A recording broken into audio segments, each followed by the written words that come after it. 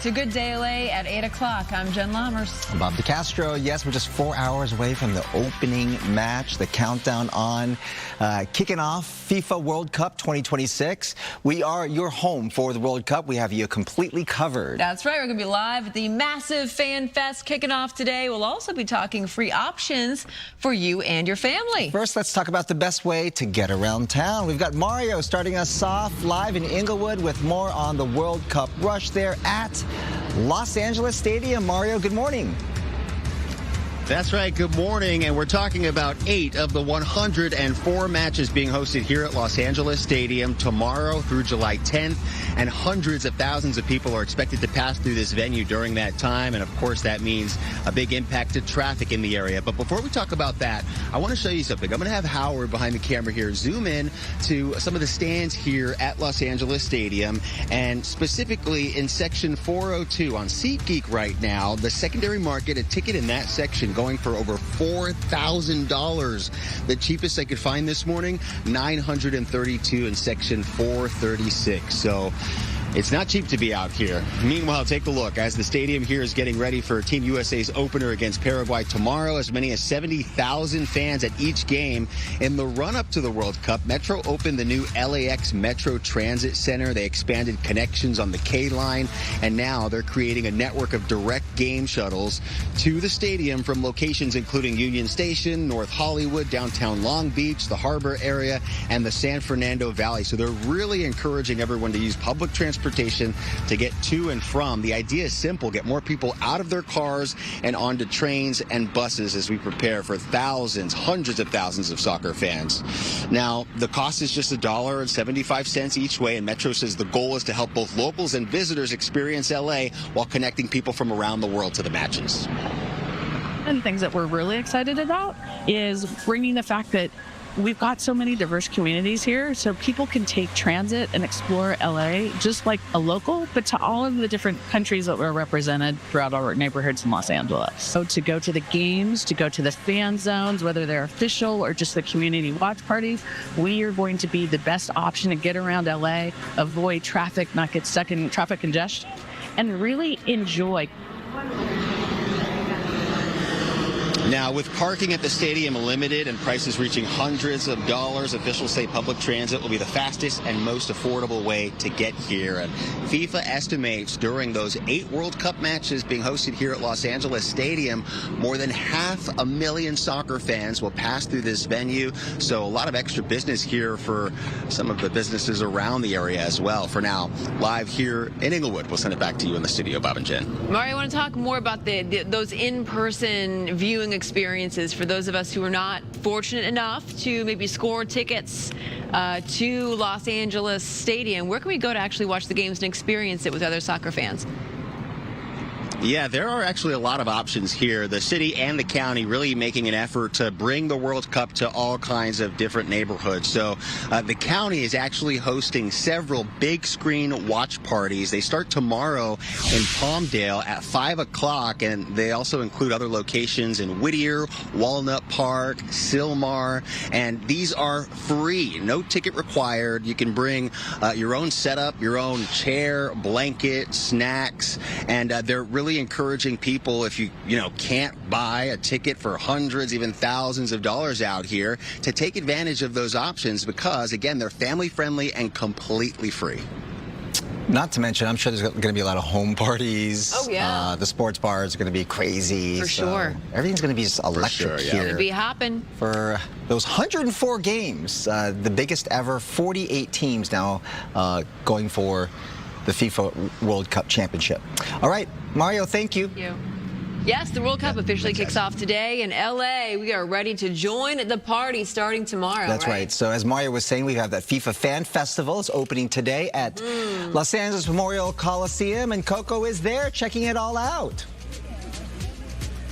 Good morning. The party is going to be here in 2 hours. The FIFA Fan Festival will officially kick off here at the LA Memorial Coliseum, and that means the gates are going to open at exactly 10 o'clock. People will be able to experience all of the entertainment, the great food, and, of course, 16 different activations. I want to show you, you're looking at the big stage right now. That's where people will be performing. There are also a couple of big screens where people can take in the first World Cup match between Mexico and South Africa.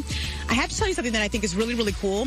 The fact that the organizers really thought of every detail. So that means that the food is going to be inspired by the teams that are playing today. So you're going to see some Mexican-inspired dishes. You're going to see some South African-inspired dishes as well, which I think is cool. It really helps you be part of the World Cup and all of the excitement that it brings, of course.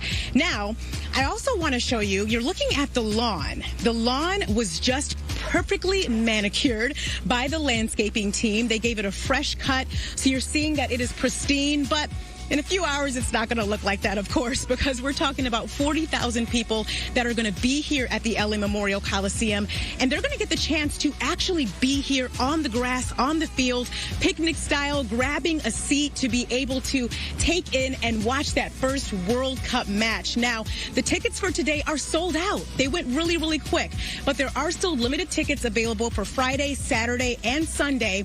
And here's the thing. This is a 4-day event. Once this ends, there's going to be tons of events throughout Los Angeles as well for you to be able to really be part of the World Cup excitement, the fact that it is here in Los Angeles. I have to tell you, the tickets were just $10. Kids 12 and under get in for free. So again, today's sold out, but you still have a chance and an opportunity to be part of this Friday, Saturday, and Sunday. I'll send it back to you. That's very accessible, very affordable, and no shortage of options there for everybody to take part. Coco, thank you. Thank you, Coco. Of course, all this FIFA fun is nothing without the fans, so we want to celebrate all of you. Send us your pictures. You can scan the QR code that you see right there on your screen, or go to foxlocal.fox/footballfans. Love Show everybody us your showing fandom in the fan their feed. pride there. Oh, there's a Colombia fan there, Carlos Berus, from Sonoma County there. I wonder which jersey this is From here. Los Angeles. Cool jersey, looking good. All right, you can catch all the World Cup action right here on Fox 11 starting this morning. Our pre-coverage starts in less than an hour at 9 o'clock. The tournament is kicking off at noon today. Mexico and South Africa in Mexico City Stadium, Estadio Azteca. Our coverage begins in less than an hour, again at 9 o'clock this morning, and there's the opening ceremonies there taking place in Mexico. Shakira taking the stage. All right, 8:07. Let's get up over to Stu. He's over some breaking news right now on the 101 in Boyle Heights. Stu, what's going on there? Hey, Bob and Jen, yeah, serious situation out here indeed. Officer need help call and then shots fired. We have a suspect down on the freeway, 101 northbound, right at 4th Street. Now, the fire department just arriving here on scene, and they have shut down the 101 in both directions. And California Highway Patrol is working to clear the freeway, the portion that where folks got stuck in it. You can see that's the shooting scene right there, that suspect that was shot being placed in that ambulance right now. Now, the California Highway Patrol, they are out here in force. You can see a number of the vehicles.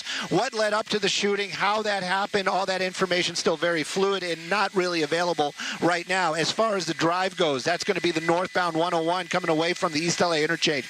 They're taking you off at 4th Street, and now they are starting to clear some of that back traffic. You can see it right there. So they are moving all the traffic off of the freeway. Now, the southbound 101 also closed. You can see it right there. I'm venturing to say, and I'm hoping to say, they will reopen that portion shortly. As far as that northbound lane, this is an officer-involved shooting, so they are probably going to have it closed for some time. This is going to be disrupting a lot of the drive. Some folks making U-turns on that freeway right now to get off of the freeway as quickly as possible.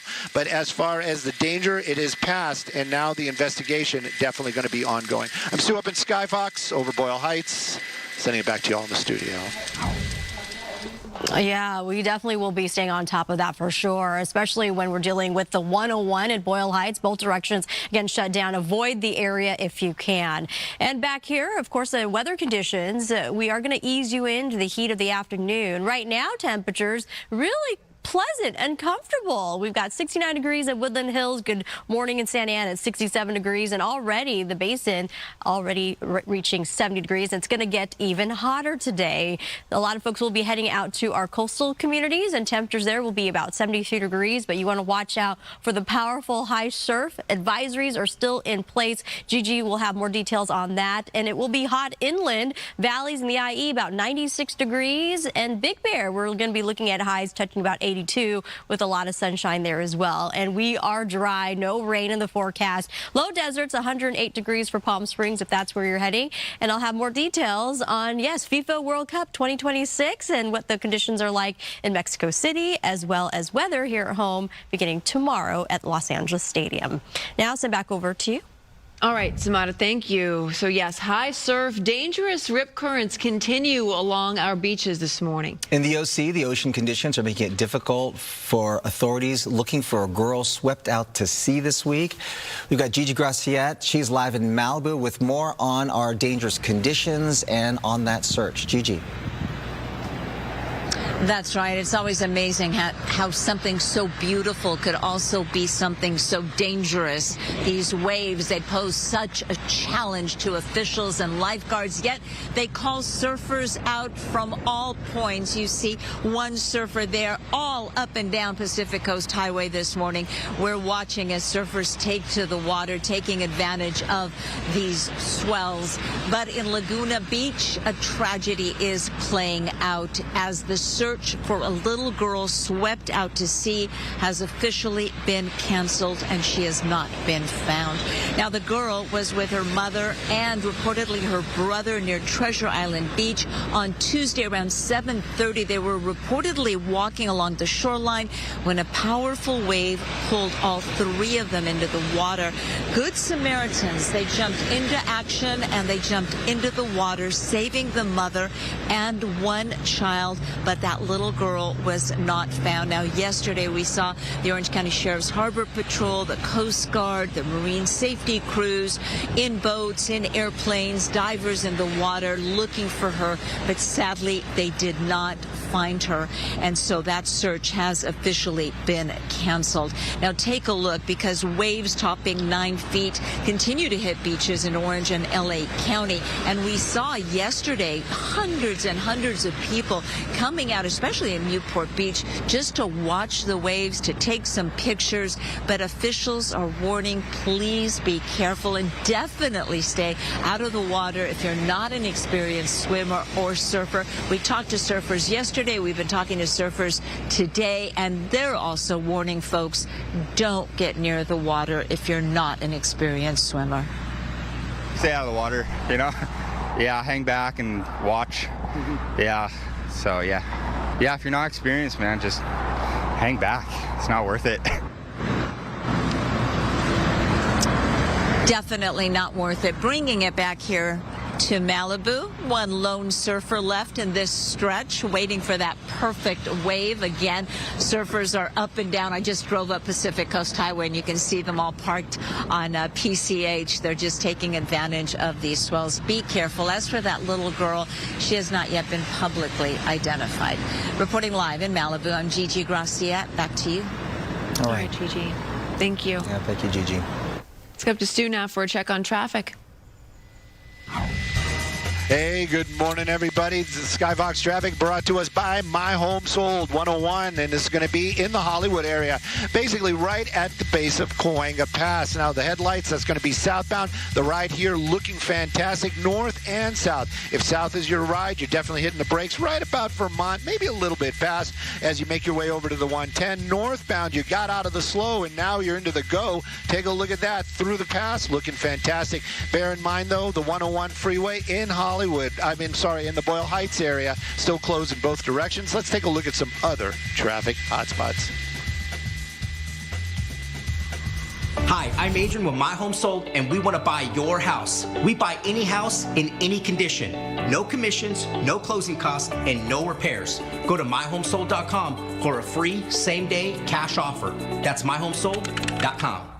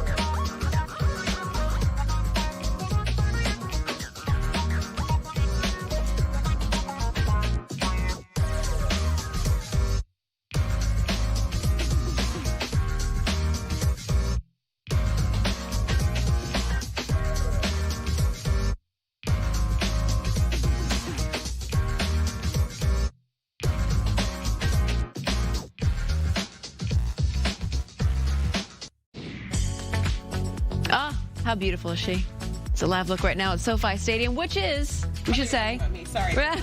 You too. Sorry. You too. And the stadium's not too bad either. Los Angeles Stadium, as it's going to be known for the duration of the World Cup. This shot set up by our friends at COSM. This time tomorrow we'll be inside Los Angeles Stadium as we get ready for USA taking on Paraguay the World Cup comes to North America. Get ready for it. Yeah. We are. Yeah, we certainly are. So we have so many visitors already here. They're arriving in America for the World Cup, and the reactions are something special. Yeah, some people seeing America for the first time, wondering what they have to say. Brooke, good morning. Think about it. Ranch dressing, Taco Bell, In-N-Out, Waffle House, Twinkies. Truly, we are wowing the Wait, are we the home of the Twinkie? community. Yes, Jen. Yes, of course we are. What? I'm so That could proud. have never been a thing anywhere else. hostess. Forget soccer. I'm proud of that. Listen, you know, matches in the U.S. are going to be played across 11 cities, which means people from other countries, they're here for the first time, seeing everything America has to offer. Thing is, what they are getting excited by are the things that, well, don't excite us, truly. Okay, let's start with ranch dressing, okay? Elsa is from Sweden, okay? She's traveling across America for the first time. She stopped at a regular little American diner where she says she had just had the best food ever. And quote, Europe, we need ranch ASAP. All caps. You don't mean to tell me that anywhere in Europe you won't find ranch dressing? I just want to, do you think that they are dipping pepperoni pizza into ranch dressing in Italy? Why not? They should. Question answered. You don't. I do it here. Yeah, of course. Are you kidding? It's from Ohio. Look, this gets better, though, because another European replies to her saying, yeah, that looks phenomenal, but did they run out of burger buns? What's with the toast? Oh. And she replies, I think it was a traditional way of doing it. So cute. That's so cute. Also, we don't know why they do it like that either. We just eat it. Elsa is truly living her best life, right? Posting also, yes, I saw a yellow school bus. Yes, I screamed with an excitement. But I got it. Another American did too, joining the conversation to say, it's okay. I giggled with excitement the first time I saw a double-decker red bus in London. Oh my gosh. None of this can be outdone by Elsa posting, I feel like I'm in a movie. What made her feel that way? A convenience store, a pack of Twinkies, and a bag of buffalo cheese flavored combos. Do you remember combos. I love the combos. last time I had a combo. I'm like, flavor. Elsa, we don't even really do that anymore, you know, but At we airports, should. I do. Okay, how about German friend Freddie? In complete shock at Auburn Stadium. He wrote all of this. He wrote, this is the European mind can't comprehend this moment of my life. One of my friends said, punch me 5 times tomorrow, and I will still think this isn't real. This is the craziest stadium I've ever been to, and at one point, you know, he noted that he's been to a lot of stadiums, but at one point he said, there's an eagle flying around the stadium. And it's so funny, I was thinking about this because this seems so normal to me. But when you kind of step out of our regular American minds, it is kind of weird to imagine a near 90,000 person capacity stadium, right? This is in true. a teeny tiny small town on a college campus. This is That true. is not normal to other Is it? countries. What kind of They don't eagle have is this? stadiums They're in other in countries? major cities only. Yeah. They're not Because in we these love little our tiny football where here. when you walk out of that stadium, you know what there's not, you know, it's like not a lot going on. And we like it. But college football is king here, and so I get that other countries are like, what is going on? Team USA players are actually seeing this too. Which city all was of the this again? conversations. Georgia? Auburn. Oh, Auburn. Okay. Here's defender Mark McKenzie.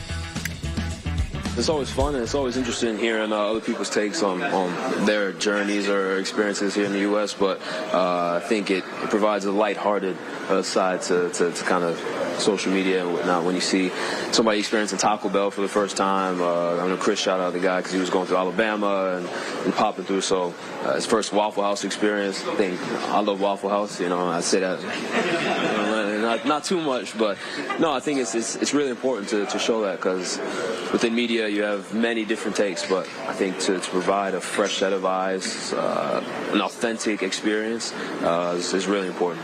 Yeah, former Houston Texan J.J. Watt reached out to Freddie and tweeted, I got you covered in Houston, big dog. Freddie responded with, appreciate it. You're the man. Let's do this. It's funny because multiple people are doing Route 66. So they're traveling. So they're in like cities that are not a host city. They want to see small Just areas. a They little want to slice see. of Americana. Yeah, they don't want to just come to New York or LA. They want to see everything on their way. Yep. These rental companies, the from. camper companies, they told me that's probably their biggest customer base are the Europeans who want to travel. The whole country. Yeah. And see all the parks and things like that. They want to see everything, yeah. Like, Which is something not that Americans. many Americans haven't done that. I know. You know, this is so funny. Another American actually wrapped all of this up, and I think this is probably like how we're all feeling, but I loved this. Jason wrote, "My feed is full of people from Europe experiencing the U.S. for the first time, and it is such a refreshing take on America. The World Cup is truly doing what it's designed to do and giving people from all over the opportunity to experience different cultures. Let's go. Hashtag World Cup." I love that. It also gives you a new appreciation for your own countries, like watching it. It's like having kids, like watching it through the eyes of someone new for the first time, Yeah, you I know? know. It's great. Yeah. I love that. It just brings the world together, the World Cup. Twinkies may not be the healthiest thing for you, but like it's a lie to say they don't taste really good. Can I tell you Yeah. something? It's a good When's bite. the last time you had a Twinkie? You know what? Just yesterday. You know why? What? Because Jared, when he comes home from his shift at the hospital, will slip me a little Twinkie in my car. I like that. Slip me a Twinkie in my car At all before times. I go to work. Give it in the back because morning. somebody's So it's going to very need to sweet. throw it out again at Yeah, you. we only have The so many thing is, days. you know, I feel like Twinkie is like unfair because not everybody's a Twinkie girl, you know, but like the last time I had a honey bun or the last time I had an oatmeal cream pie, not too long ago. Everybody There's has so their many other favorite. different options now. Exactly. Yeah. But, you know, Right. listen, that leads us to our poll question of the day. We want to have a little fun with you. We are expecting nearly 200,000 out-of-town World Cup visitors. So we are asking, what is our top tourist attraction? Hollywood, beaches, theme parks, movie studios, Beverly Hills?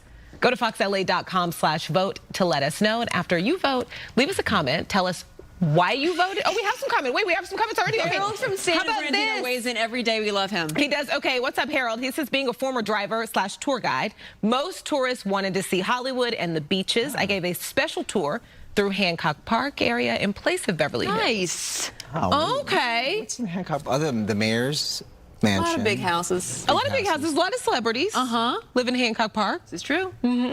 A lot of manicured lawns. Yeah. Oh, Maureen, you wrote us a whole She thing. did. Let me see if I can get through it here. Okay, Maureen said, I find beaches to be the one question friends and our people ask me, best one to visit. I might be a little one-sided as we live in Huntington Beach, so I find the beach my safe place. Plus, my husband, sons, grandsons all surf. Aw. Nothing more tranquil than going to true. the ocean, have a fun day, enjoying California, then go relax, eat, and have a drink, sit on the beach.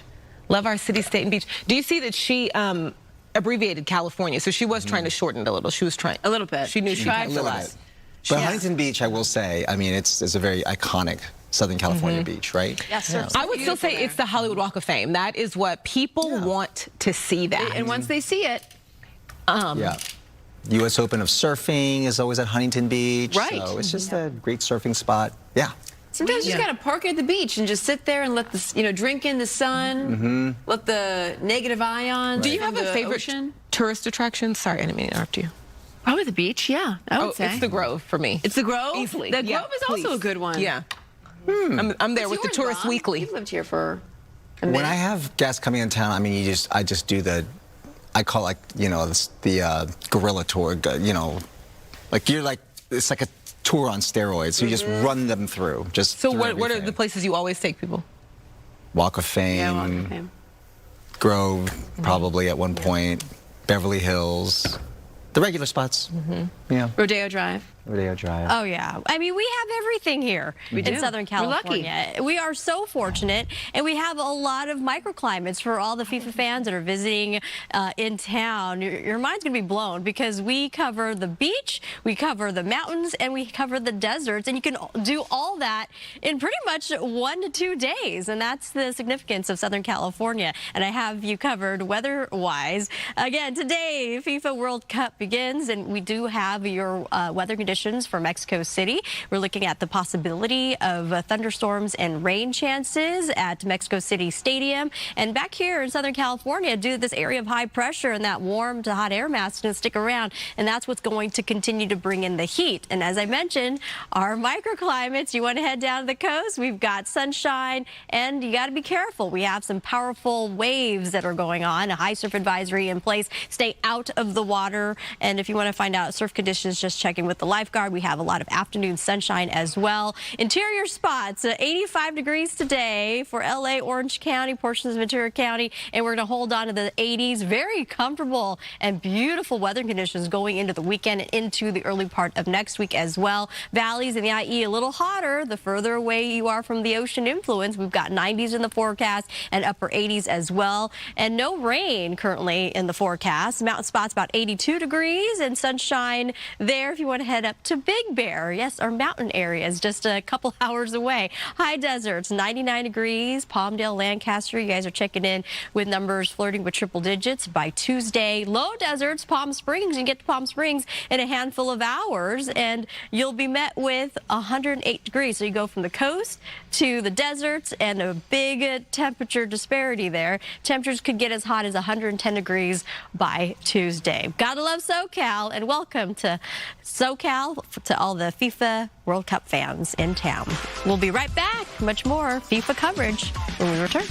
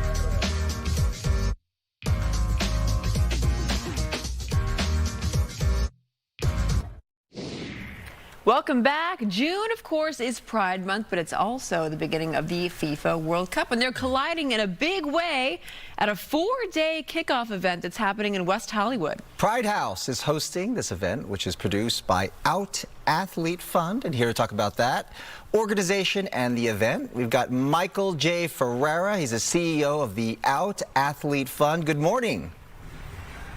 Good morning. Where are you this morning? You have quite the backdrop there, and tell us what's going to happen there. We're actually in our venue, Beaches Tropicana in West Hollywood. So we're really excited to be here. We're all setting up and getting ready for tonight. Wow. So what's this all about? Tell us about what the event is going to be taking place there today, and what's this all about?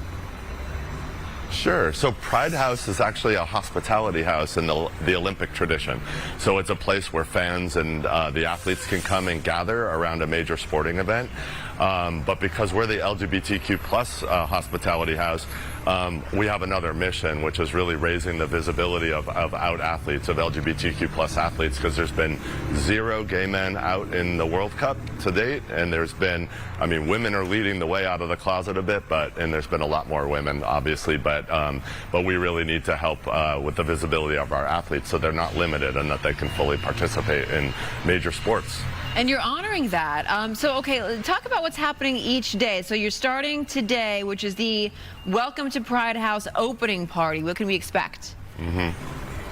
Yeah, so tonight is just a gathering of the community. We've invited some VIPs to come and speak, like our local elected officials and athletes as well. But mostly it's a night for our fans to gather and get ready for the weekend, start to watch matches, start to get excited about soccer, and start to just learn about Pride House, because we're just introducing Pride House to Los Angeles.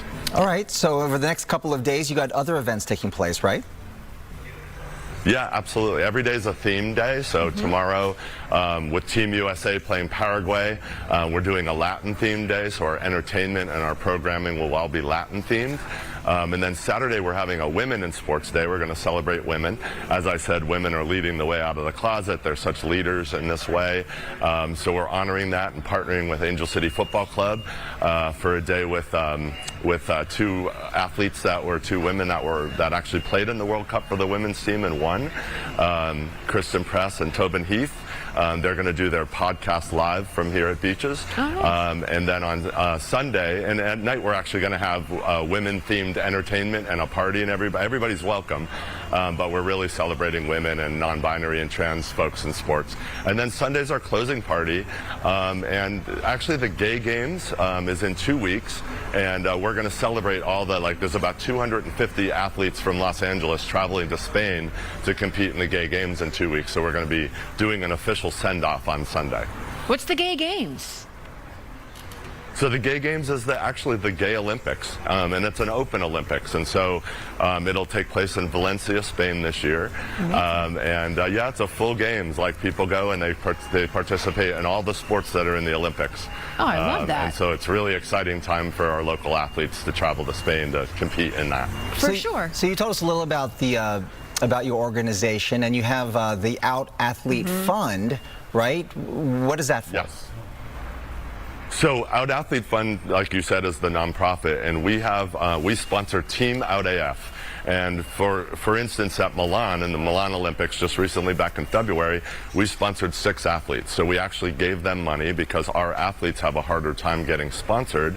And Americans should know too, we're the only country in the world that we don't support our Olympians financially to go to the Olympics. We're the only country that doesn't do that. And so as you can imagine, LGBTQ plus athletes have an even harder time raising sponsorship money and dollars so that they can pay for their competing, their traveling, their coaching, and all that stuff. So Out AF, or Out Athlete Fund, is there to help bridge that gap with the athletes. And we actually won 5 gold medals at the Milan Olympics with our athletes. So we were really excited about that. Absolutely. Incredible. So, okay, tell us how people can be a part of this 4-day kickoff event. Absolutely. One of the great things that I like to say first about Pride House is that it's part of our mission to be free of charge, because we want everybody to be truly feel welcome and included. And so there's no income barrier. You can come RSVP on our website at pridehouseLAWeho.org. You can RSVP so you're on the list, but you can also show up. You just risk being in a line. But you can come free of charge and enjoy watching matches, enjoy the programming. If you want to have a drink, if you want to have some food, that's available to you here, but yeah, there's no barrier to coming, and we're really looking forward to having a diverse group of people. We have about 2,000 RSVPs already for the weekend, so definitely people should come and have a great time because you're going to be here with a lot of people from. Well, this is a historic World Cup, right? The biggest ever, and this is the world's biggest stage, at least at this moment. So why was it important for your organization, Pride House, to really lean into this, knowing that this was coming right here to Southern California? Yeah, thank you for asking. I mean, it's important that when we're talking about visibility of out athletes, of LGBTQ plus athletes and fans, it's important to be part of these major sporting events. It's important to put the flag down in the middle of it and go, we're here. You know, our athletes are competing, and we want to give them more attention so that people understand that, you know, we're part of this too. The fans are part of it, the athletes are part of it. And so, yeah, World Cup being the largest sporting event in the world. It's much bigger than the Olympics, and we're going to have a big Olympics Pride House in a couple of years. But, you know, it's very important for us to be a part of this and to just, you know, tell everybody we're here. And have a good time around it, too, which was a really important part of this. It's going to be a great time. That's right. Michael Ferreira, thank you for joining us this morning. Have a great time out there. Things look great. You're off to a good start. Thank you for having me. I appreciate it. We'll be right back.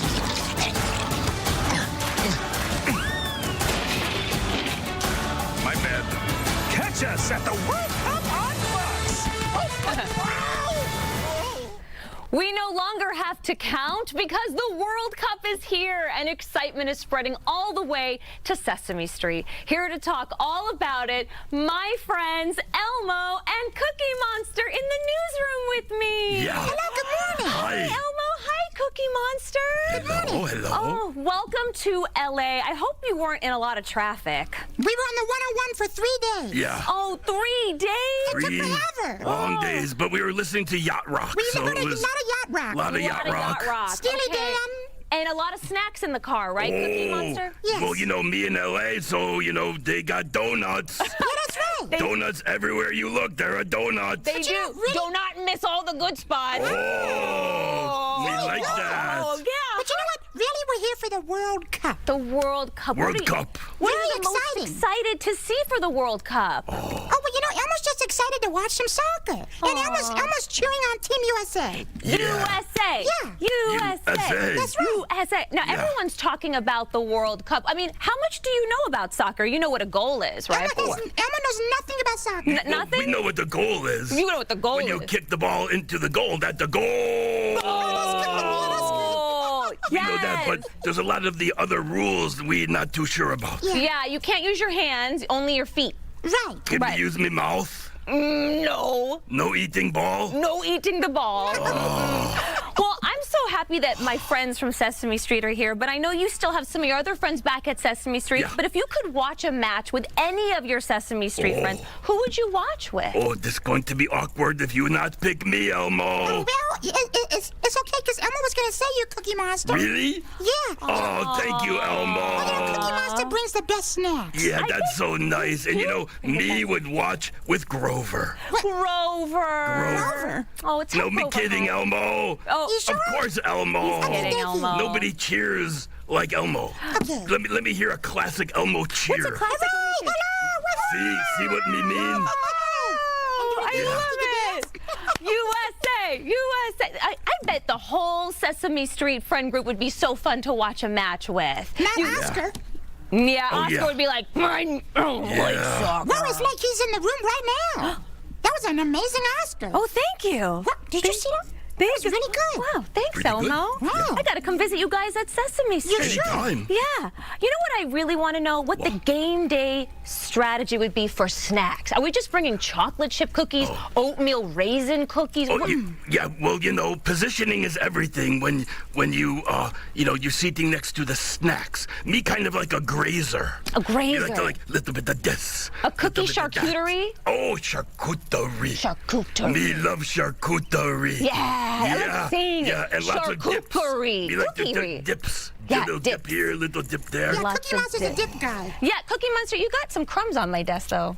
Sorry about that. Well, Yeah, that that's okay. happens. It happens. It's Cookie Monster. You should see below the desk. Oh, no, we're going to need a vacuum in the newsroom. Everywhere me go, me leave crumbs. That's okay. It's a trail to Sorry. follow you to Los Angeles Stadium. Now, Elmo, speaking of this stadium, if you scored the winning goal in the World Cup, how would Elmo celebrate? Oh, Elmo would go like this. Yeah! Yeah, and you know me would celebrate with A cookie. Did you bring me a cookie? Of course, here, you could have this one. Oh, really? Maybe eat it later, though. Okay, I'll eat it later. Yeah, Yeah. me gonna indulge now. If you know Exactly. not much. Nom, nom. There's some more crumbs for you. There's some more crumbs. There Sorry we go. about the crumbs. That's okay. We'll clean it up later. Yeah, sorry about crumbs. Sorry about there's some crumbs Maybe here. bring a broom, me clean it up. No worry. Maybe a vacuum. You guys have met so many visitors on Sesame Street. true. And I know it's hard to pick your favorites, but you can just tell me. Who have been some of your favorites recently?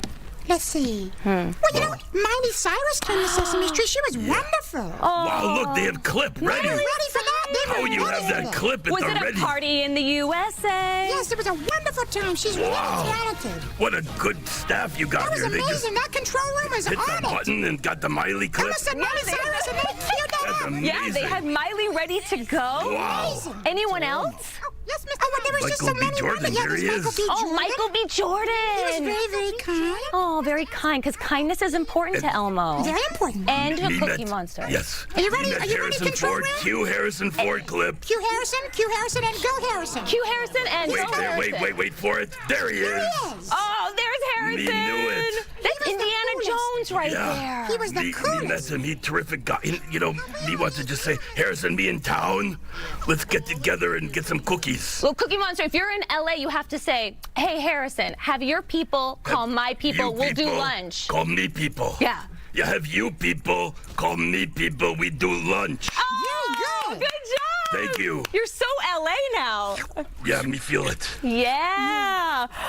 We learn so much when you guys come on the show. Yeah. What have you been learning lately on Sesame Street that you can share with people watching right now? Let's see. Well, we learned a lot of different things. Mm-hmm. Well, one of the things that Elmo's learning is to take some tablet breaks. Tablet breaks are important. It's very easy to just be in the tablet and forget, hours go by. Yeah, hours. So it's very important to put it down and take a break and, go outside. Go play outside with your friends. Touch grass. Touch grass. Me love that, Elmo. Mm-hmm. Yeah, that's a really good point, Elmo. That's a very good lesson to Yeah. teach. You can play with your tablet a little bit, but Sure. you gotta take a break. And not just for kids, for everybody should take a break. Phone break, tablet break, computer break, Yeah. right? That's true. Cookie break. Cookie break. Then on the cookie break, you eat the cookie. You eat the break the cookie. cookie, And Yeah, then you you eat take break from cookie by eating a cookie. Exactly. Yeah. That is really a good point. Thank We you. learned a lot with you guys today. And I'm going to ask one more time, who's excited for the World Cup? We are. Let's do it, baby. Me. Woohoo! Yeah. Woo! We guys have to start the dance party. Like let's do Miley it. Cyrus has a party in the USA. USA. Yeah. I'm so happy. You guys made me so happy. Oh, thank you, for Cookie having us. Monster. Thank you. Thanks Elmo. for having us. Can you do one last favor before you leave? What would you like? I know Elmo doesn't like traffic, and I know you were on the 101 for a long Right. time, but we have to tell everybody what the traffic is today. Do you think Elmo could throw to traffic? Sure, Elmo would be happy to Do it, Elmo. Okay, You can Elmo. do this. You got this. Okay, Come on, Elmo. You just look into that red light right there, and you say, Sumata, what's the traffic? Sumata, what's the traffic? Oh, perfect, Elmo. I love that. Elmo, Cookie Monster, you two are my favorite. And yes, FIFA World Cup 2026. Sorry you were stuck on the 101 for 3 days, but we're going to help you out with that. Take public transit. And speaking of traffic, we do have a little bit of an issue here. Good Daily Traffic, sponsored by Law Offices of Jacob and Ronnie, called Jacob.com. We have northbound side of the 110 at Torrance Boulevard. 3 vehicles collided here. It is taking away partially a lane. It may slow you down just a bit, so just be careful driving through that area. Real-time traffic, 37 minutes, so just a little over half an hour from downtown to get to Santa Monica. Northbound 110 from the 405, 20 minutes. And we've got a really tough drive, West 60 from the 57 coming inbound. A live Caltrans camera looking much better here. Both directions of the 10 at Azusa Avenue rolling along. Here's a look at some other traffic hotspots. So I do hot yoga every day. After the accident, my lower back was so stiff I couldn't move, and I called Jacob. They treated me like a king. I did not have to deal with anything. If you're in an accident, call Jacob. Call Jacob.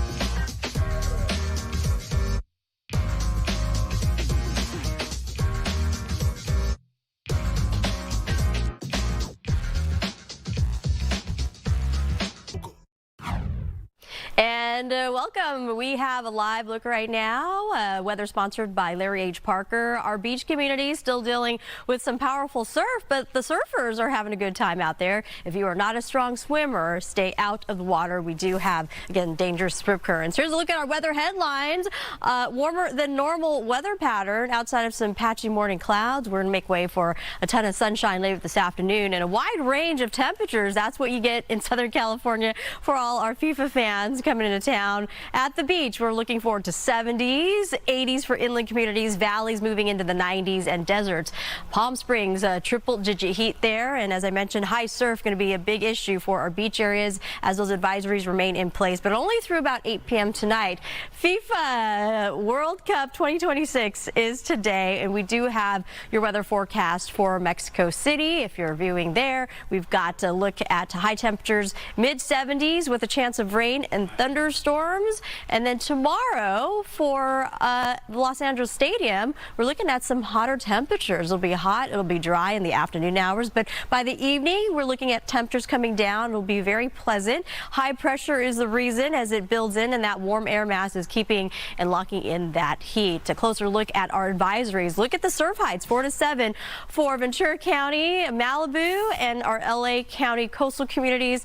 Beach areas could see surf heights up to 12 feet. We've got surf conditions for Orange County and all the way into San Diego, 4 to 6 feet with sets of up to 8. And you got to stay off those rock jetties and never turn your back to the ocean. Our wave energy, eventually this weekend, it'll kind of back down a little bit, but we are anticipating more high surf conditions sometime next week, and a forecast for our beach area, 73 degrees, sunshine, as I mentioned, and we're warming up in those inland communities, of course, at 85, and a beautiful week ahead and into next week as well. Send back over to you. Thank you, Samana. Some strange tie-ins have been rolling out ahead of the World Cup. So one of the hottest World Cup items isn't even officially licensed. Woo! Miller Lite's oversized soccer ball-shaped beer holder can carry a dozen cans at once. Oh, I thought it was only 6, but it can a whole 12-pack. Yeah. It sold for just $20, so when this came out, it sold out in seconds. Now it's being resold for more than $400 on eBay. And Coors Light's releasing this first-of-its-kind limited edition canister. The Taller Boy was inspired by longtime soccer announcer Andres Cantor and his iconic goal cheer. Got to make room for all the O's. It's essentially an oversized koozie-like container that fits three 12-ounce cans of Coors Light in an 18-inch can. You can find it on the Coors Light website starting today. I might have to find one of those. All right, thanks for watching Good Day LA. We're going to be back for more news at 10 a.m. on Fox 11 Plus, KCOP Channel 13, and streaming on Fox Local. And then ahead at 9, Football HQ is kicking off our FIFA World Cup pre-show coverage. Come on in, gang. The gang is all before here. The opening We've got match. Marla, Rogo. The dream team right here. We're ready to go. We're ready to get this thing started. They're like, now get out of our seats. No. Come on, please stay. Please stay.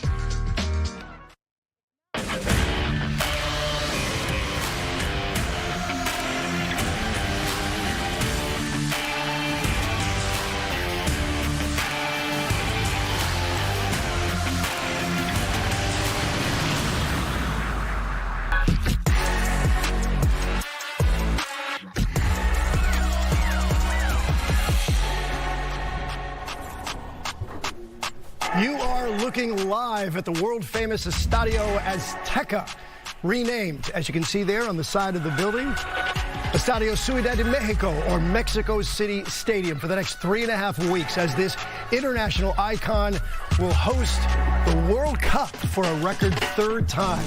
And this is a day that's been 8 years in the making. It was 2018 that FIFA President Gianni Infantino announced to the world that the 2026 World Cup would be hosted by Mexico, the United States, and Canada. And we have waited years. We've waited months, weeks, days. Now we are hours away from the opening ceremonies. With that, we welcome you inside our Fox Los Angeles studios. This is Football HQ. We are delighted to be with you. I'm Kyle Kraska, Sandra Endo. To my right, Marla Tejas, front and center. And off to our left, he is the man, our soccer guru, Mark Rogandino, one of the voices of the MLS. Smoke and mirrors. That's right.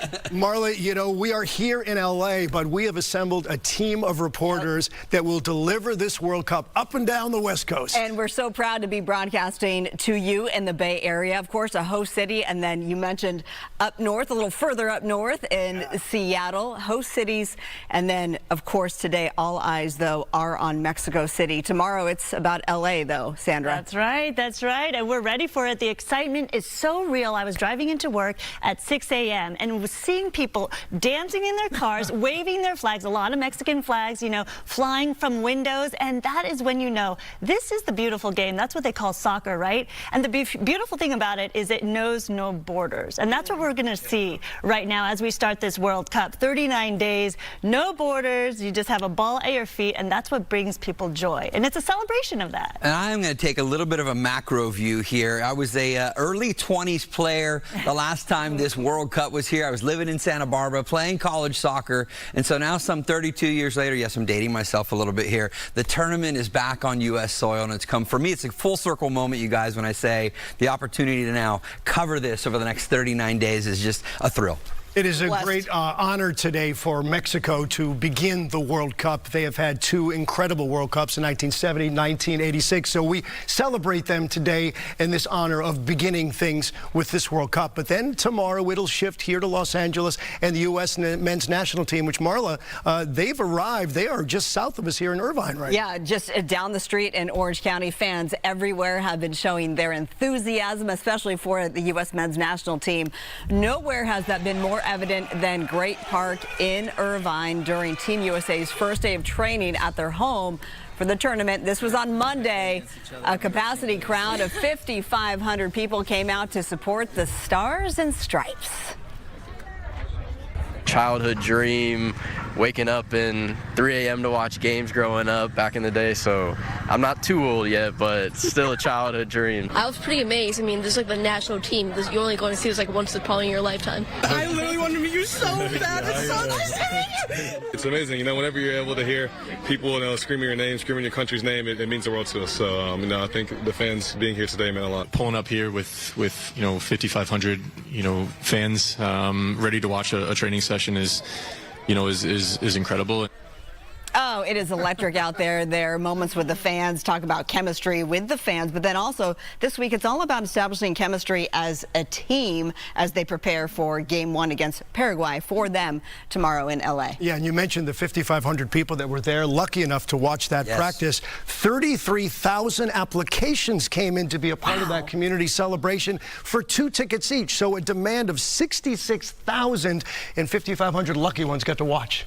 That's right, and we talk about the excitement around the globe, right? I feel like U.S. is really catching up with that excitement in terms of the culture of soccer and the 12th man out there, right? That's going to be the fans, and we're seeing all the fans come out for Team USA. And Rogo, that's been a lot of the talk has been how the 1994 World Cup, which you talked about, really inspired a whole growth of soccer in this country. Now the question is, what can this World Cup do? Yeah, and we call that the World Cup bump, right? The fact that in '94 that it was the catalyst to forming Major League Soccer, and now that league has gone on for 30+ years. So what kind of World Cup bump are we going to get from this 2026 edition, right? What's it going to do? I mean, I think a lot of these U.S. players have the opportunity to become huge stars, not just in soccer, but sports stars. I mean, endorsements, ads, known all around the country. This is a huge opportunity for U.S. soccer. And there's a huge following supporting them, obviously, and fans are getting ready for all the action out there. And we are joined by Coco McAvoy live at the Fan Fest at the LA Coliseum. Coliseum. Hi there, Coco.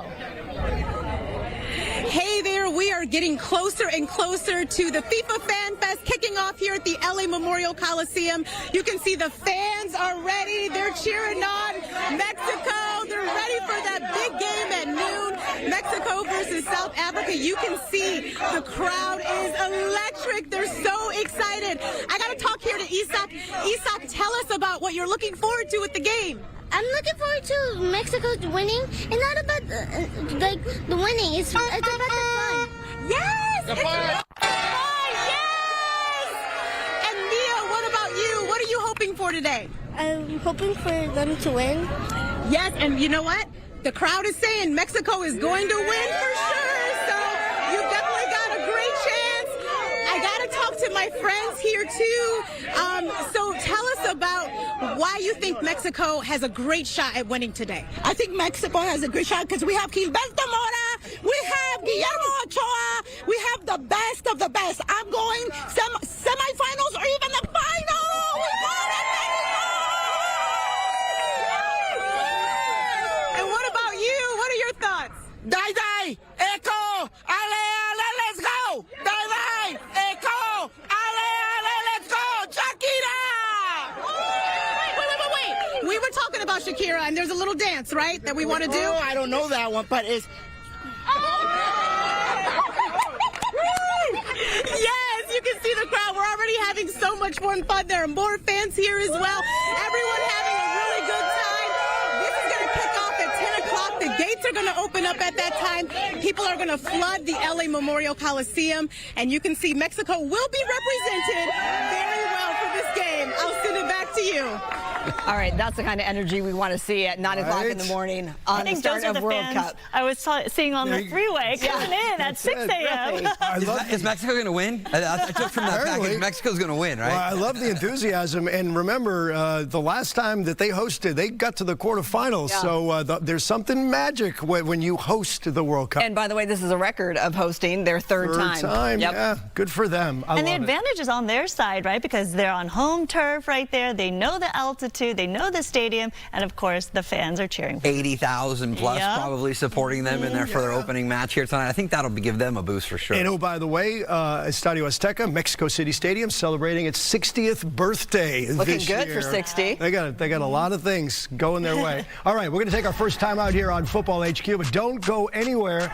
When we return, our focus more on Mexico City as El Tri gets set to host the World Cup for that record third time. We're right back.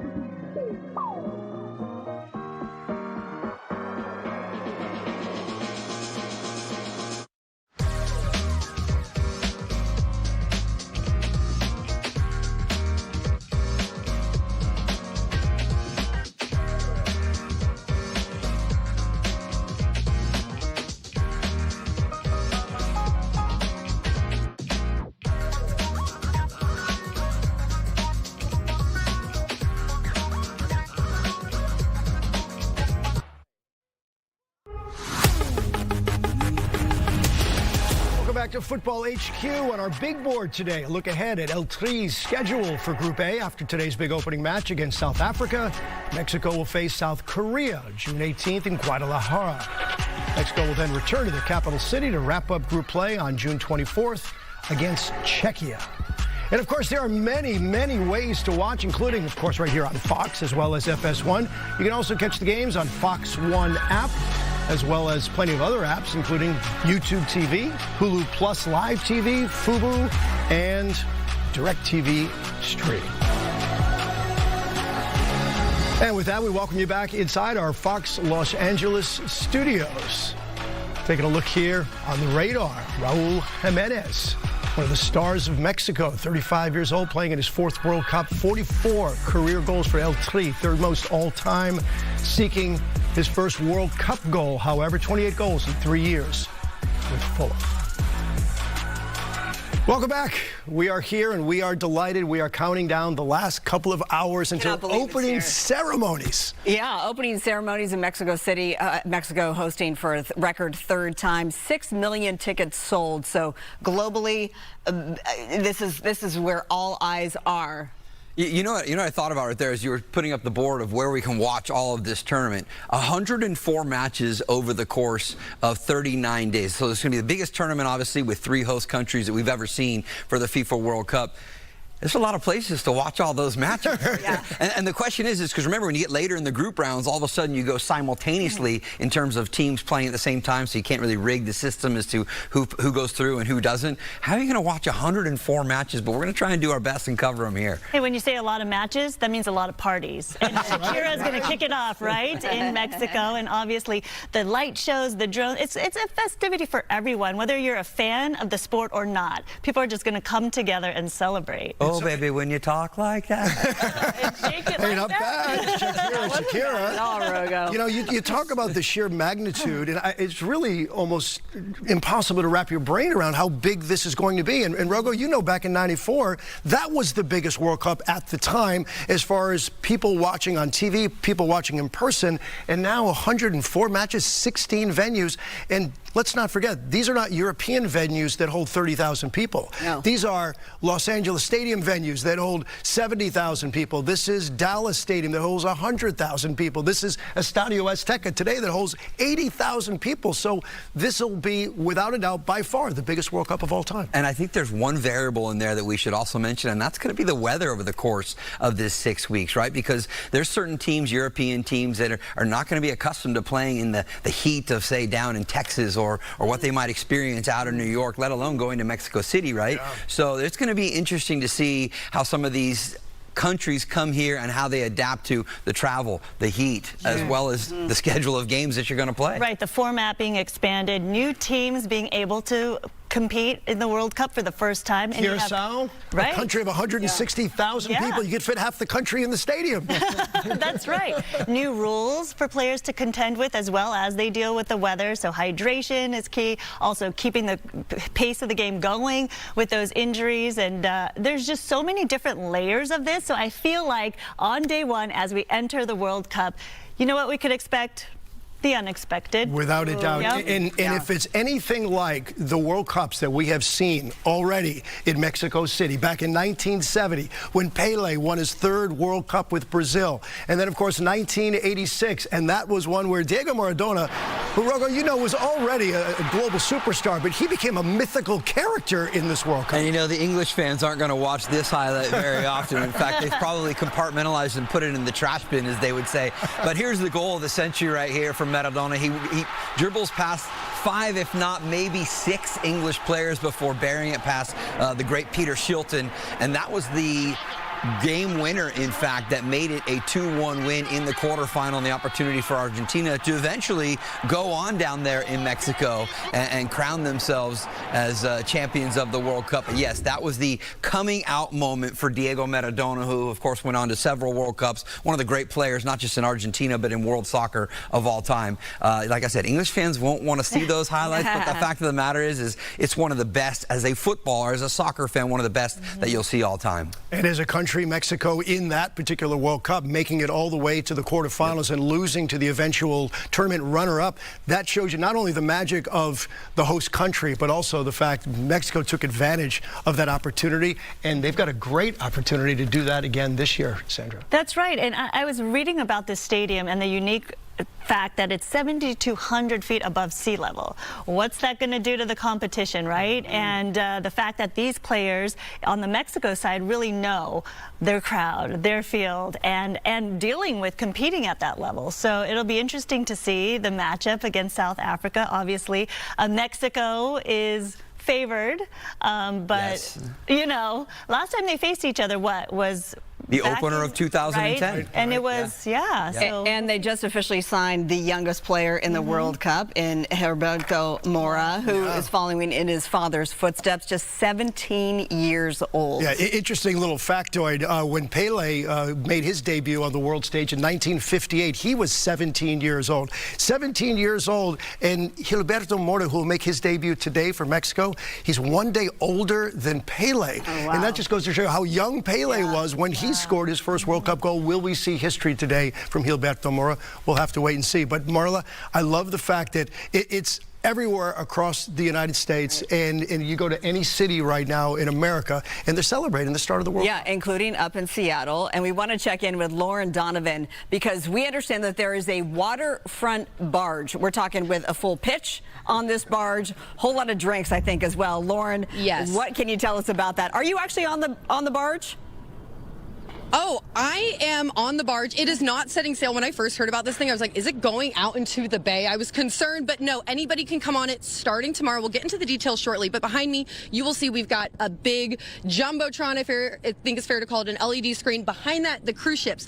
For some perspective, we are at Elliott Bay, and I like to say the city of Seattle essentially gives Elliott Bay a hug, wrapping around it. Look out here. This is where the ferries come and go. This is where football fans can be standing, and look out and see the expansion. You got the Port of Seattle, you've got the Seattle Aquarium, and then up the hillside here we have the newly redone walkway that leads to Pike Place Market. So this is just one of the most iconic spaces in all of the city. The Olympic Mountains are out here.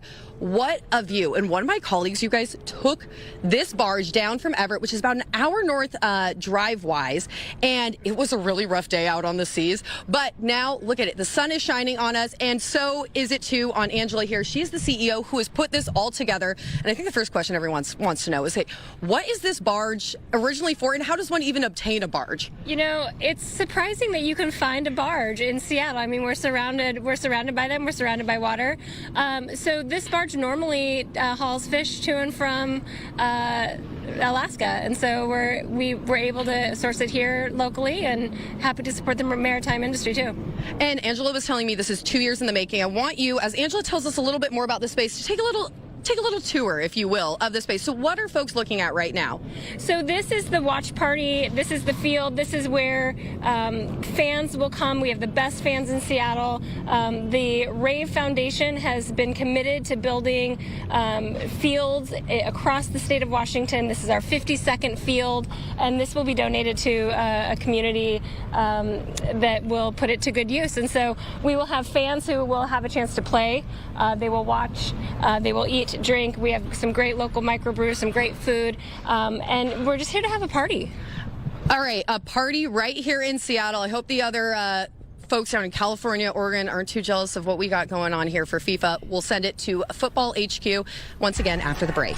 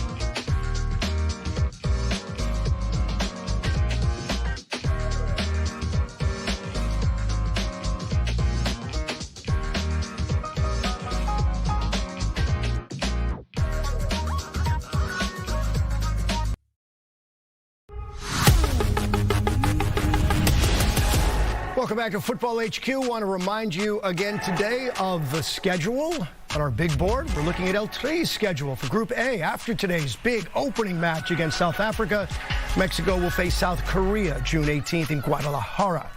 Mexico will then return to the capital city to wrap up group play on June 24th against Czechia. And we welcome you back inside our Fox Los Angeles studios. Football HQ, I'm Kyle Kraska, next to the man, the brains of the operation. He is not get carried Mark away. Rogandino. Mark, you live down in Orange County. How cool is it that the men's national team decided, and they had a lot of choices, a lot of opportunities.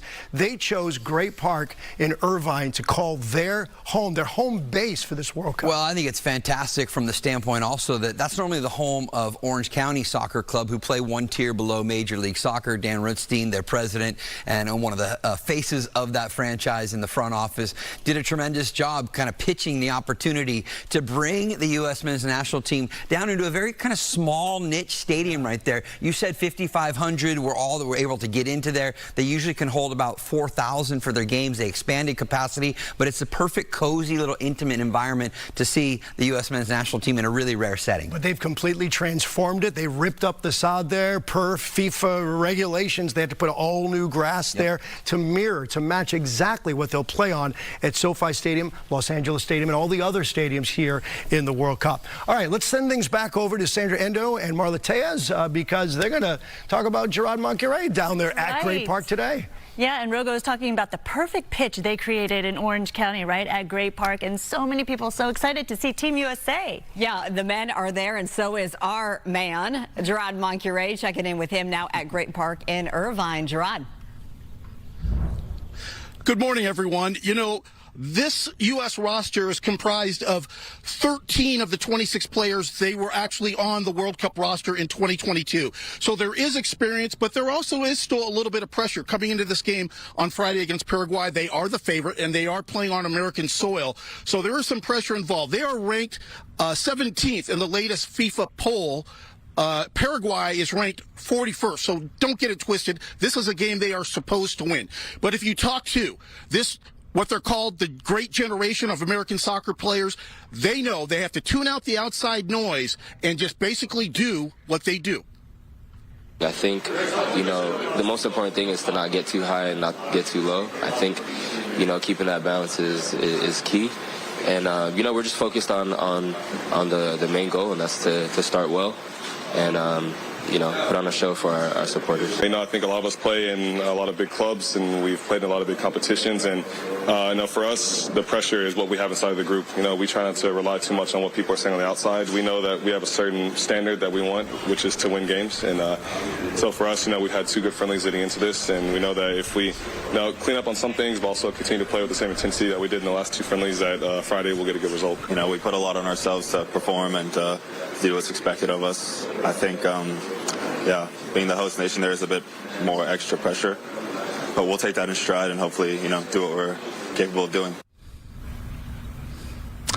In about 20 minutes, Tyler Adams, Christian Pulisic, and Alex Freeman are scheduled to talk to the media right here. They're going to address all of us and talk about, you know, what they're thinking as we get closer to this kickoff for the United States on Friday. Later on this afternoon, the manager, Mauricio Pochettino, will address the media at SoFi Stadium. Of course, we'll bring that to you live in our next show later on this afternoon.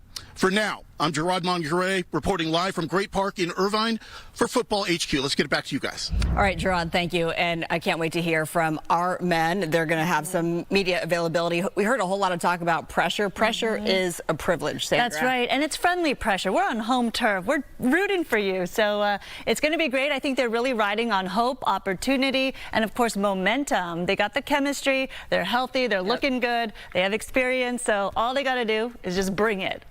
Right. Yeah, and we're going to be there to bring all the action to you. Let's send it over to Kyle and Mark. You know how excited we are here with the World Cup. Can they tell how excited we are? In Mexico City, but I can only imagine, as Gerard's talking about there, is those players about 32 hours away now from them kicking off the World Cup at Los Angeles Stadium. I can only imagine what's going through their minds. And I think Sandra made a really good point right there. The pressure is a privilege, right? Whether you're talking Mexico, Canada, or the U.S. men's national team, each of these three host nations for this competition, it's an opportunity to embrace that, to lean into it, right? And I do have a feeling, actually, Kyle, that maybe one of the three nations might crumble under some of that pressure. Obviously, we hope it's not the U.S. men's national team. But I think all three nations, Canada getting the opportunity to play up there north of our American border, and their fans have probably going to get the opportunity to see the best Canadian national team they've seen in years. So it's going to be a lot of fun as this starts to play out and the storylines start to develop. And, of course, we got them all covered here on Football HQ. 13 of the U.S. men's national team members have been on the stage before. 13 going to experience it for the very first time. So we'll see what happens tomorrow. You always remember your first. Without a doubt. And you never get a second chance to make a first impression, right? All right, we're going to take a quick time out here on Football HQ, but coming up more on Team USA's first match, which is tomorrow at LA Stadium. And you're looking live at our green room right now. That is none other than the former U.S. men's national team member, Eric Wynalda, the superstar, going to join us and talk more about Team USA next.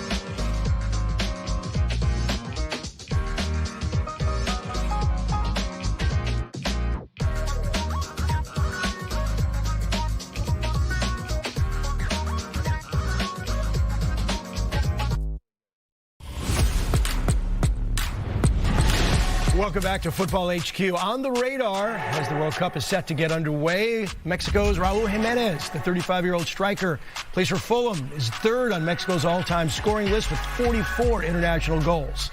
Last year, Jimenez scored in the Gold Cup final, helping lift El Tri to a victory over the United States, but he is still looking for his first career World Cup goal.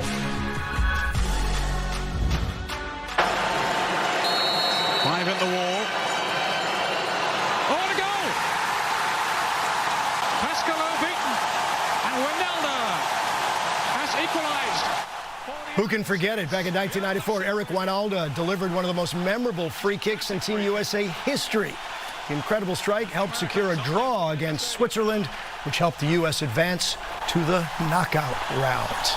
And we are so delighted to welcome here to Football HQ the great Eric Wynalda. What's up, man? What is it like for you to watch that go all these years later? Oh, it's actually getting a lot of play, isn't it? We're starting to see that quite a bit. Rightfully so. Well, no, it's fun, but I think it opens up a whole new conversation about how important scoring and getting a result in that first game is, more than anything else. That's kind of what you're reminded of when you get to this stage.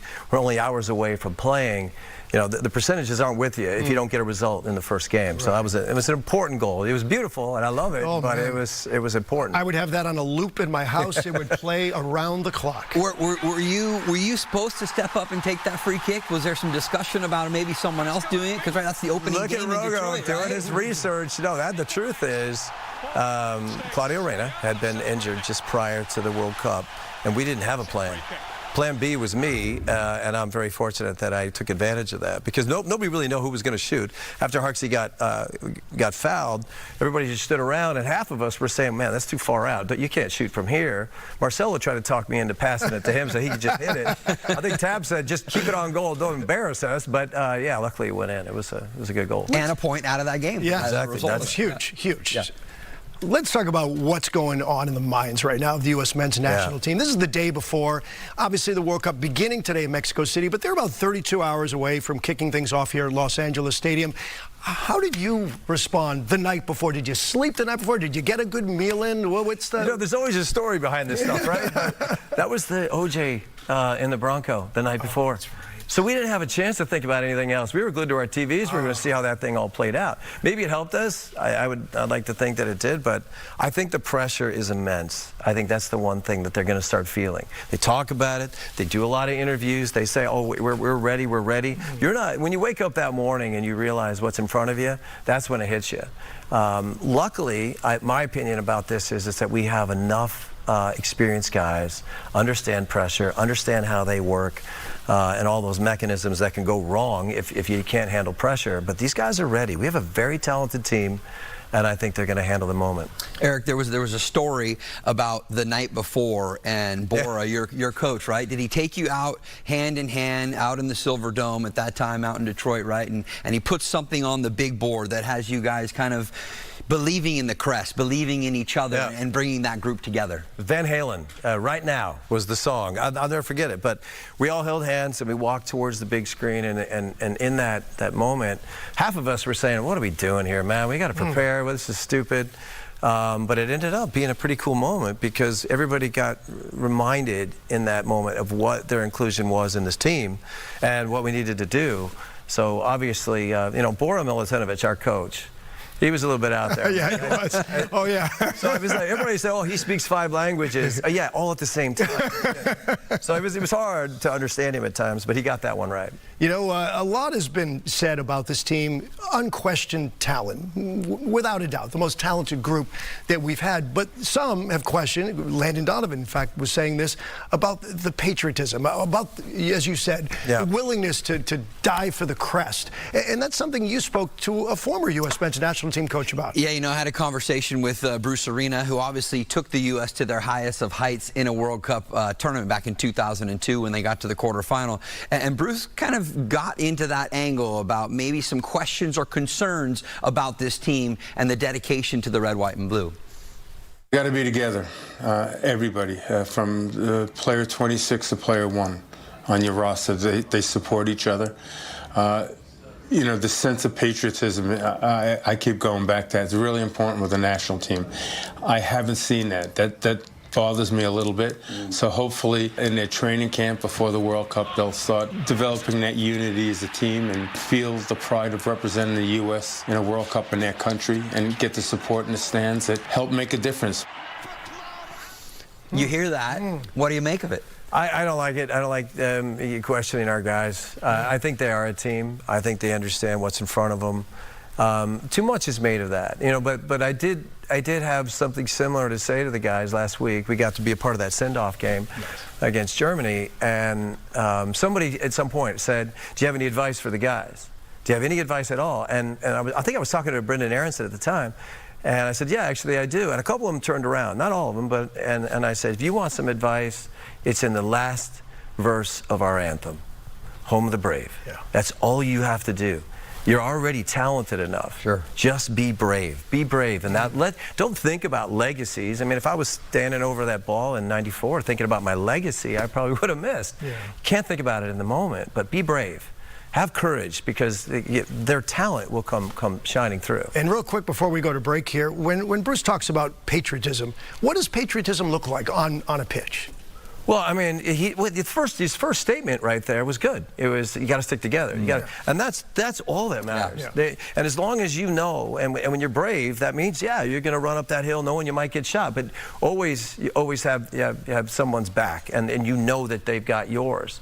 That's what a team is. And I think in that regard, sometimes we get a little bit too married to these narratives. These guys are together. They proved it last week, and I think they'll prove it again tomorrow. All right, we're going to take a quick time out here on Football HQ, but don't go anywhere. We've got more still to come. We're taking you out live to Los Angeles Stadium, of course, where tomorrow Team USA will take on Paraguay. We're back right after this.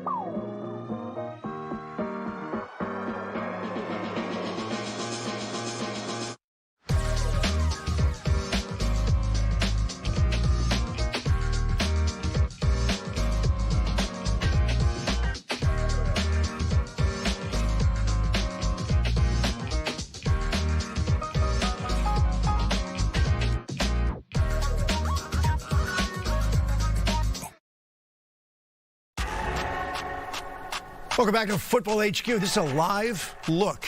Starting to fill in. Estadio Azteca. Man, I got some memories there. That is one heck of a place to play. Good memories? Good memories? Well, one good one, we were able to get a 0-0, which is very hard at that elevation. The other thing I want the audience to notice, clouds. Clouds are a good thing if you're South Africa. And why is that? Because it keeps everything a little cooler, and especially with some of the reports that there was some drizzle last night and some cloudy cover, that's going to make things a lot easier. It brings down that pollution, which they are used to, and usually when you're the visitor, you're not. That's why he's here. We welcome you back inside our Fox Los Angeles studios.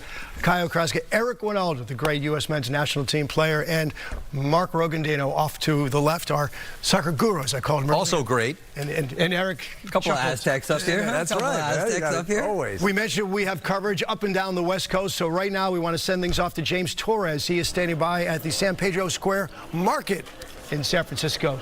James, take it away. Technically, we're down in San Jose, which is about 45 minutes down from San Francisco. But nonetheless, this is the place to be if you're in the Bay Area and you don't have a ticket to the match. Behind me, you see a screen where they are going to show the first match, of course, Mexico versus South Africa. And you're going to see a sea of green, of black, of red. All things Mexico here, because the fans here are absolutely ready to get this thing started. I think the people who have the best seat in the house, this screen and this square, is right next to a parking garage here. So these folks want to have a little bit of a better seat, a little bit of better elevation. This way, they have no obstructed view. I want to come talk to some friends here, some guys who we just met a few minutes ago. They're here decked out with the jerseys. They actually told me it's a Mexico match, so you should only talk to me in Spanish, but we're going to do a little bit of trial run here with both. Tell me your name. Jimena. Jimena.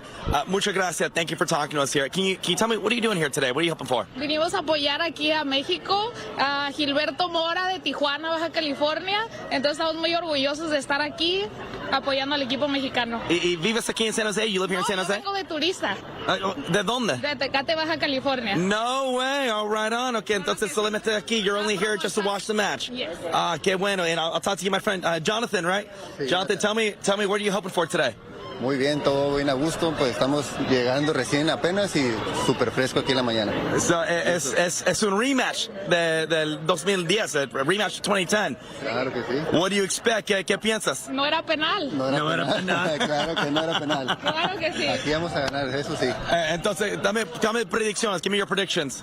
Yo creo que ganamos 2-1. 2-1, 2-1? Así es. Yo digo que 1-0. 1-0. Claro que So, sí. bien, real close. Sí. Claro que sí. Muy buen equipo, no hay que confiarse. Muchas gracias. Los dos. Oye, que vamos, ¿qué pasa? And this is the excitement here.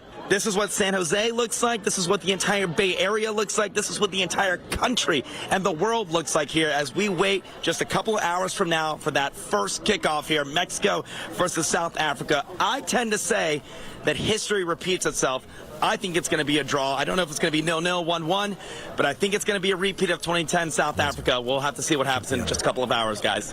All right, James, thanks so much. I didn't understand a lot of what that young lady said about her excitement, but I did understand Gilberto Mora. That's right. He, of course, is the young star for El Tri. 17 years, 240 days. Did you say one old. day older or younger than One day older than Pele was when Pele scored his first goal in the World Cup in 1958. So that shows you how young Pele was, and it shows you also how young this young Gilberto Mora, right? Good company. What was the whole reasoning behind with the other Brazil in '94 why Ronaldo didn't play? Because they didn't want him to break Pele's record. So it's a little history. Well, I looked that up because I was curious if Gilberto Mora had a chance to break Pele's record today if he scored. One day? One day too late. Oh, come on. One day too late. Nah, come on, Mom, Dad. You don't want to break the historical record of the Black Pearl. Pele. No, you're right. You're right. Hey, let's transition now to Team USA and tomorrow their match with Paraguay.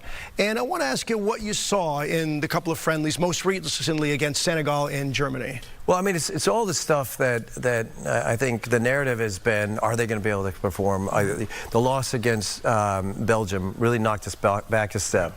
It really made us negative. And, you know, some of that toxicity out there, calm down, people. You got a good team. But these last two games, even though in a loss, I saw a lot of positives, man.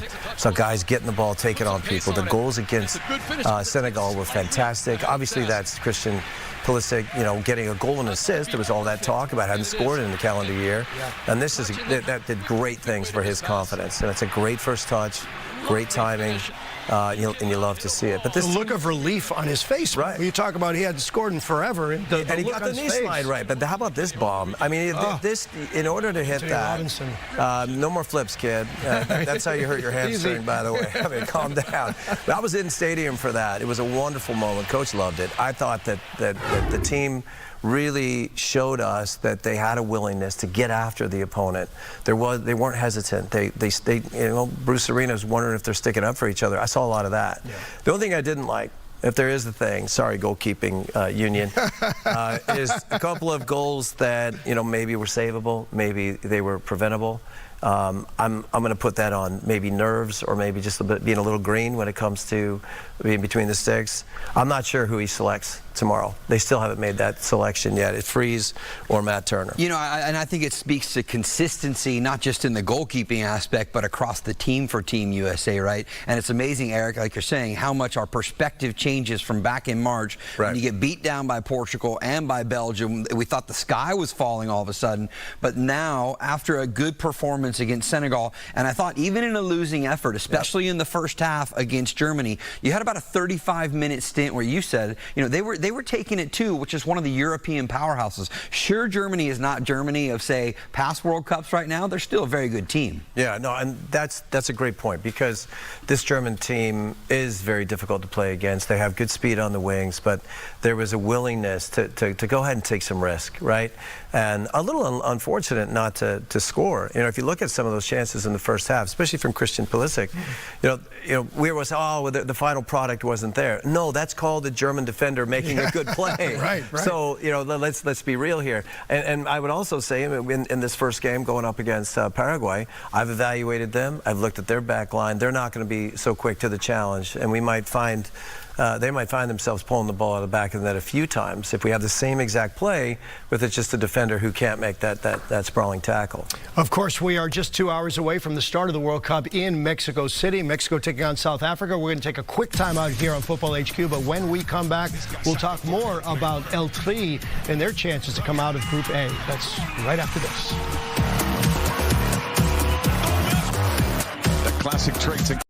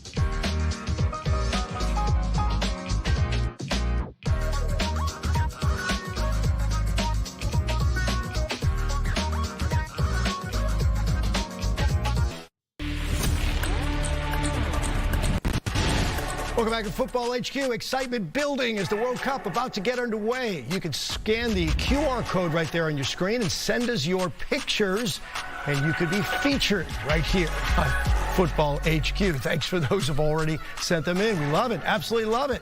And, of course, Fox is your home for the World Cup. We've got you covered for all the games. Coming up later tonight, Group A play will continue.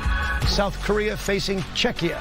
That's at 7 o'clock on FS1. But of course, it all starts at noon right here on Fox with Mexico, the host country, facing South Africa. You talked about the groups and the different host countries and which one has the most chance of moving on. You got to like Mexico's chances in Group A. Yeah, I mean, obviously, the elements are going to be a big help. I mean, let's face it. If you never played at elevation, I think you guys were talking about it prior, about 7,200 feet in the air. That's not easy, and it's going to have its effect on the body. For that, I give them a little bit of a, and also I think they've done a great job with the grass, with the surface. You guys mentioned that as well. They have to be consistent, which is a big change. You play on that sponge cake that they like to play on. It's not fun at all.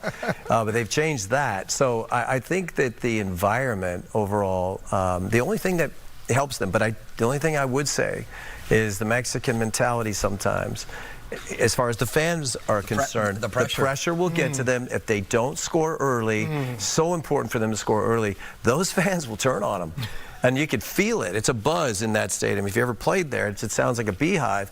But you'll start to hear the groans. And if the groans start, their team starts to really feel that they have immense pressure on them to score. So I don't know, man. They got to get an early goal, and Jimenez is not getting any younger. So get it over early, buddy. Get your goal, and maybe the game goes their way. But it's going to be a tough one. I will say too, Eric. Though I think the scheduling sets up really good, like it does for the U.S. as well. The fact that they start there in Mexico City against South Africa. Yes, it's a rematch at the opening game of the 2010 World Cup. But I think that then going to Guadalajara and then coming back to Mexico City to finish up the group against Czechia. I like the way the schedule sets up for them in the sense that it's not a lot of travel for them and really good home cooking when you book in those two games down in Mexico City for the group play. It's a great point, because when you look at the groups, everybody does the same thing. You say, who are our opponents? Where are we getting our points? How do we advance? And you start to kind of map it out and try to figure out how you're going to address each game. I think if the I would say the Mexicans are looking at this particular game and saying, got to go for it. Got to go for it. Got to get a win. Got to figure out a win under all circumstances. Because you look at the other games, to Rogo's point, I mean, Czechia is a tough team. South Korea is a problem too. So get your win today, Mexico, if you're going to advance. Let's talk a little bit about the history of Mexico City and the World Cup. We mentioned earlier, 1970, it was Pelé winning his third cup with Brazil. 1986 was 40 years ago, the last time they hosted the World Cup. And what a World Cup it was, with Diego Maradona scoring the hand of God goal and the goal of the century. And then, of course, the Mexican national team in 1986 had its best World Cup ever, making it all the way to the quarterfinals. Right. I mean, I remember that introduction too, and that's Negrete, who was a fantastic player, hits the volley. I think we're going to see it here. I mean, how many Mexican kids have tried to replicate that? It's kind of hard.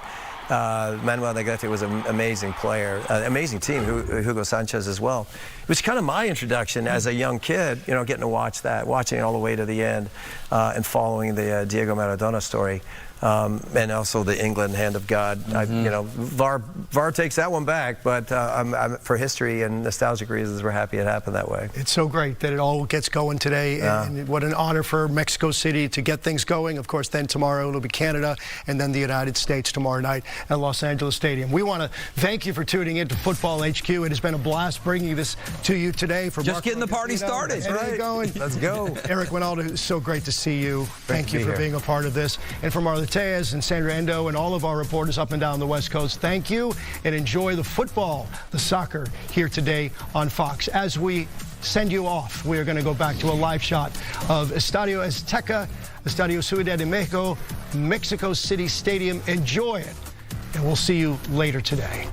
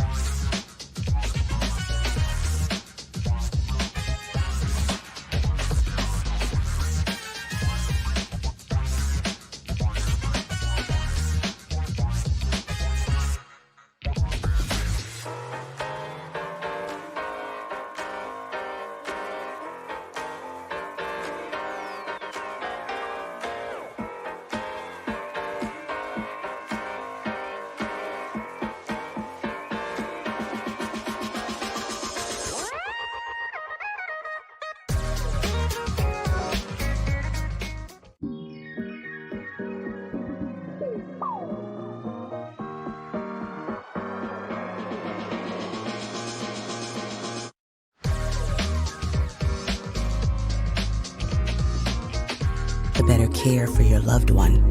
Learn the early warning signs at 10signs.org. Hi, my name is Dominic, and I live in Huntington Beach, and I think you guys are doing an awesome, amazing job. Thanks, and have a good day. Bye.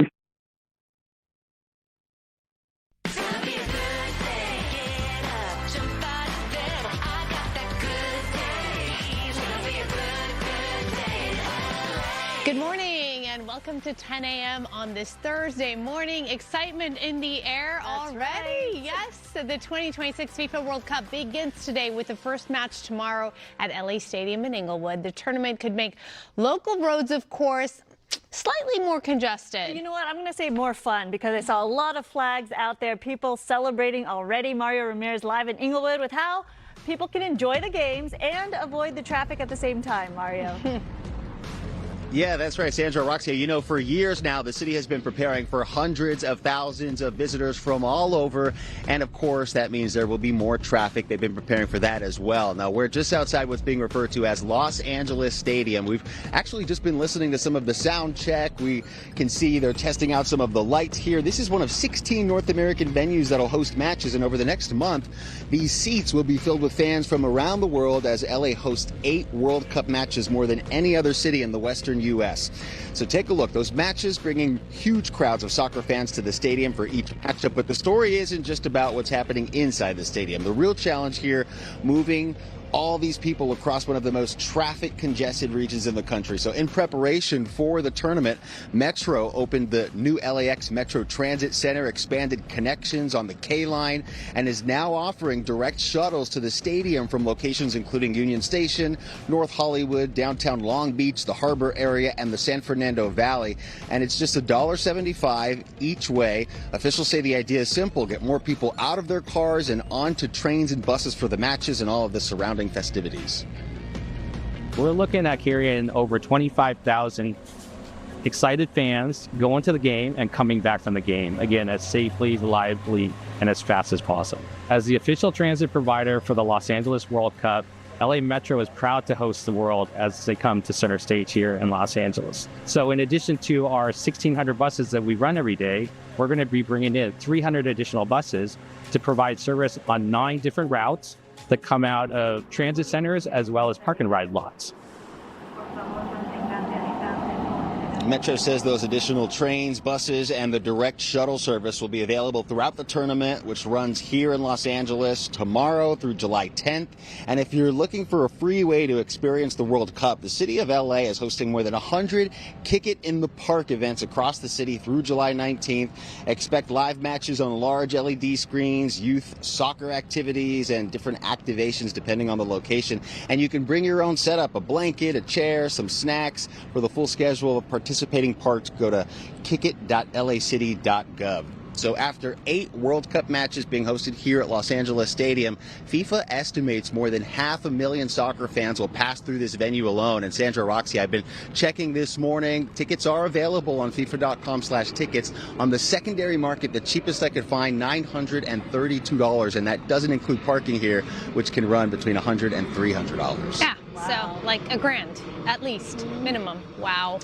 All right, Mario. It's certainly an investment, and for many, once in a lifetime. Thank you so much, Mario. Yep. And if you don't want to pay those prices, of course, the best way to avoid traffic altogether is to watch from your favorite spot on your couch. There are several easy ways to watch your favorite teams in the World Cup from the comfort of your home. So watching on TV with an antenna, just simply tune in to Fox 11.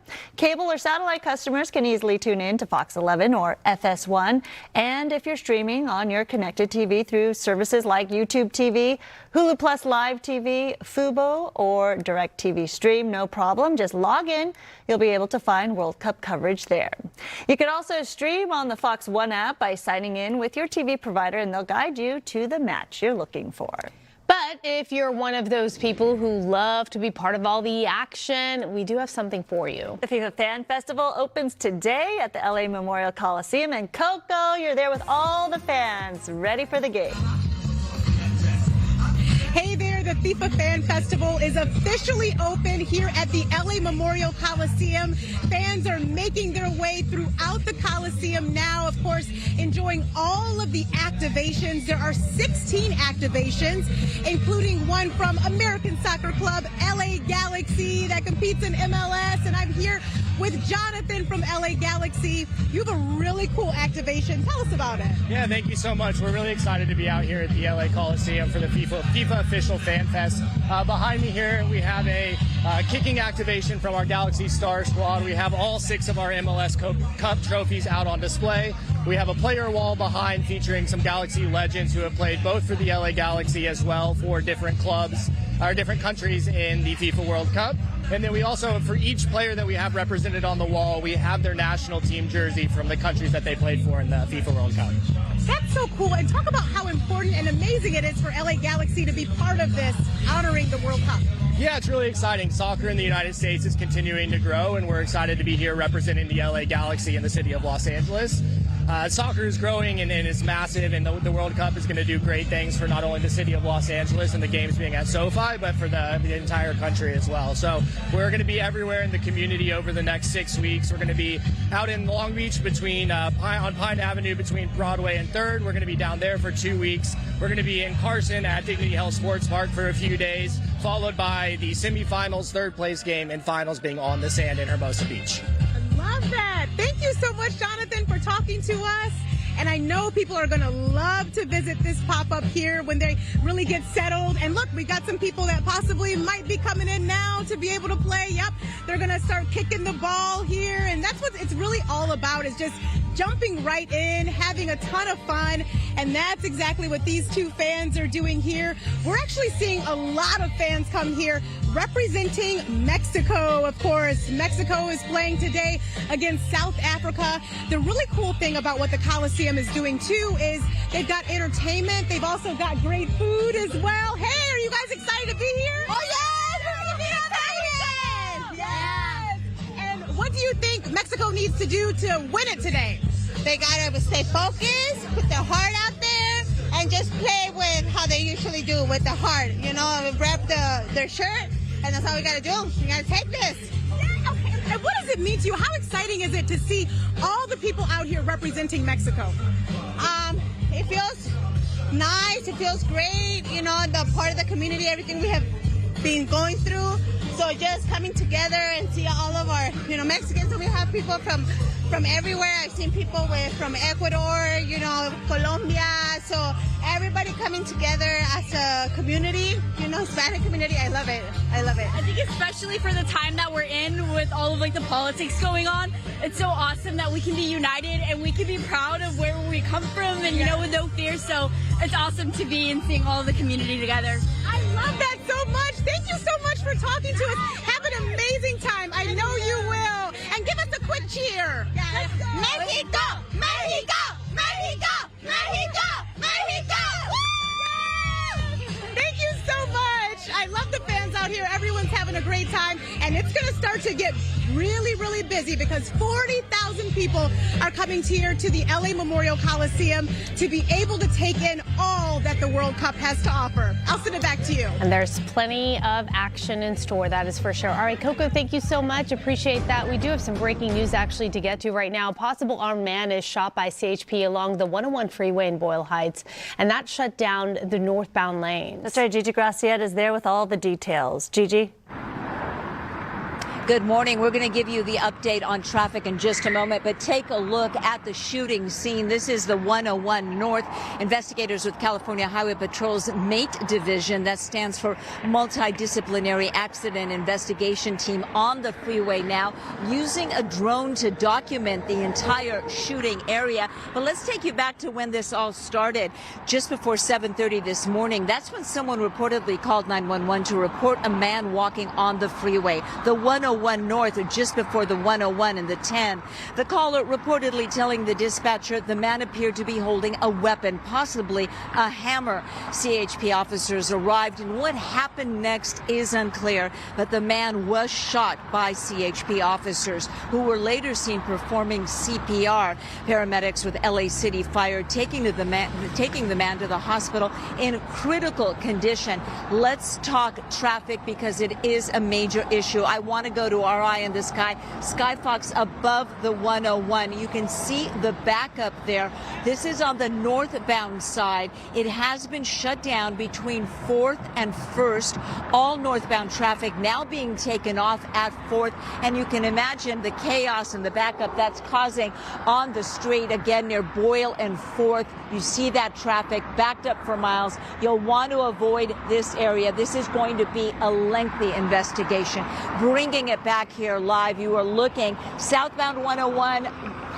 Just is fine. It's wide open, a little bit of looky-loo traffic, but nothing major. The northbound side, though, the investigation will continue, and it will continue for hours since this is what's called an officer-involved shooting. As for the suspect who was shot, there's been no update on his condition, but again, officers were seen performing CPR, and he was transported to the hospital in critical condition.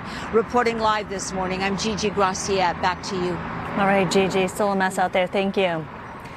On to this now, developing news in Laguna Beach this morning. An all-out search for a girl swept out to sea by a large wave has now become a recovery operation. The girl was with her mother and a sibling when a powerful wave swept them from the shoreline out into the open water near Treasure Island Beach Tuesday evening. Bystanders were able to rescue the woman and one child, but they couldn't get to that little girl. And today, authorities will expand the search area in an effort to recover the child's body. Just ahead of the World Cup, a heated debate is kicking off in LA's Persian community at a protest outside of City Hall. The National Council of Resistance to Iran called on FIFA to suspend Iran's national team. The group cites alleged human rights violations, government interference in sports, and the treatment of athletes. The Iranian team is set to play New Zealand at LA Stadium on Monday. It is a match that's stirring up strong emotion among local Iranian Americans. Some support banning the team, while others believe the players should be allowed to compete. You have to separate that. You know, this is the government, it's a killer, it's that, all those things. And these are the people, they live there. And they have to live by that law. They are regime players, and we don't like the regime. They have murdered us, they have imprisoned us, they have done a lot of bad things to us. So definitely they shouldn't be allowed to play. The Los Angeles area, home to the largest population center for people of Iranian descent outside of Iran. Meanwhile, more tough talk from President Trump on Iran this morning, saying he wants to take over Iran's oil infrastructure hub on Karg Island. It comes after another round of airstrikes on Iran as part of the administration's response to the downing of a U.S. helicopter. Douglas Zader reports. In counterattacks, President Trump still maintains that a deal with Iran is close. Missiles launched in darkness, one after another. A series of attacks on Iran that the president had promised just hours earlier. We're going to be attacking them and attacking them very hard. The latest attacks, a continuing effort to respond to the downing of a U.S. Apache helicopter.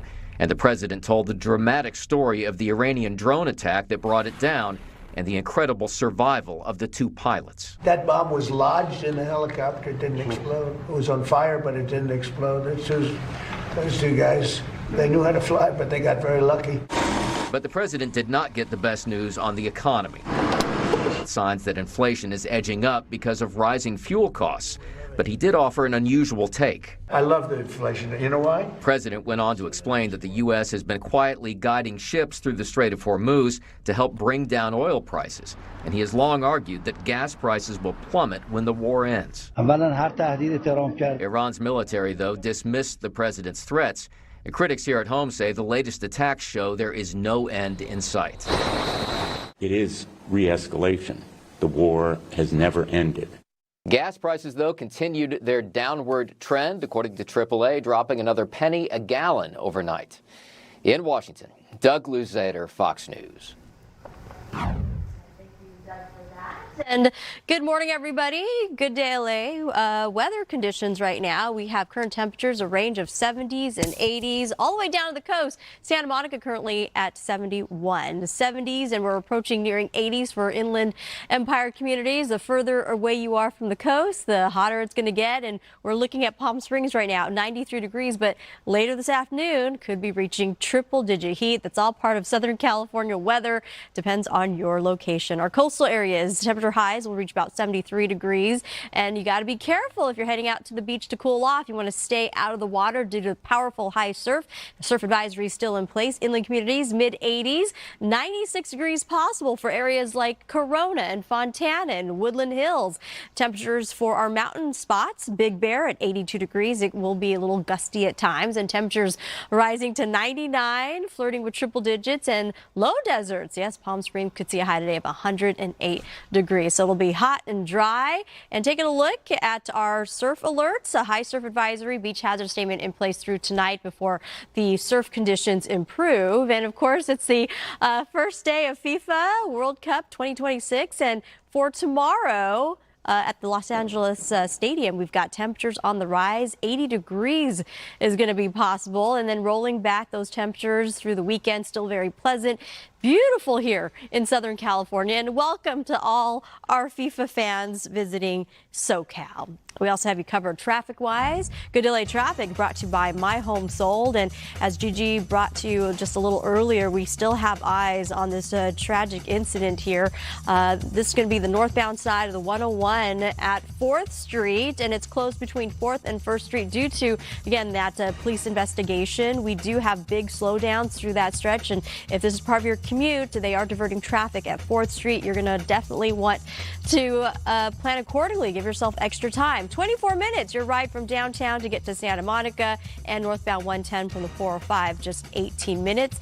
And a snapshot and a very slow video of 60 east and westbound at San Antonio Avenue. At least the eastbound stretch looks good, a little slow and go in the westbound. Stick with us, and here's a look at some other traffic hotspots. Hi, I'm Adrian with My Home Sold, and we want to buy your house. We buy any house in any condition. No commissions, no closing costs, and no repairs. Go to myhomesold.com for a free same-day cash offer. That's myhomesold.com.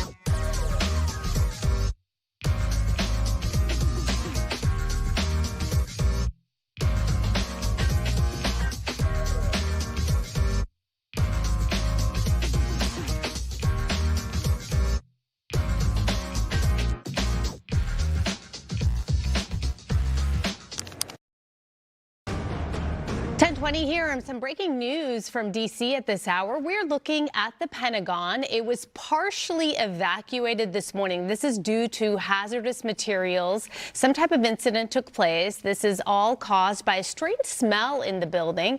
A shelter-in-place order has also been ordered at this time. No word, though, as of right now on any injuries, but of course we'll keep an eye on things there and bring you the latest. All right, on to this, the big story of the day, the big event of the day, the World Cup, of course. And there are 16 different stadiums playing host to World Cup games, and USA Today ranked them from best to worst. So how did SoFi or LA Stadium rank? At number 5, Lumen Field, Seattle. Then at number 4, Estadio BBVA, Monterrey, Mexico. Our very own SoFi came in at number 3, and we got high marks for the technology and beautiful architecture. Estadio Azteca in Mexico City ranked number 2. It hosted World Cup finals in 1970 and 1986, and taking the top spot, Mercedes-Benz Stadium in Atlanta. It won for its retractable roof, state-of-the-art scoreboard, and its location. Meanwhile, the men's team from Norway going viral for a unique group picture. So let's take a look. The guys took some epic pics. Oh my gosh, before they headed across the Atlantic. Superstar Erling Haaland and the rest of the squad all dressed up as Vikings. Wow, in full battle regalia. This looks pretty epic, doesn't it? Well, it looks like AI. It obviously. does. It really does. Oh, but look. No. Full on. Yeah, some behind the scene video there of the team getting ready as they went back in time for the Middle Ages. I think they accomplished what they were trying to do. Norway is in a group I and will face Senegal, France, and Iraq, playing matches at Boston and New York stadiums. That is really cool. And you'll know the name Haaland before this is all said and done. If you don't know soccer yet, you will know him. It's his first debut, and he is known as the Terminator, a force to be reckoned with. What a striker, yes. Ooh. He scores so many goals, and he's just so fun to watch. This is a great picture. It is. The Vikings right there. All right, FIFA just released the 2026 World Cup anthem, and it's called DNA. Features some of the biggest names in music from across the world. Take a listen.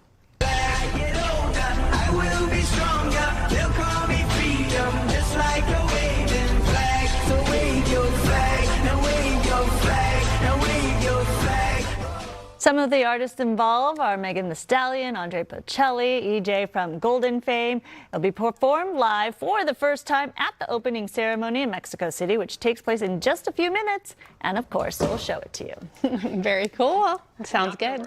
It's okay. Making an entrance. That's good. Listen, we have a lot of visitors from everywhere coming for this, right? Reactions on something special. Yeah, what's like the weirdest thing that's just very American that you can think of? I know I'm putting you on the spot. Oh, gosh. Do you know what I find? People are always fascinated by red Solo cups in other countries. That's like, I guess... That's I use red Solo cups all the time, and I use it because, I had a red Solo cup phase in life. No, not because of that. I did too. We all did. No, I'll put like food in there. Yeah. Like sometimes I put like freshly cut fruit, and then like I eat it. They make red Solo bowls. I know, but I don't know what it is about the just like the vibes. You want to? Okay. What about like ranch dressing? Okay. Taco Bell. She said drive-through. Like fast food? Yeah, probably. Okay. I don't know. Is that Waffle American? House? It's one of our nation's gyms, okay? It might not look like it, but trust me. Even something simple like bright red fire trucks. People are surprised about that, like think it's cool to see. Twinkies, very American for sure. Look, we're basically wowing the world right now. Matches in the U.S. are going to be played across 11 cities. You already know this, but this means people from other countries are here for the first time. They are seeing everything America has to offer. The thing is, y'all, is that what they're getting excited by are the things that just do not excite us. Okay, let's start with ranch dressing. I just mentioned that, right? Elsa is traveling across America for the first time. She's from Sweden. She's at a little regular American diner where she says she just had the best food ever. And quote, Europe, we need ranch ASAP, all caps. It gets even better though. Wait, watch this. So another European replies to her saying, it looks phenomenal, but did they run out of burger buns? What's with the toast? And she replies, I think it was a traditional way of doing it. You don't even realize like what is just, that's so normal to us. But Elsa, she really is living her best life. She also posted, yes, I saw a yellow school bus. Yes, I screamed with excitement. And at first I was like, what? And then an American joined the conversation to say, it's okay. I giggled with excitement the first time I saw a double-decker red bus in London. But none of this can be outdone by Elsa posting, I feel like I'm in a movie. Do you know what made her feel that way? Well, take a look. A convenience store, a pack of Twinkies, and a bag of buffalo blue cheese flavored combos. I've never had those. Have you had combos at all, though? Yeah. Yeah. A long Just time not ago, that right? flavor, yeah. Yeah. Okay, how about German fan Freddie? He was just in complete shock at Auburn Stadium. He wrote, this is the European mind can't comprehend this moment of my life. He said one of his friends said, punch me 5 times tomorrow and I'll still think this isn't real. He was like, this is the craziest stadium I've ever been to, and I've been to a lot of ones. Then this, he says, there's an eagle flying around the stadium. And I was thinking about that when we kind of step out of our own, regular American brain. It does kind of make sense because this is like a 90,000 person capacity stadium in a tiny Alabama college town. Right. So I get it. People don't, college football is king here. You don't, these stadiums this big are in massive cities in other countries. So it's fun. There was also a tweet here that I think kind of wraps up everything we're feeling. Jason wrote, my feed is full of people from Europe experiencing the U.S. for the first time, and it's such a refreshing take on America. The World Cup is truly doing what it's designed to do and giving people from all over the opportunity to experience different cultures. Let's go. Yeah, so great. I like that. It's not just about the game. It's all of this. It's all of this. It's about our Twinkies and ranch. Yeah, Don't eat them together. I'm sure there's someone here that does, though. Okay, that leads us to our poll question of the day. Take a look. Because we are expecting so many out-of-town World Cup visitors, we're asking, what is our top tourist attraction? Hollywood, beaches, theme parks, movie studios, or Beverly Hills? Okay, you can still vote. You can go to foxla.com/vote to let us know. Do we have the results so far? Yeah, we do. Let's see. Oh, the beaches are winning. That's not surprising. Okay. We have good weather for it right now, so I'm sure out-of-towners are. Also, it's free. So they spent a lot of money on tickets. That's actually go to the beach. Great point. You might not get in the water because it's cold, but you know what? Just go to the beach. Take your pictures. Grab your Twinkies. It's a little colder than you're expecting. Have a little picnic. All right, we'll be right back. Just take your picture.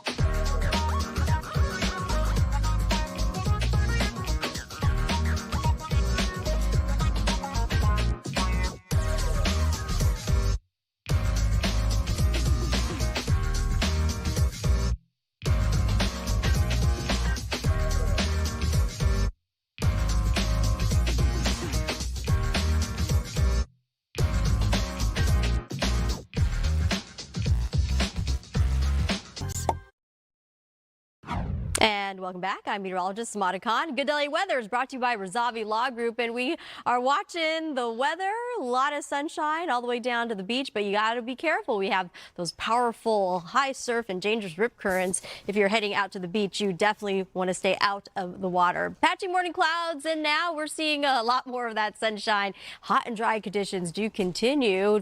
But look at the wide variety of temperatures. You want to head to the coast where it's a little cooler. 70s are in store, but also warmer than normal, even for our beach communities. Inland areas, 80 degrees, valleys in the 90s, deserts hitting triple digits today. We have, again, FIFA World Cup 2026. It is here today, and we're going to go ahead and take a look at Mexico City. The weather conditions there, we're looking at highs about mid-70s with a chance of rain and thunderstorms. Back here at home, we've got eyes on what's going to be happening tomorrow at the Los Angeles Stadium. It is going to be pretty hot in the afternoon hours. High pressure is bringing the heat, and that warm and hot air mass is going to stick around for at least the next couple of days before we cool off. Here's a look at your FIFA World Cup Los Angeles Stadium forecast. Today, 78 degrees, but we're moving up tomorrow in the 80s. We're going to roll back those temperatures, keeping things mainly in the 70s. So it's going to be a beautiful weekend ahead. Today's high temperatures for the beach, 73 degrees is what we're looking forward to.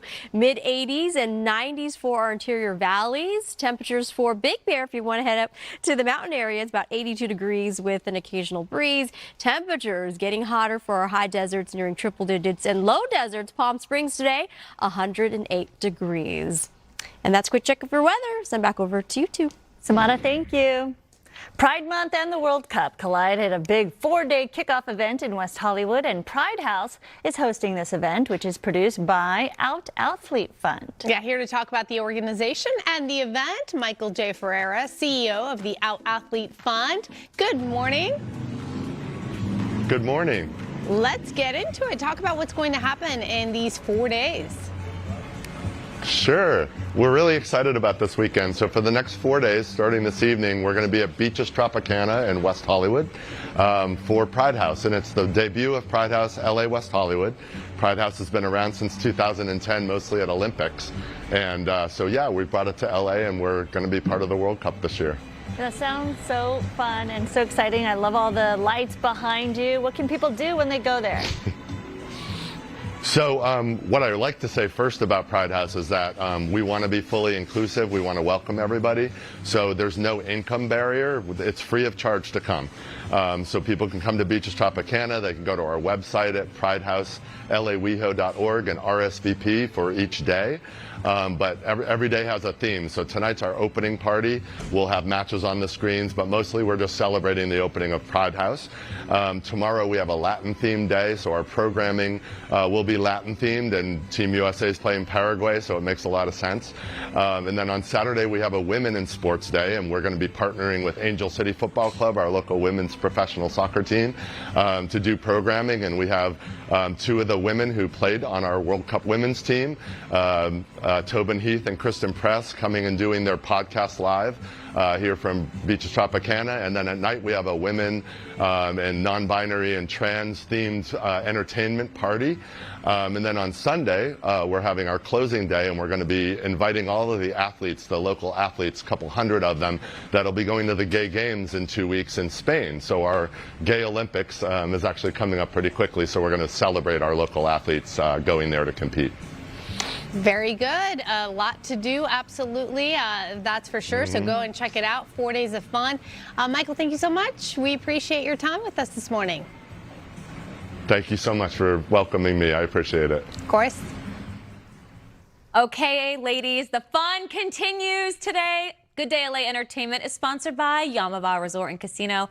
Our next guest was born to be a star, but she wasn't even born when the first Toy Story came out, or the second one, or the third one. But Scarlett Spears is playing a big part in Toy Story 5 as Bonnie. Here she is in action.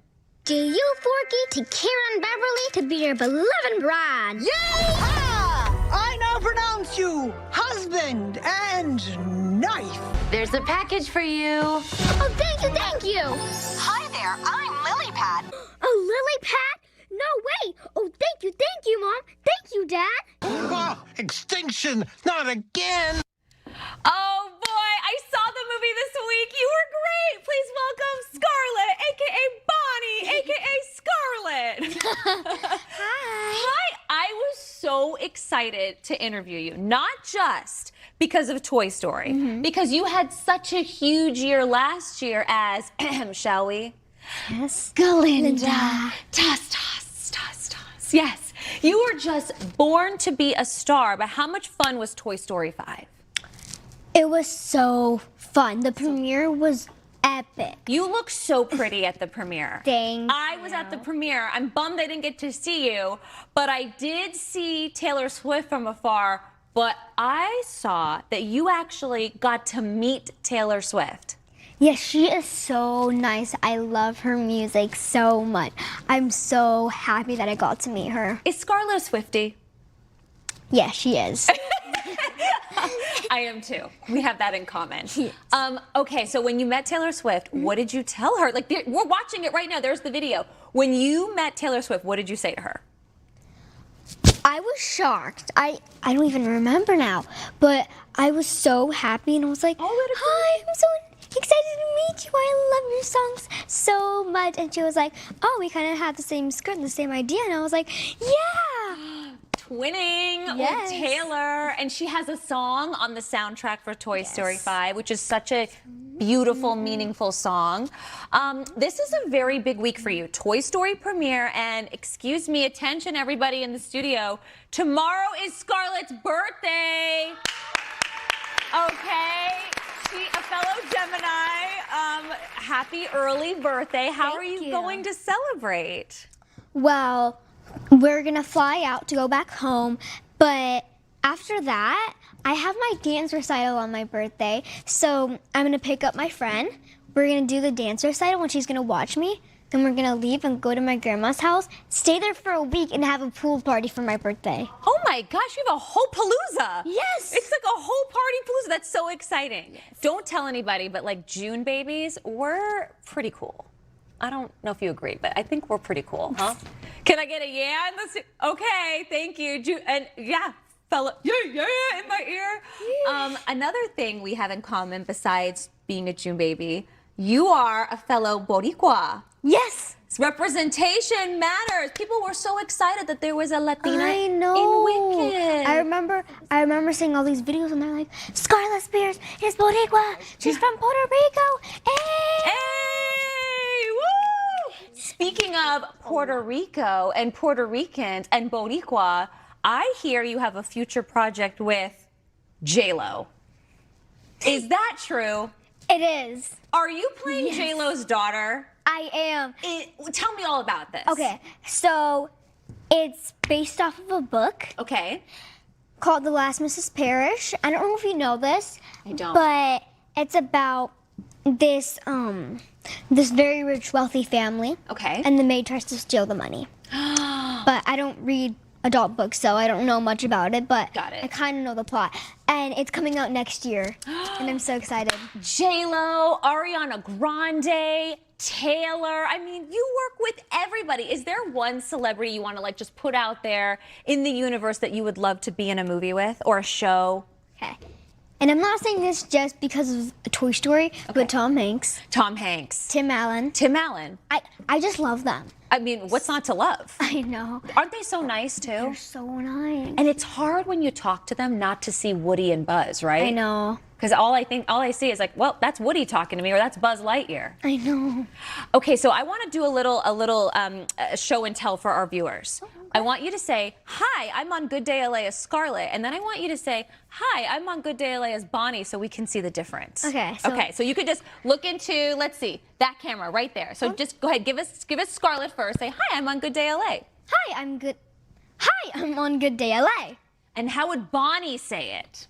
Hi, I'm on Good Day LA. Oh, I see the difference. I would say I kind of go more in the throat, like, hi, I'm on Good Day LA. Ooh, oh my gosh, I see Bonnie now. I saw the movie. I loved it so much.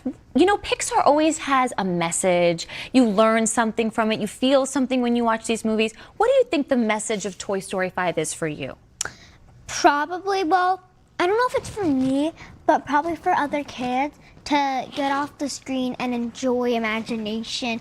Go outside, get all muddy, and I do that all the time. Yeah, what do you like to do for fun? Oh, well, I like going swimming with my friends. I love it. Playing outside, get all muddy. Yeah. And like making mud pies. Mud pies. Nice. Classic. Yes. You have to do that kind of stuff to be a kid. And so I'm glad you're sharing that message because it's super important.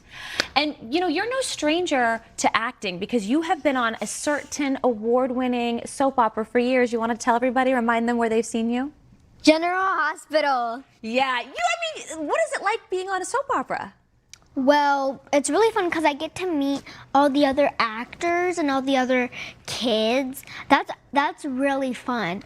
And getting to be with all of these actors that have been on the show, I think for 60 years.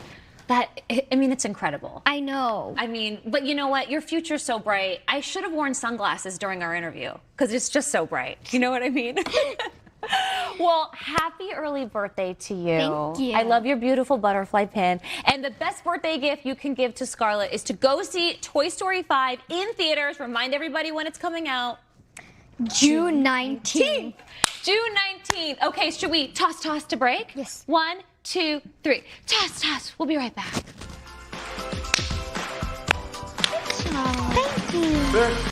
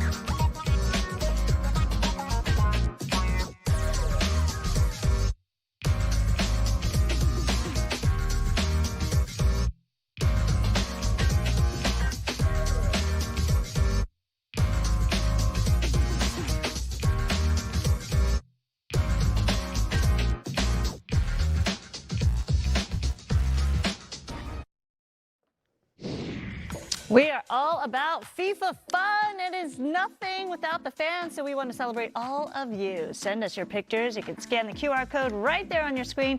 Go to foxlocal.fox/footballfans. Send us your pictures. We want to see you in your fits. Let's go.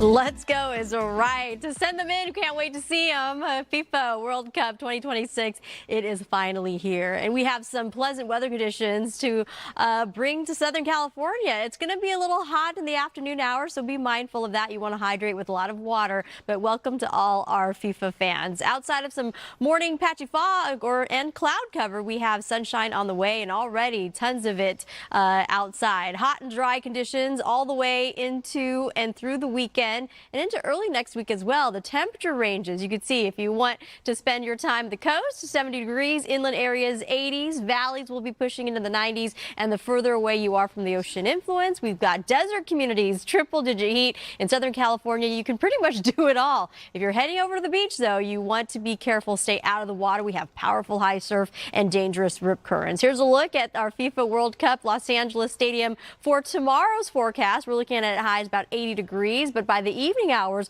we're going to see those temperatures coming down. A pleasant look throughout the weekend. Your Saturday, Sunday, and Monday at the Los Angeles Stadium as well is looking slightly a little cooler, just a little less heat, but still very comfortable. We have, again, the advisories in place, beach hazard statement, as well as high surf through at least tonight. We've got surf heights, a range of 4 to 6 feet, and isolated sets of up to 8 feet along Orange County and San Diego, greater across LA County and Ventura County. Taking a look at the future now, wave conditions are going to decrease in strength, but going into next week, we're looking at Tuesday of the possibility of another chance of high surf, all courtesy of southern hemispheric storm systems. Coastal areas 73, a lot of sunshine, and inland communities looking good today. Hot and dry again is the weather pattern. Send back over to you, ladies.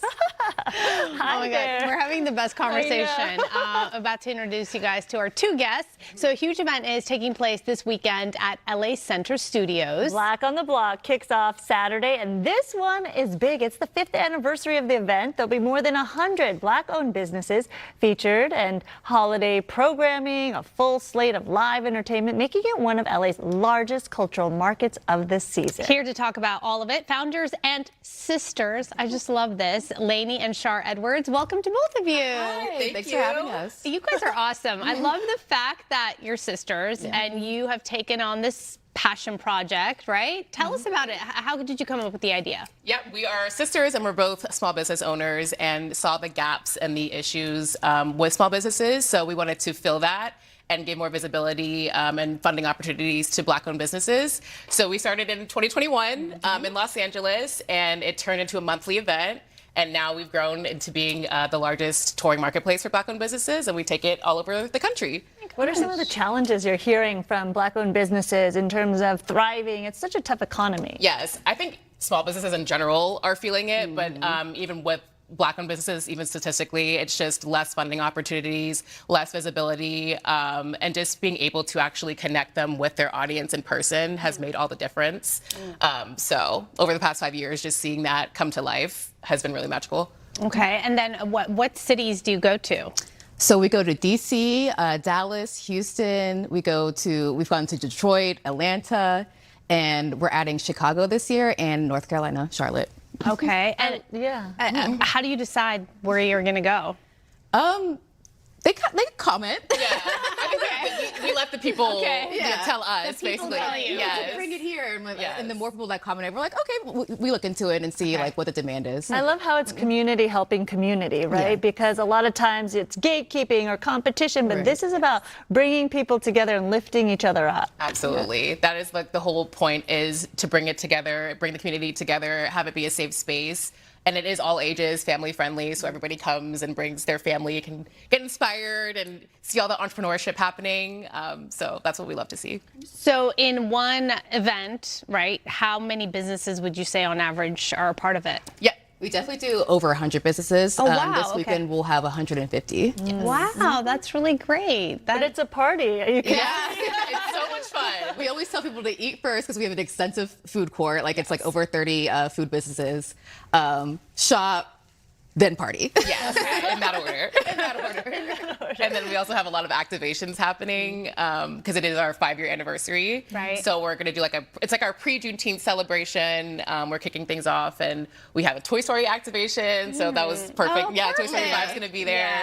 Disneyland Resorts is going to be there, and then we have the USTA doing a tennis activation. So they're building out a tennis court. Oh, wow. So anyone, even if you've never played tennis before, they're trying to get more people involved in tennis, and we're also a tennis family. We're tennis players. So we're very excited about that. That's my favorite activation. I'm excited for that. Oh my gosh. Okay. So how do you see this getting bigger? Just more cities, more businesses? What's the goal? Yeah, definitely more cities, maybe even countries we're looking at. So hopefully we can expand to that. It's not just the two of you, though.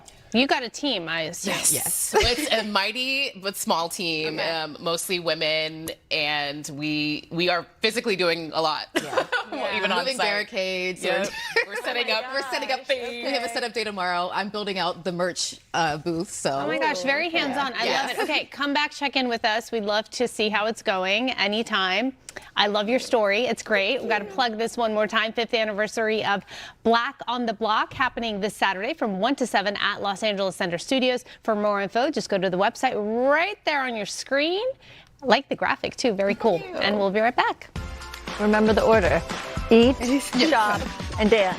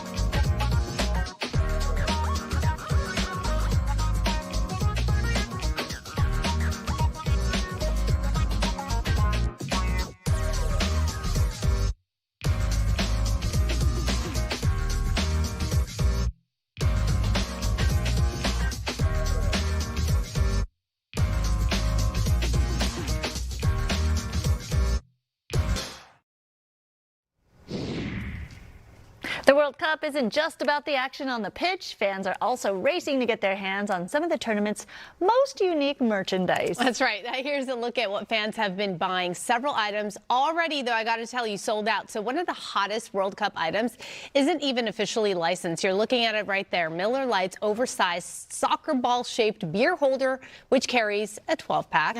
When it came out, it actually sold for $20. However, it sold out in seconds, and it is now reselling on sites like eBay for more than $400. Oh, gosh. And the World Cup, fashion isn't just for people. Adidas is selling team jerseys for pets, including designs for Mexico, the U.S., Argentina, and Colombia. So if your dog plans to root for Team USA or Argentina, you can still get one for about $35. But the Mexico and Colombia versions have already sold out, with some Mexico pet jerseys now being resold online for as much as $190. There are plenty of players to watch, but a few have seen their popularity skyrocket, like this guy, New Zealand defender Tim Payne. So in late May, Payne had just 4,000 Instagram followers, and then an Argentinian influencer identified him as the least followed player in the tournament. And, well, the internet took notice. Also express that I'm very grateful to present my country at this World Cup, and I appreciate all the love from all around the world. Now Payne has more than 5.6 million followers, and fans are rushing to buy his jersey, with some retailers reporting back orders into July. And that, my friends, is how the internet works. I know. I love all the World Cup fashion. If you have a jersey, there's so many ways to style it. And I've been obsessed with watching these videos online on how to style it. How to style your jersey. So some people wear like a little shirt underneath with a collar to let it peek out. You can wear long sleeves under. You could crop it. It's such a vibe out there, and I notice more and more people wearing their jerseys, repping their country. So now's the time to do it. Don't be boring and just wear it, I guess. You got to style it. Okay, GDLA Plus coming up on Channel 13.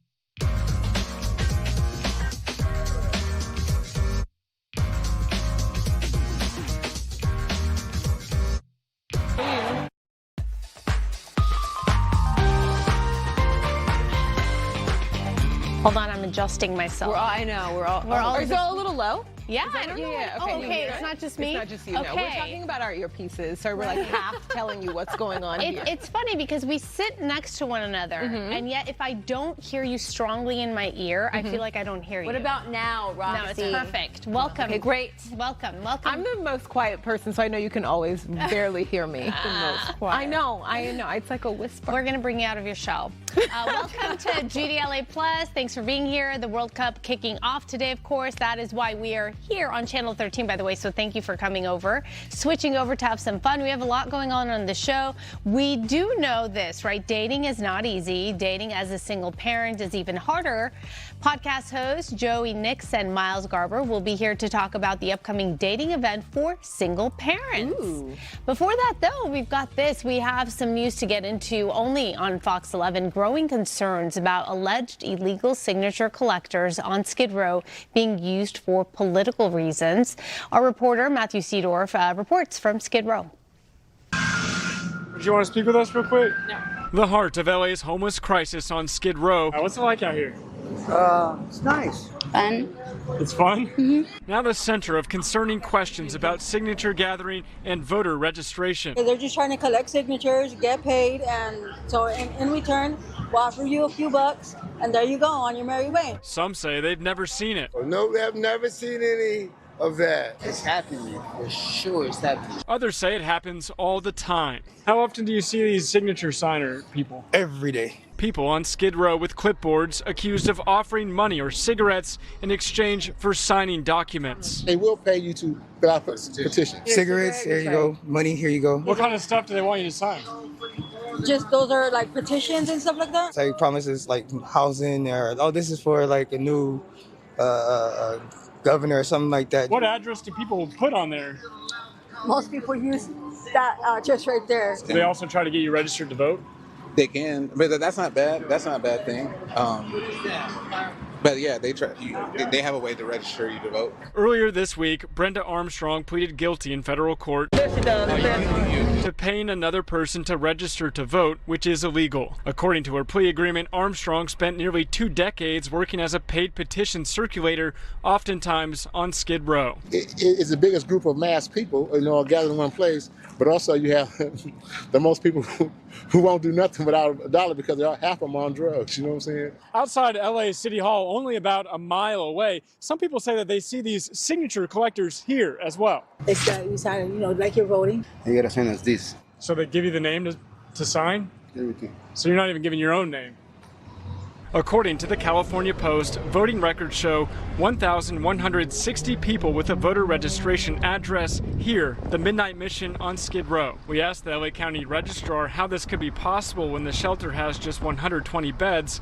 They say individuals experiencing homelessness may register by identifying a location where they regularly stay. They have us like a name already set for us, and they just want their little signature. So they give you names to sign? Yeah, a lot of them do. Federal prosecutors say their investigation continues as questions grow behind some of those signatures. I think that it is stupid because most people here on Skid Row have nothing that they can actually use. Tonight it's unclear who's getting these signatures and for what. A whole lot of questions remain. Reporting downtown, Matthew Seedorf, Fox 11 News. After years of preparation and anticipation, the World Cup is here, and the U.S. is going to play their first game tomorrow night. If you are still looking to witness Team USA take on Paraguay in person, there are tickets. FIFA actually says there are thousands of available seats at Los Angeles Stadium for the first match there. The cheapest cost about $1,000. Experts say fans are frustrated with FIFA for drip feeding the tickets, and they're waiting for some last-minute deals.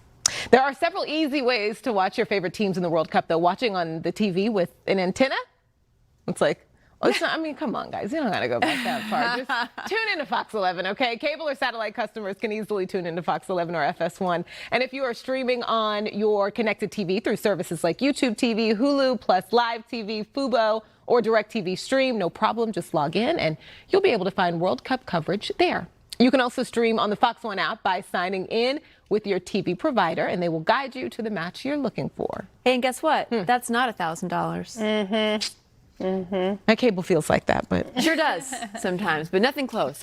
With the first match at LA Stadium tomorrow in Inglewood, the tournament could make local roads a bit more congested. Mario Ramirez is live in Inglewood now with more on how you can enjoy the games and avoid that traffic. Mario. Oh, yeah, and that traffic is basically a guarantee at this point. 8 of the 104 matchups are being hosted here at Los Angeles Stadium through July 11th, and during that time, FIFA estimates more than 500,000 soccer fans will pass through this venue. And we're going to talk more about the traffic, but first, I want to have Howard zoom into some of the seats there because they are still available. We're going into section 402 on SeatGeek right now. The secondary market, a ticket in that section going for over $4,000, and the cheapest I could find this morning, $932 in section 436. So take a look as the stadium here is getting ready for Team USA's opener against Paraguay tomorrow.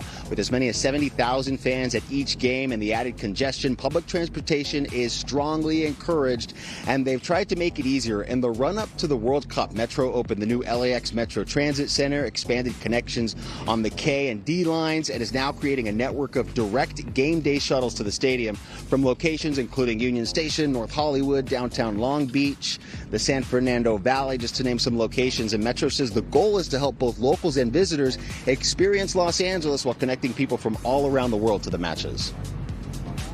In that carrying over 25,000 excited fans going to the game and coming back from the game, again, as safely, reliably, and as fast as possible. As the official transit provider for the Los Angeles World Cup, LA Metro is proud to host the world as they come to center stage here in Los Angeles. So in addition to our 1,600 buses that we run every day, we're going to be bringing in 300 additional buses to provide service on 9 different routes that come out of transit centers as well as park and ride lots.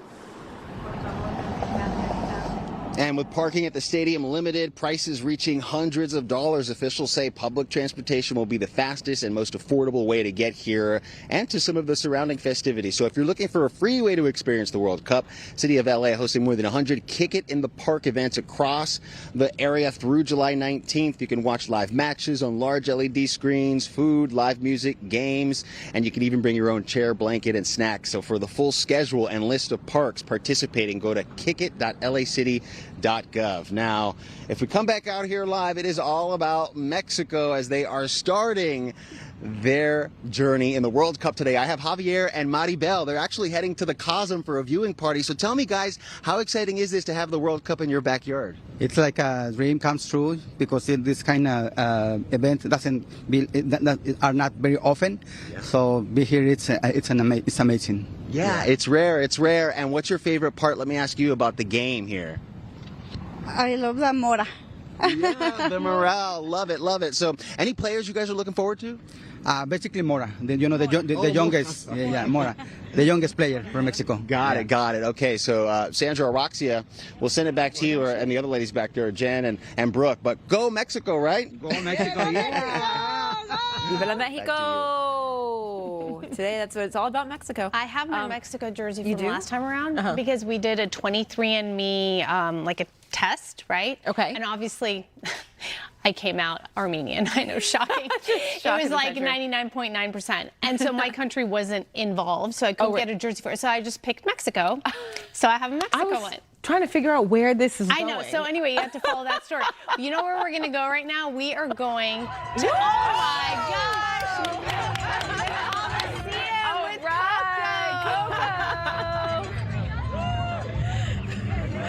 Hey there, we're here at the LA Memorial Coliseum. You can see that people are having an amazing time here.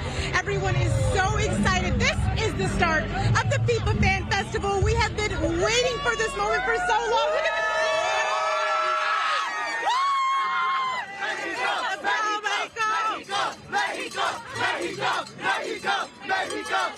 Fans for Team Mexico are out in force here at the LA Memorial Coliseum. I'm going to talk to some of the fans too. So how excited are you to be here? So excited. I am beyond myself. Let's go, Mexico.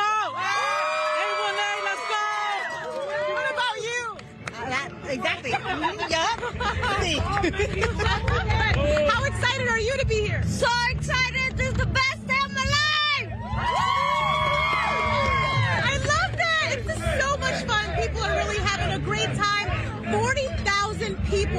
are going to be here today for the kickoff, the start of the game at noon. I got to talk to you too. Okay, how excited are you to be here? I'm very excited. Yes, and what's it like to see all these people cheering for Mexico? It's super cool. What about you? I'm having so much fun. It's so fun to be here with all my people, the Mexico fans. Yes, so many people. What about you? I don't want to leave you out. I'm so excited. It's going to be so much fun. Hope they win. Right, everyone hoping for a big win for Mexico, and everyone's saying Mexico's going to win.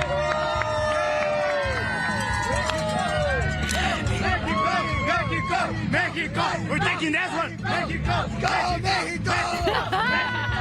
So clearly, this is the place to be for today if you are cheering on and excited for the World Cup. I will send it back to you with more cheering. Ooh. We're looking at the outfits. Mexico! I know we're looking at all the fits. Yeah. We got this. This is our World Cup. If we don't take it, USA take it. Let's go. Let's go, Pulisic. Let's go, Raul Jimenez.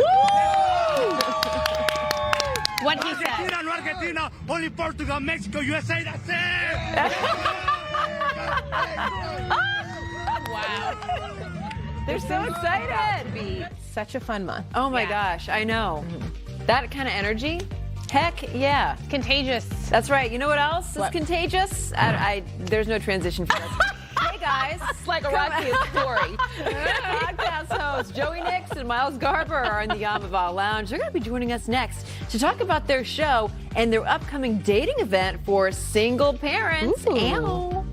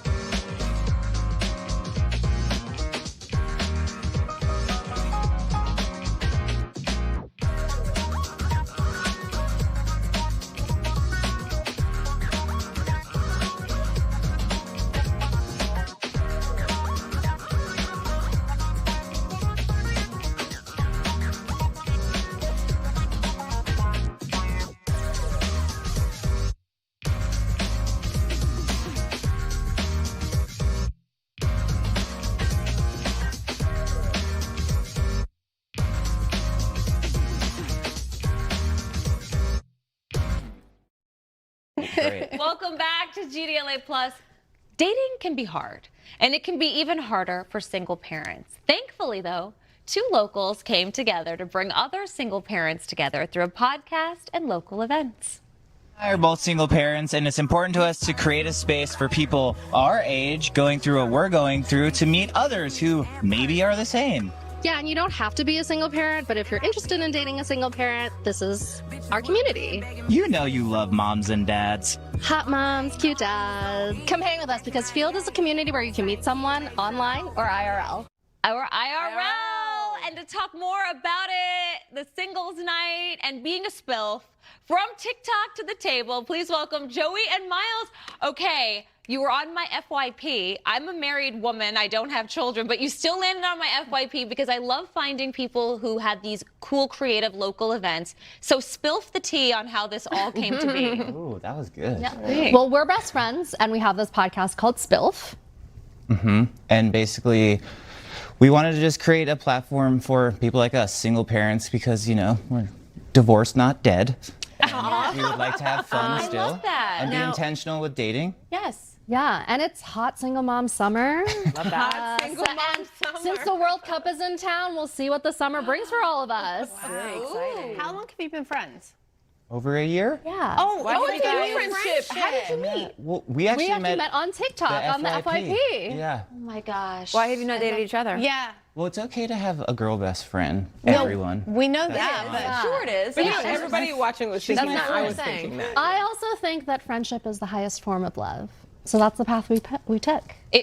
Friendship is a very high form of love. And I love that you guys have a friendship with each other. Do you also play each other's weight? Like, here's the thing, because I had a single guy friend. He's not single anymore.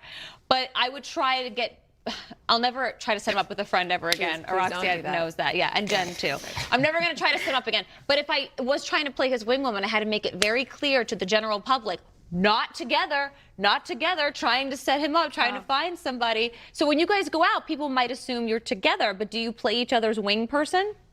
Definitely, I'm the best wing woman ever. And as a queer person, whenever we're going out and he's interested in meeting someone, I'm like, let me dress as gay as possible so they know that we're not together. Okay. I'm also not single anymore, so I think I'm sorry. No, this is all making sense. Yeah, No, but I think I'm a good wingman. I think I might be a little intimidating though, but I think that's good. Okay. Yeah. You don't seem intimidating. Thank you so much. I don't feel intimidating. Let's call it protective. Yeah, He's I'm very protective. I like protective. I'm a girl dad. It comes with I the love that. I territory. was just going to say, tell us about your kids. Okay, well, my daughter's the love of my life. Aw. She's 5.5. She graduates kindergarten on Tuesday. Hi, Maxime. She thinks this is very funny that Daddy's going to be on the TV. You're gonna cry so hard. I'm already good at crying, yeah. But she's like the most gregarious, awesome little girl ever. She's an equestrian.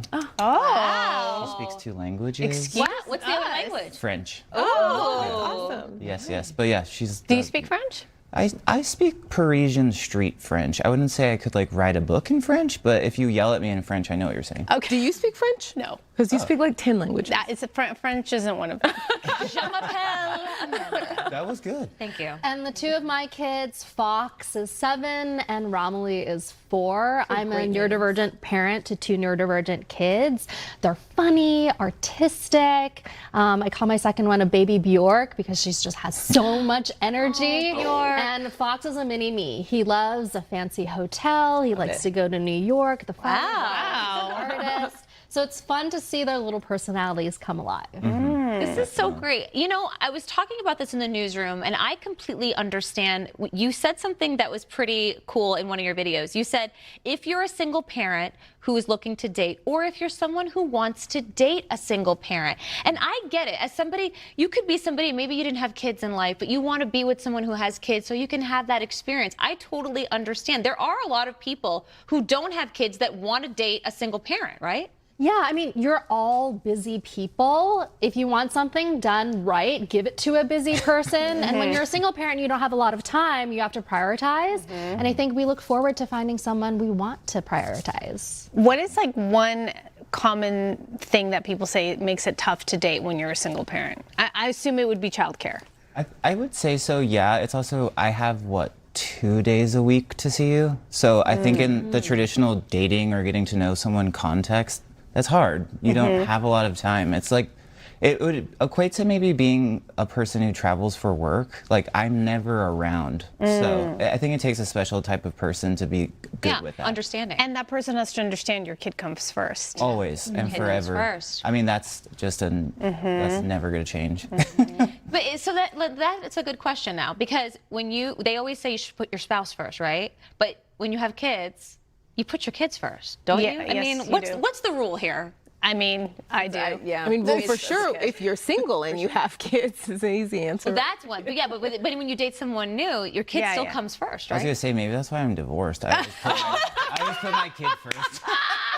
No. I also want us to take a moment to recognize it's also okay to put yourself first, right? Because you can't pour from an empty cup. And I think you got to put your mask and life jacket on first on the plane or whatever. Exactly. And I think it's important for our daughters and sons to see that we take care of ourselves, and it's okay for them to not self-abandon either. And so if you're happy and they have a happy parent and they see what an example of a loving relationship is, whether it's their mom, dad, or someone new in their life, it's all love. It's all good examples. How long do you wait until you introduce who you're dating? I have a rule. I think that someone should be around for at least 1 year. Wow. Oh, that's a long time. Yeah, because if I'm going to introduce my kids to you, then they need to know that you're a permanent fixture in our lives.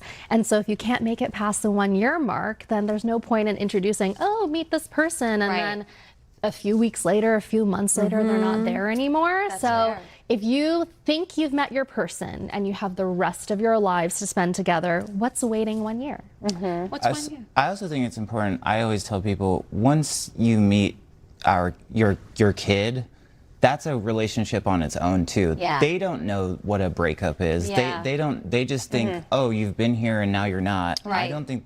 I grew up with a single mother, and I just don't believe in that. So I always tell people, I'm like, if you meet my daughter and something happens between us, you guys still have a relationship to uphold. That's nice. That's the deal. June 13th, this weekend coming up, could be relationship for someone to hold, because you're having an event. Tell us about this upcoming event. We find that a lot of people and brands want IRL interactions and real life connections. So we're looking forward to throwing more of these, but we will be with a dating app called Stars Align, which is astrologically based. I love for it. intentional dating. I'm We so were just into it. talking about astrology. Yeah. There are matches for a reason. Yes. I believe in it. So this is open for any single parent who is open to dating. Or someone interested in meeting a single parent. Or someone interested, I love that part. Or someone interested in meeting a single parent. And where do they go to sign up, or do they just show up? They can just show up. They can show up. Yeah, or find us on Instagram. If you comment on our post, we will send you an RSVP. Lolo Wine Bar from 6 to 9 p.m. June 13th. And then let's also talk about the podcast. What kind of topics do you guys talk about on the SPILF podcast? By the way, cannot say the last word, but SPILF is like a single parent I'd like to foster a relationship with. Just like the have fun with. Right, have fun with. Friend. Yeah, A friend, yes. What is but none of those. Appear on Fox with. There you go. Not that one either. So tell me about the topics on your podcast. Well, we talk a lot about mental health. We talk a lot about parenting. Dating and relationships. Thing is, Miles and I also work together at my marketing agency, the Jays. I'm a chief marketing officer. And I'm an experiential marketing director, so we were having a lot of conversations, but we were like, we should do something about these conversations. Other people should hear these. Exactly. Yeah. And so we're putting our marketing lens through these conversations that people would like keep joining us at bars and they're like, you two should have a podcast. And we're like, okay, we can do this. We have the chops and the experience in media to make this a reality. Yeah. And I also think these are just things that nobody's talking about. At least when I became a dad, I didn't see anybody really talking about it, at least in a way that I could relate to. So I was like, let's just do it ourselves. What are you talking about that no one else was? I think especially being a dad, a lot of dads struggle with mental health issues. A lot of men do. As you know, the statistics are pretty staggering. A lot of men are feeling very lonely right now, and I just wanted to talk about it. I think we can have a voice for ourselves, and it's not weird anymore. It's 2026. We could be emotional. We could cry. I know how to braid hair now. It's okay to be a guy full circle. Right. And back to our friendship, I find that in this male loneliness epidemic, a lot of the time guys view their other guy friends as like, well, I can't be emotional with them, or I can't get really deep. Right. And so if they have that like single female friend who's really their rock or their emotional anchor, where we can talk about these tougher topics, and we are that for each other, and we just kind of put it out there in the open so other people feel more comfortable having these conversations too. Great. I love that. And we also wanted to be silly. Again, I love that you know, too. we could be adults and have fun still. I'm sure there's a lot of laughing. So much Yeah. all the time. We laugh and we cry together and then laugh again. Okay. I hope there's lots of laughter this Saturday. One more time, we're going to promote your event. Saturday, Lolo Bar, there it is. Singles night. Will your stars align this Saturday, June 13th? All right. You can go follow you guys on TikTok or Instagram. Right? That's right. And happy early birthday. And happy early birthday, Gemini. Maybe Come say hi to us. Yes. Thank you both. Miles Thank and you. Joey. We'll be right back.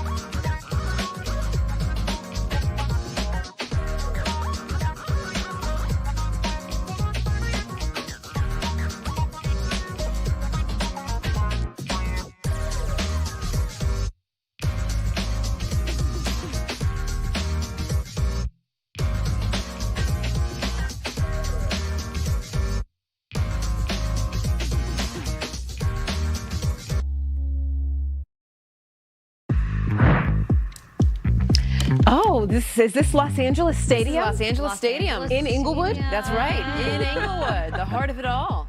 You know what? Starting tomorrow. They renamed MetLife New York, New Jersey Stadium. They did. This could have been Los Angeles Inglewood Stadium. And for the It's Los first Angeles in time, Inglewood. the final of the FIFA World Cup is going to have like a halftime-esque show with For the Madonna. first time? For the first time. Oh. With Madonna, BTS. Okay. And I think Shakira. Yeah. That's cool. It'd be great. Shakira. Okay, how about this? Despite years of warnings from dermatologists, tanning is making a comeback among young people. Experts say social media, I know I'm the one selling it to you. Listen, okay? Experts I am not one, but experts say social She's never media needed trends. to. But hey, I'm a journalist. I got this. They say social media trends are pushing people toward risky sun exposure and even tanning beds, despite growing evidence linking UV damage to melanoma and other skin cancers. Research is very clear that ultraviolet or UV radiation damages the DNA in our skin cells, which increases the risk of skin cancer, also speeds up wrinkles and visible aging over time. I think the important part to know is you can still enjoy being outside without avoiding the sun completely. Experts recommend using UV index apps to avoid peak sun exposure and using sunscreen with SPF 30 or higher every 2 hours, especially after swimming. Okay, did you all tan when you were younger? 100%. You It's did. the reason my face Like in looks a bed? like a Dalmatian. Yeah, because I have all these like sunspots. You know, you've had them before. You guys got in tanning all beds. the sun. Yes, yes. Do you lay out? Do you still do that? Yes, but I cover my face now. Okay. Or a big hat, and then I also lather up with SPF. I want my body tan, but I don't want my face tan. But you want your body tan from the sun. Correct. I mean, it's better. and no. The I- quality yeah. is better, obviously. Yeah, it's kind of also for the health benefits, the vitamin D. But honestly, like I don't like spending that much time anymore in the sun. I really don't, especially after all the stuff that in high school is when I tanned myself senseless. I know. Now it's like I wear SPF every day on my face. And I do spray tans, actually, which I think is the healthier option. Sunscreen every day, no matter what. And I think we still don't have the greatest education about that. You will hear people say it's going to be really hot today. Make sure you wear sunscreen. You should be wearing sunscreen when it's cold. You should be All wearing year round. sunscreen even if you work inside. Yep. Every single day of your life, you should be wearing sunscreen. Even when you're driving, you're like, I'm going Every from single one day. building to another. Like that sun is getting you. It comes through the windows, Yeah. the I UV bought rays. You should blue wear light sunscreen day, every day. it doesn't matter. Yes. I bought blue light sunscreen. For So this- it's for your phone and computer. Oh. Because of the light. I should put some on before I go to bed because the last right. You're just in there with it, and you turn up the brightness.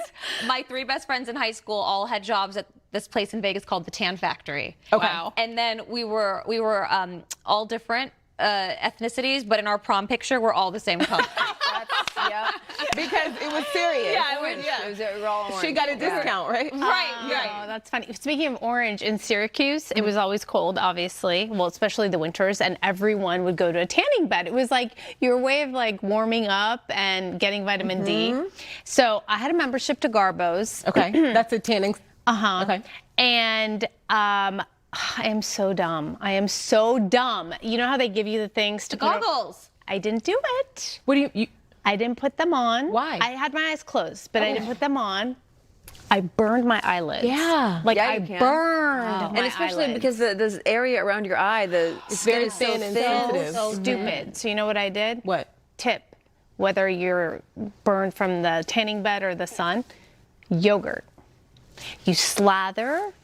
Just hear Okay, me I'm out. not doing I'm that. listening. I'm telling you, it's a fact. You take like thin layer of plain yogurt. Okay. It sucks all the redness out immediately. So I was about to go out of town when I burned myself to a crisp. I slathered yogurt all over me, and in like an hour, it was all healed. No, we're gonna have to get an expert involved in this just I'm just for telling you. legal She's purposes. in the No, kitchen. just kidding.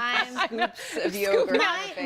Your family comes in there. My honeymoon. Dannon, my tannin, honeymoon. whatever. My husband and I burned in Hawaii because did it not was overcast, and we're like, we yogurt? don't need sunscreen. We burned, and so my honeymoon was spent slathered in yogurt. of us Listen, just- what you guys do in your spare time That's is your fun. business. I'm telling you, it works. Thank you. Now when I go down the yogurt aisle, I'm going to think about your Friday nights. So.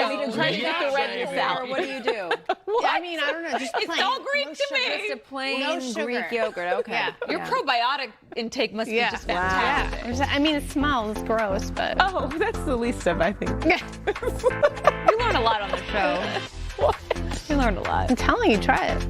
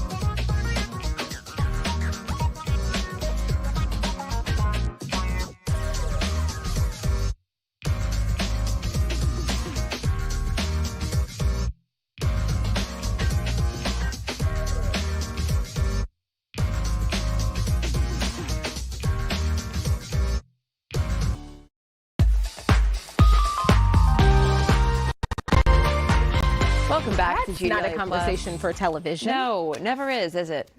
Talk about our favorite Greek yogurt. I like strawberry, sometimes the honey. Gotta put the honey in there. I like pie. Yeah. Pie is good. Me too. We have stocks of it. I'm sweating a little. Are you granola or no? I like a granola. Okay. I like a crunch. How about you, Brooke? Are you a granola person?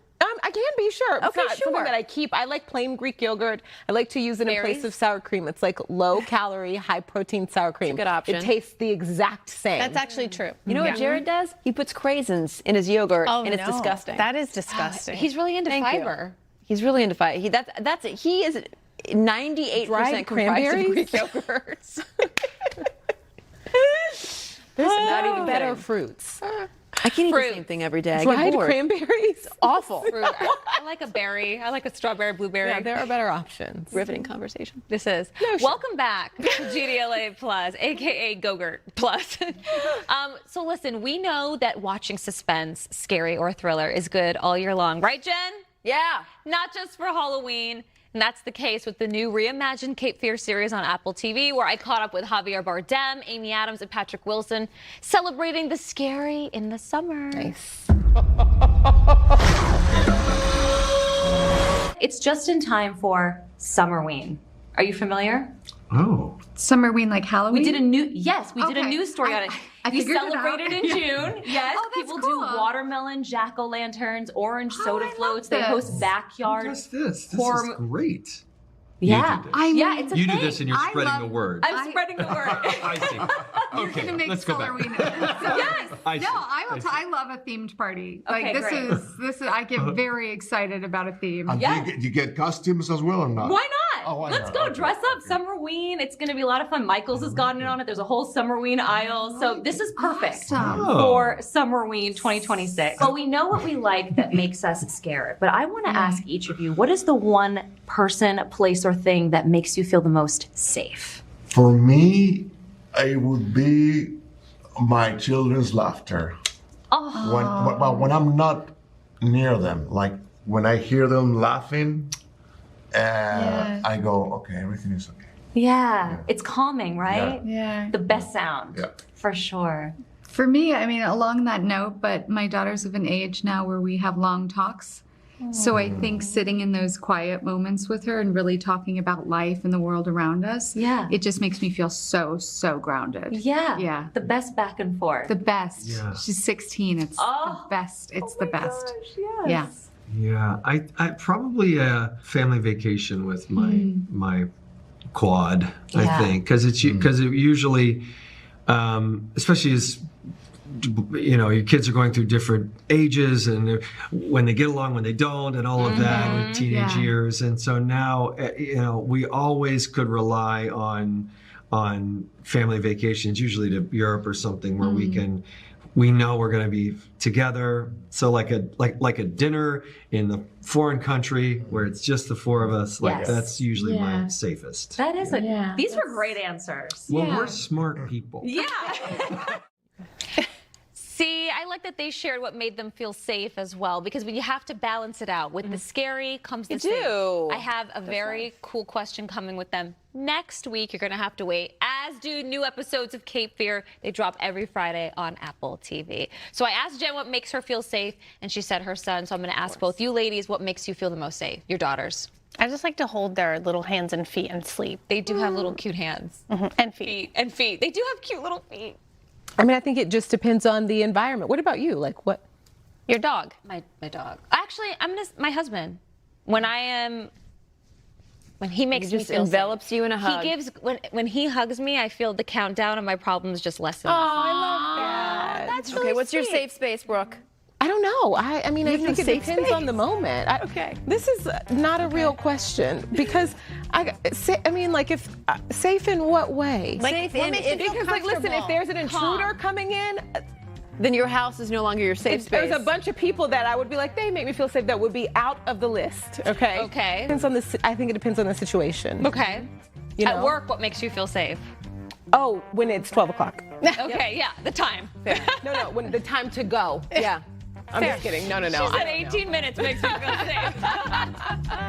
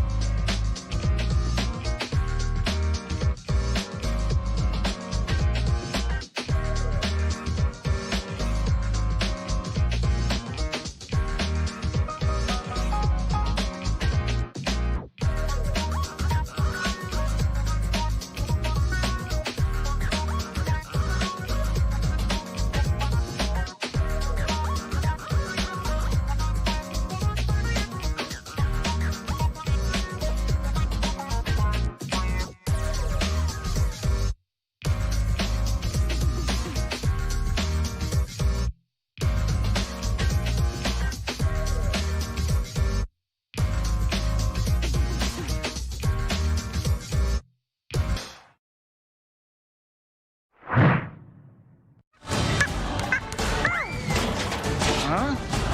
Points ago.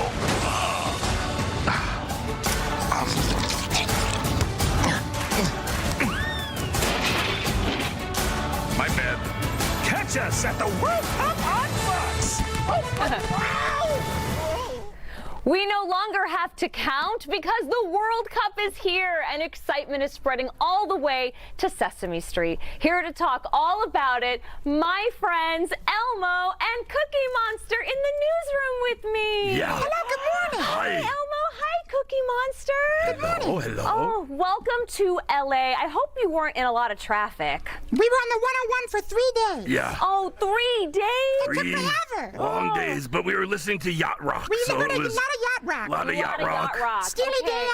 And a lot of snacks in the car, right, Cookie Monster? Yes. Well, you know, me in LA, so, you know, they got donuts. Yeah, that's right. Donuts everywhere you look, there are donuts. They do. Do not miss all the good spots. Oh, we like that. Oh, yeah. But you know what? Really, we're here for the World Cup. The World Cup. World Cup. What Very are you most excited to see for the World Cup? Oh, well, you know, Elmo's just excited to watch some soccer. And Elmo's cheering on Team USA. USA. Yeah. USA. That's right. USA. Now, everyone's talking about the World Cup. I mean, how much do you know about soccer? You know what a goal is, right? Elmo knows nothing about soccer. Nothing? We know what the goal is. You know what the goal when is. you kick the ball into the goal, that's the goal. Oh, we know that, but there's a lot of the other rules we're not too sure about. Yeah, you can't use your hands, only your feet. Right. Can we use my mouth? No. No eating ball? No eating the ball. Well, I'm so happy that my friends from Sesame Street are here, but I know you still have some of your other friends back at Sesame Street. Yeah. But if you could watch a match with any of your Sesame Street friends, who would you watch with? Oh, this is going to be awkward if you not pick me, Elmo. Well, it's okay, because Elmo was going to say you, Cookie Monster. Really? Yeah. Oh, thank you, Elmo. Well, you know, Cookie Monster brings the best snacks. Yeah, that's so nice. And you know, me would watch with Grover. Grover. Oh, it's No, me kidding, Elmo. Oh, of course, Elmo. He's kidding, Elmo. Nobody cheers like Elmo. Okay. Let me hear a classic Elmo cheer. What's a classic? See what me mean? I love it. USA. I bet the whole Sesame Street friend group would be so fun to watch a match with. Not Oscar. Yeah, Oh, Oscar yeah. would be like, I don't like soccer. Well, it's like he's in the room right now.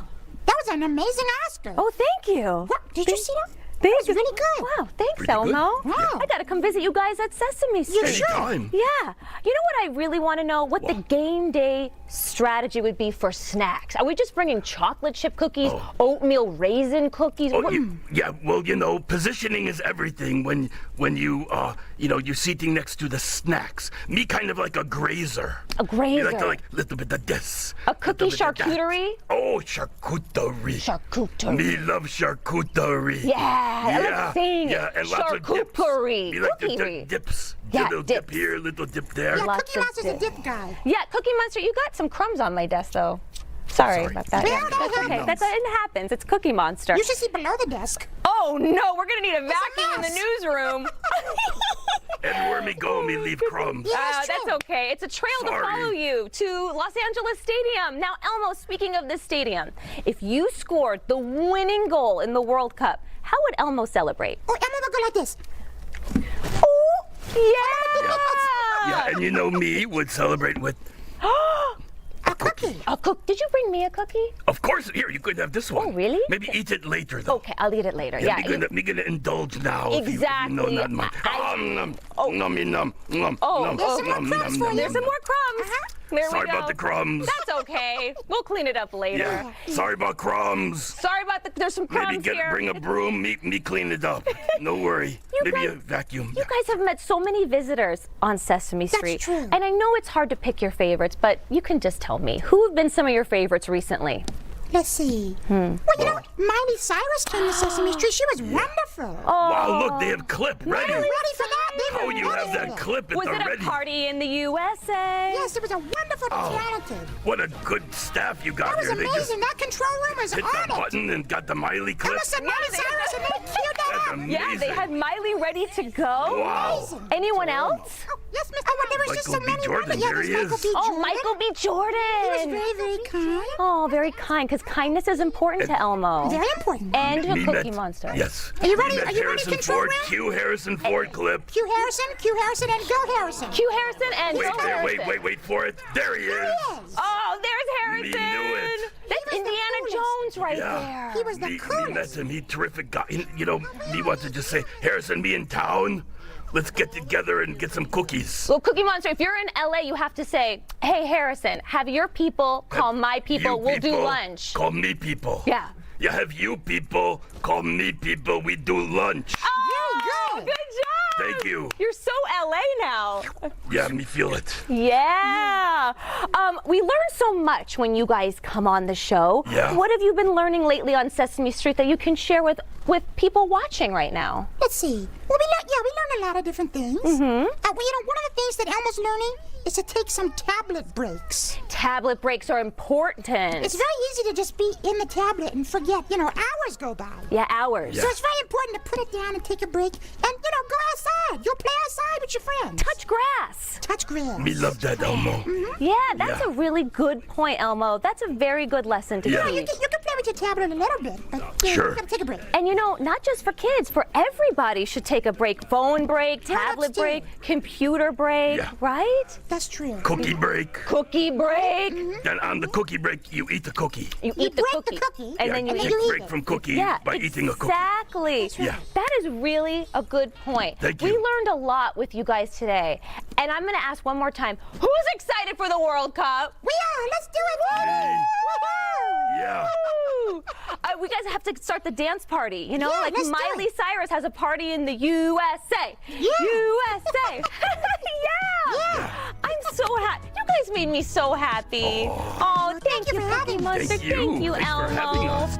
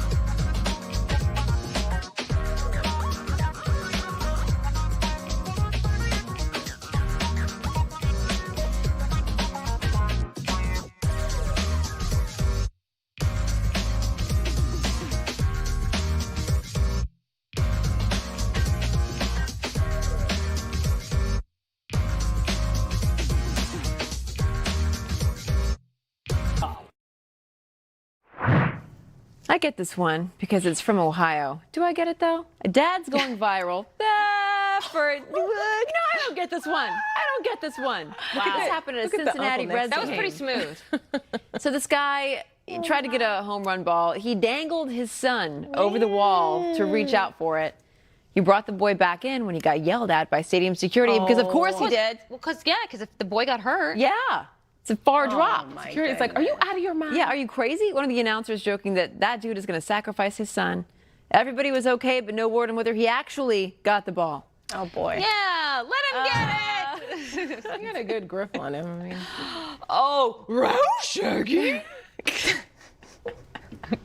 Oh, it is me. It is you. I got distracted. Okay, now when are you going to talk? You thought it was just your moment to perform? I thought it was just my moment. Take the story. Wow, Scoobs. We got Netflix introducing the star of the upcoming Scooby-Doo. Okay. Oh my God, you're so good at this, you weird person. It's a live-action series, and meet the one and only Scooby. This is the first time the franchise has chosen a real dog to appear in the title. Wow. I know. The reimagined series includes Tanner Hagen as Shaggy, McKenna Grace as Daphne, Abby Ryder-Fortson as Velma, and Maxwell Jenkins as Freddie. So Paul Walter Hauser also joins the cast in a secret role. It's currently in production in Atlanta and is scheduled to premiere sometime next year. So don't be surprised if you see a few mystery machines. Ooh. You know, when I first saw that picture of the Scooby, I was also like, who is that? Yeah. Oh, yeah. That's not, there are options that look like. You mean different dogs? Yeah. Okay, California drivers may soon be able to showcase their Disney spirit with a Disneyland-themed license plate. According to the website Mickey Visit, the project has hit a major milestone with more than 7,500 signups needed to move forward. Proceeds from these plates will benefit children's hospitals across the state. Oh, well, that's nice. Yeah. Does your man have a pet name for you? Schmoopsy Poos? Hey, babe. Hey, babe. Yeah. If he calls me Amanda, I go, what? I know. Yeah. I'm like, am I in trouble? What happened? Yeah. I'm sorry, who are you talking to right now? Right. My government name? Yeah. This one might make you feel better about life. Some studies suggest that being called baby has a positive effect on the female brain and causes instant stress relief.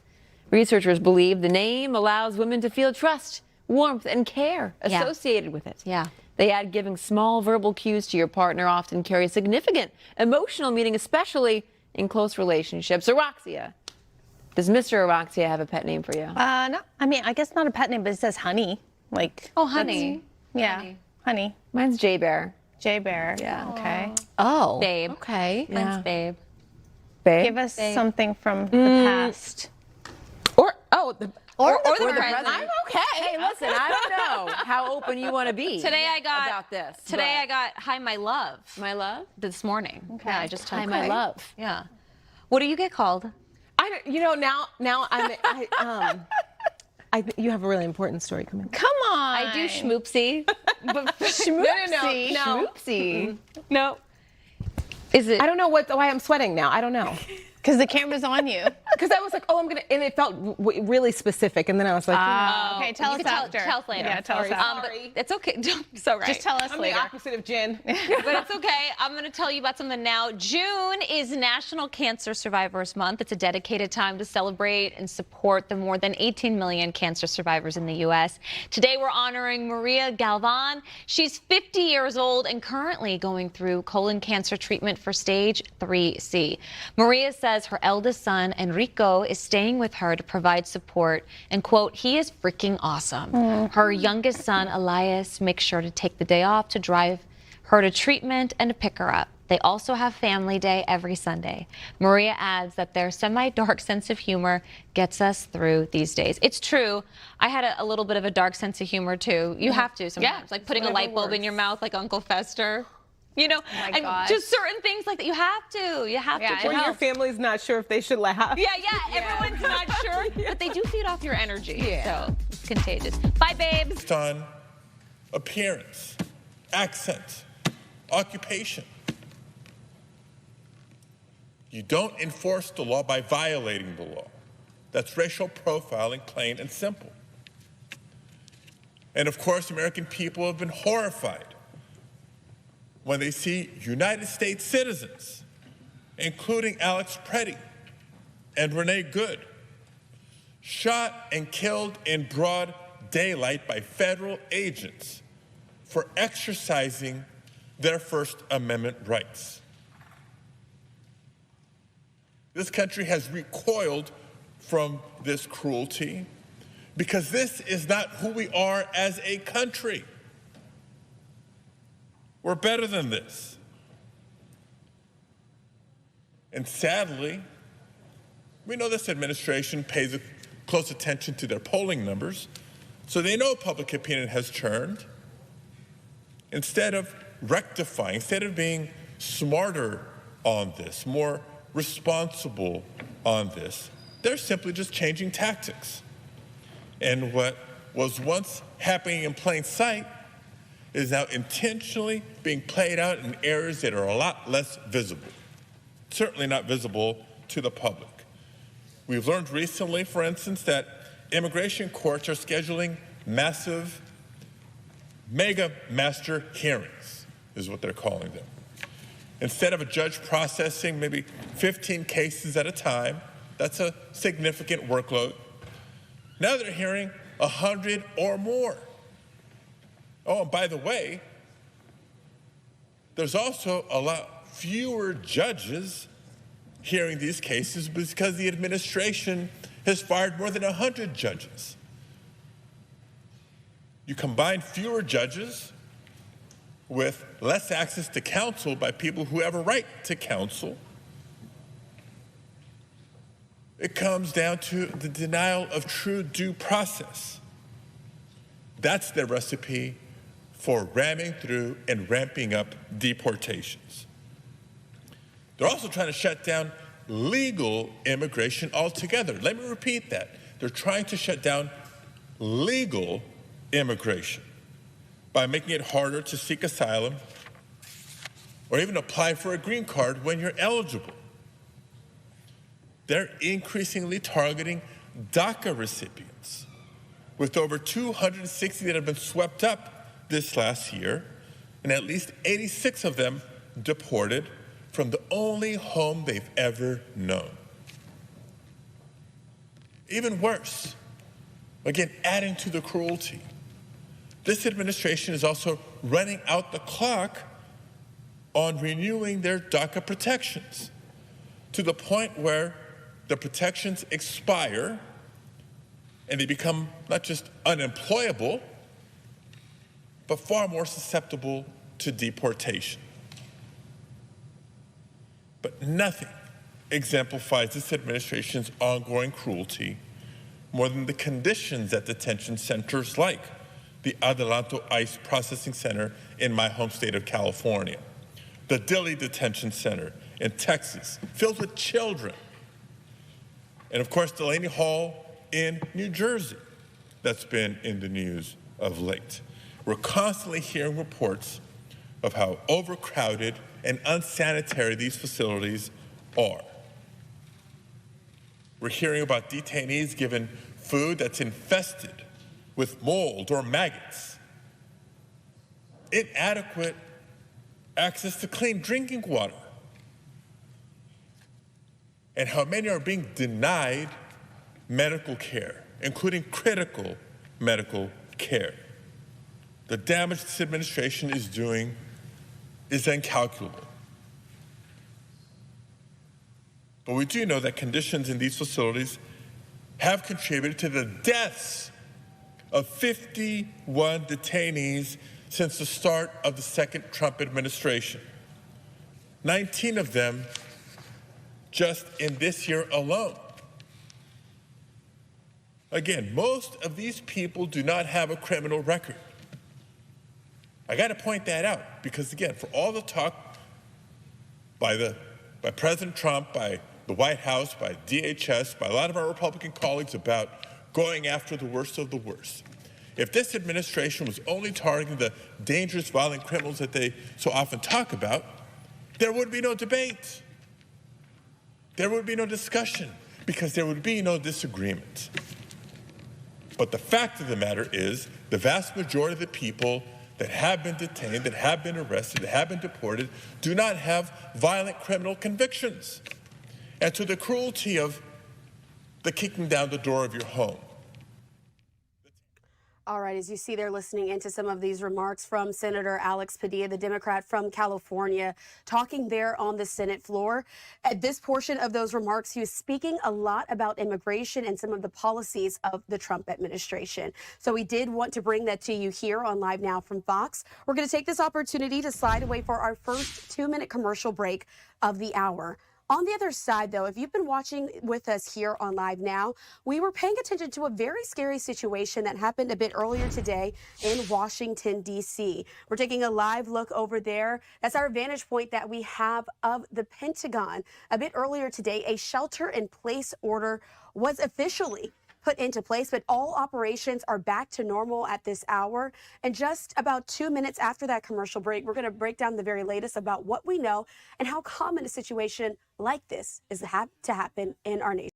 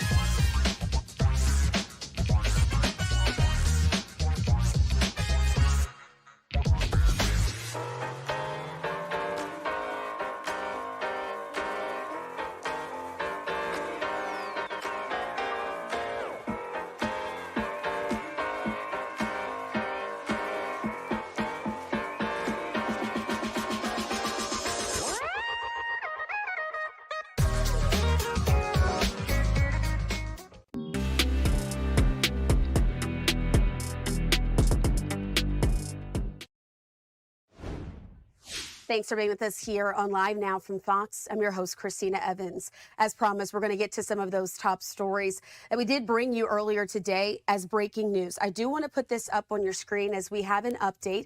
In case you haven't heard, the Pentagon operations are now back to normal. This is after that shelter-in-place orders were put out earlier today.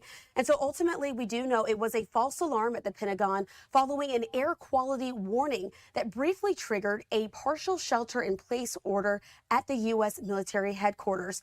This happened as first responders worked to rule out exposure to hazardous material. And so we do ultimately know that this lockdown applied to several corridors of the 5-sided building there in Arlington, Virginia. Employees were told to stay in place while tests were being carried out to determine whether a faulty sensor was to blame.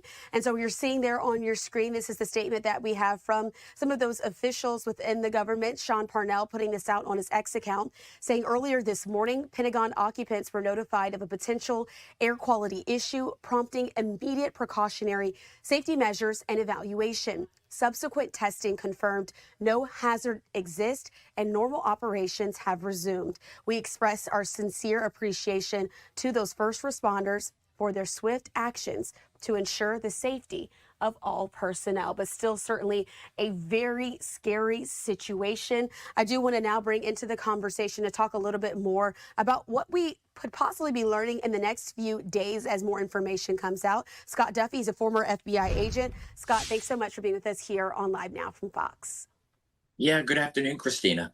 Well, again, so many people were interested in tuning into Live Now a bit earlier today as this breaking news situation, we've got to see it evolve over the last few hours. Ultimately, things are now in the clear. Those operations are back to normal.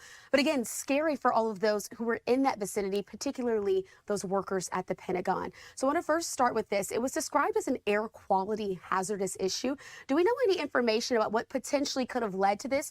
I did see a statement there talking about possibly a faulty sensor that went off. Yeah, so and as well as the possibility of a faulty air conditioning system. So what I think we saw today tells us that the system is working.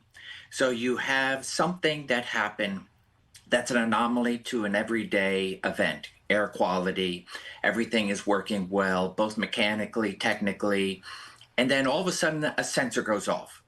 And before you can say it's a faulty sensor, it's a faulty fire alarm, it's a faulty carbon monoxide alarm, the system worked in the sense that you have a shelter in place. We don't know what it is, and so until we know what it is, bring in the cavalry, whatever that cavalry is with regards to first responders, fire, hazmat, and then be able to pinpoint. For example, I have seen locally, both residentially and commercially, when you have a carbon monoxide system go off and then the local fire department comes, then they can bring their tools, their resources to pinpoint. And ultimately, that's what we see here. And of course, you're talking about the Pentagon. This is Fort Knox, right, with regards to it is well guarded. However, until you can figure out what that problem was, whether a faulty system or was there an unknown, for example, a suspicious package, a canister that shouldn't have been somewhere. So all those things come into place to determine, first and foremost, we identified the problem and we can say the system that is lockdowns, etc., worked. That if this was a true problem and a true hazmat situation, you can say that the system worked and thereby evacuations, etc., to get people to safety. And Scott, I think one of the first questions that even I had, we're not there in Washington, D.C., but my question was about the shelter in place versus a full evacuation. Why is it that a shelter in place would possibly be used in this situation over getting people out of the building as quickly as possible?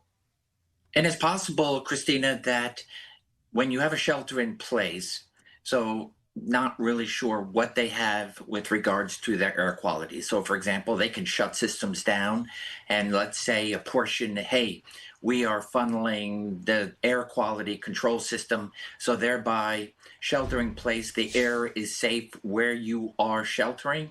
But we're not sure that evacuating specific people would cause them to go into further harm.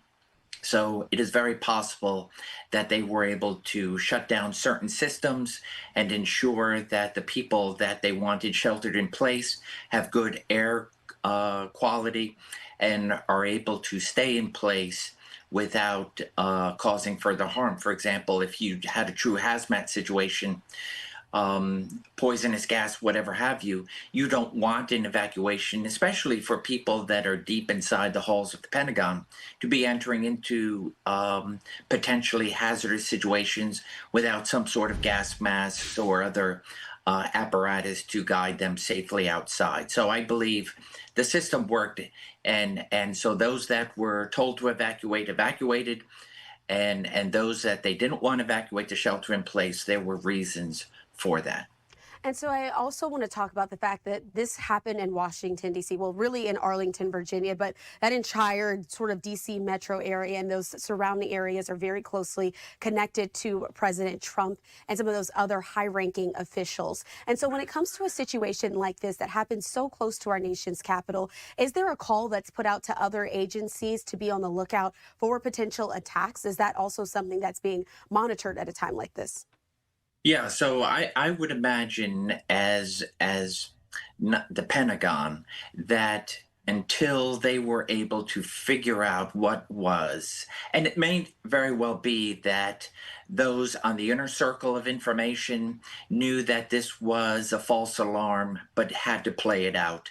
And so thereby they might have been able to put out a quick inner circle memorandum to say, hey, this is an internal issue we're dealing with, and there are no potential other hazmat or in this day and age, potential terrorism.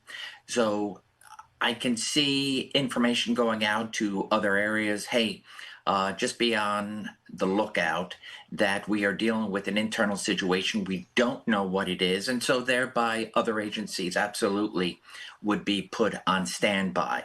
It would raise the security levels both on the outside and the inside. No different than, for example, having been an FBI agent in Delaware, where we're not in a federal building, but we're leasing space from a commercial. If there was something going outside that would concern us, we would then, of course, be alerted and then do our own security protocols. So absolutely, especially today's day and age, and being with regards to the heightened security threats, both real and those that have been stopped, especially against President Trump, that I can see the heightened awareness for something as simple as faulty equipment.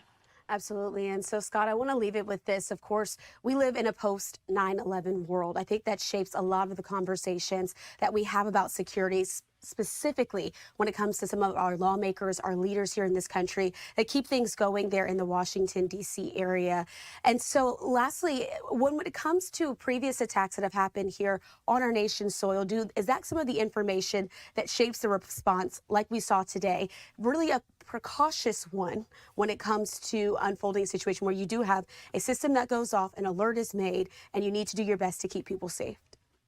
100%, Christina. So on 9/11/01, I responded actually the day after. So I responded with the FBI's elite evidence response team, like many divisions, to the Pentagon for evidence recovery, photography as part of my job there. So I can tell you post 9/11, especially on the doorstep of our 25th anniversary of this, not only what's taken place in Iran, but with regards to this 25th anniversary, it is an all-out alert, and the security measures are high. And so thereby what we are seeing today with this mishap and then with the subsequent partial lockdown, that this is probably not a one and done. I foresee other type of things like this happening, where we will see extra security measures being put in place to ensure, was this just a mishap, or is this something that we need to be on the alert for some sort of potential threat? Absolutely. And so we'll continue to look out for any information that comes from some of those officials there in Washington, D.C. Again, as it was a very scary moment earlier today to hear that the Pentagon was in a shelter-in-place situation. That has now been all cleared. We certainly appreciate Scott Duffy for coming on here with us on Live Now from Fox to break down some of the latest as we learned a bit more about the response to that situation. Thanks so much, Scott. Thank you. All right, wanted to bring that to you here on Live Now. We're going to take this opportunity to slide away for a quick 2-minute commercial.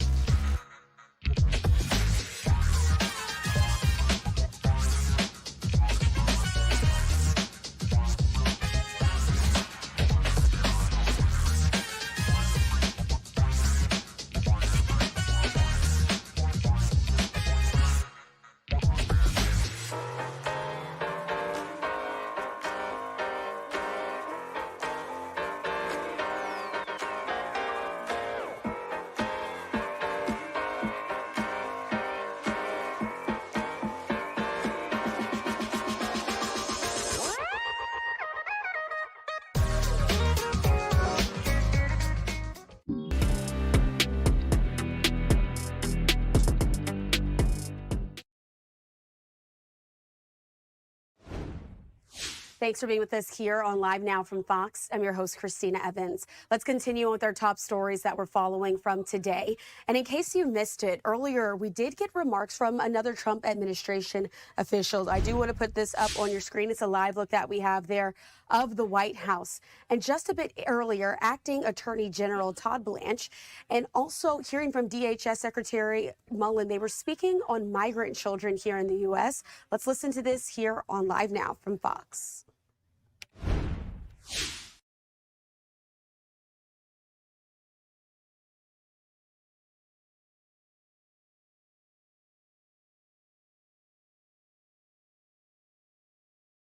Justice is doing to combat human trafficking. We have directed every U.S. Attorney's Office that they must pursue all viable charges related to UAC sponsor fraud, all available immigration violations, and any other crimes involving unaccompanied minors, such as labor or sex trafficking, aggravated identity theft, or alien smuggling. Every U.S. Attorney's Office in this country has a designated UAC coordinator, which helps streamline communication with law enforcement agencies and facilitate the prosecution of defendants involved in trafficking UACs. The criminal division is led by Tyson Duva, who's with me on stage. The criminal division works closely with U.S. Attorney's offices and Joint Task Force Alpha to make sure that all the resources are brought to bear on the most egregious and important cases in this space. We will not accept half measures when it comes to securing the border, protecting American lives, and saving children from exploitation. In this administration, as President Trump says almost every day, because it's true, the border will be secure, innocent children will be protected, and sponsors should be properly vetted, and those who seek to commit crimes by way of our borders will face justice. So again, I thank everybody for being here this morning. I would like to ask Secretary Mullen to come and say a few words now. Thank you.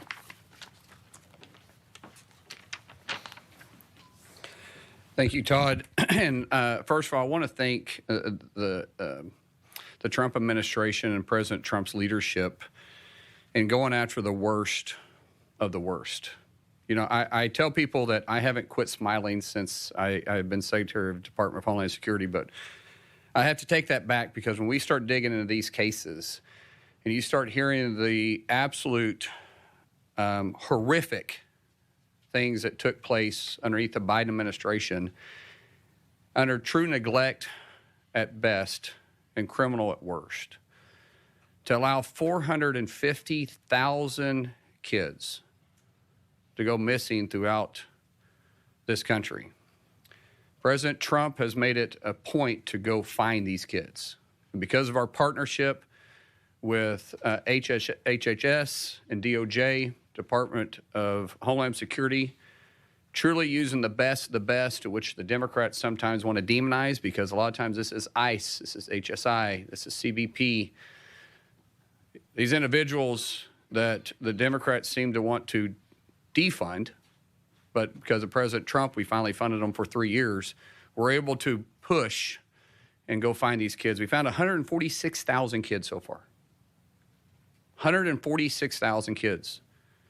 We still have nearly 300,000 missing. We're investigating reports to where some of these kids claim that they were raped 600 to 700 times. I don't care who you are. I don't care if you have kids, if you don't have kids. I don't care if you're a liberal, you're independent, you're a Democrat, you're a Republican. If you can't stand for law enforcement to go find these kids, who are you? Who are you? Every leader should understand what's going on. And do you know where we're finding the most of them? Sanctuary cities. Because they know they're safe. That's why they're called sanctuary cities. Because of President Trump's leadership, we're going into those sanctuary cities. We have mayors like Mandami in New York who want to say, you're not welcome. As a mayor, he knows what's happening on the streets. He knows who he's harboring, and at this point in abating. By saying that we can't go operate, we're going to. We're going to go find the worst of the worst. We're going to rescue as many kids as we possibly can. We're going to enforce our nation's laws. And we're going to that the Biden administration turned a blind eye to. It's because of President Trump's leadership. It's horrific to what's happening right in our own country because of 4 years of a blind eye that allowed unvetted sponsors to come pick up 450,000 kids on our borders, knowing their reports, while the Biden administration was in office, their own reports was reporting that over a third of the females, regardless of age, was sexually assaulted before they made it to their border. They knew it was human traffickers that were trafficking these young kids to the border, and then they were unvetting or refusing to vet the so-called sponsors, and there was 0 wellness checks. And they want to claim that Republicans, because we're enforcing the laws, is inhumane somehow? What's inhumane about taking care of our kids? As a father of 6 with 3 young girls, I will do whatever I have to do. I will move heaven and hell to go find these kids. And guess what? The same individuals that the Democrats want to demonize every single day, which is our law enforcement, is out there doing that job. And I am proud as I can possibly be to sit here as secretary to say, because of our relationship with DOJ, with HHS, and this administration, we're going to find you. And those that preyed on these young kids, we're going to bring you to justice. We're going to charge you. And we're going to work side by side with Todd Blanche and DOJ to make sure you pay for your crimes. So I want to thank President Trump. I want to thank Secretary Kennedy. I want to thank Acting Attorney General Todd Blanche for helping us fight against the worst of the worst and bringing them to justice. Thank you very much, Secretary Mullen. Angie, you want to come and say words? Good morning. Thank you. I'm Angie Salazar. I'm the Acting Director of Office of Refugee Resettlement. Today's announcement confirms what we already knew, that during the Biden era, human smuggling networks exploited the immigration system and open border policies to profit and further their criminal enterprise at the expense of vulnerable children. You've heard the scale of the problem, over 450,000. I just want to emphasize, those children were all referred to ORR. That is an average of more than 300 children per day for 4 years. By law, ORR is responsible for the care and placement of unaccompanied children. In principle, that responsibility should mirror the standards of the American foster care system, which demands rigorous background checks, vetting of caregivers, financial stability verification, and home visits before a child is turned over. Instead, these children were released to adults who were rarely seen in person. They were sent to addresses that were not visited or verified. The children were shuffled by contractors through airports and delivered to unvetted sponsors. In 2024, the DHS Office of Inspector General reported that nearly 300,000 of those children could not be accounted for.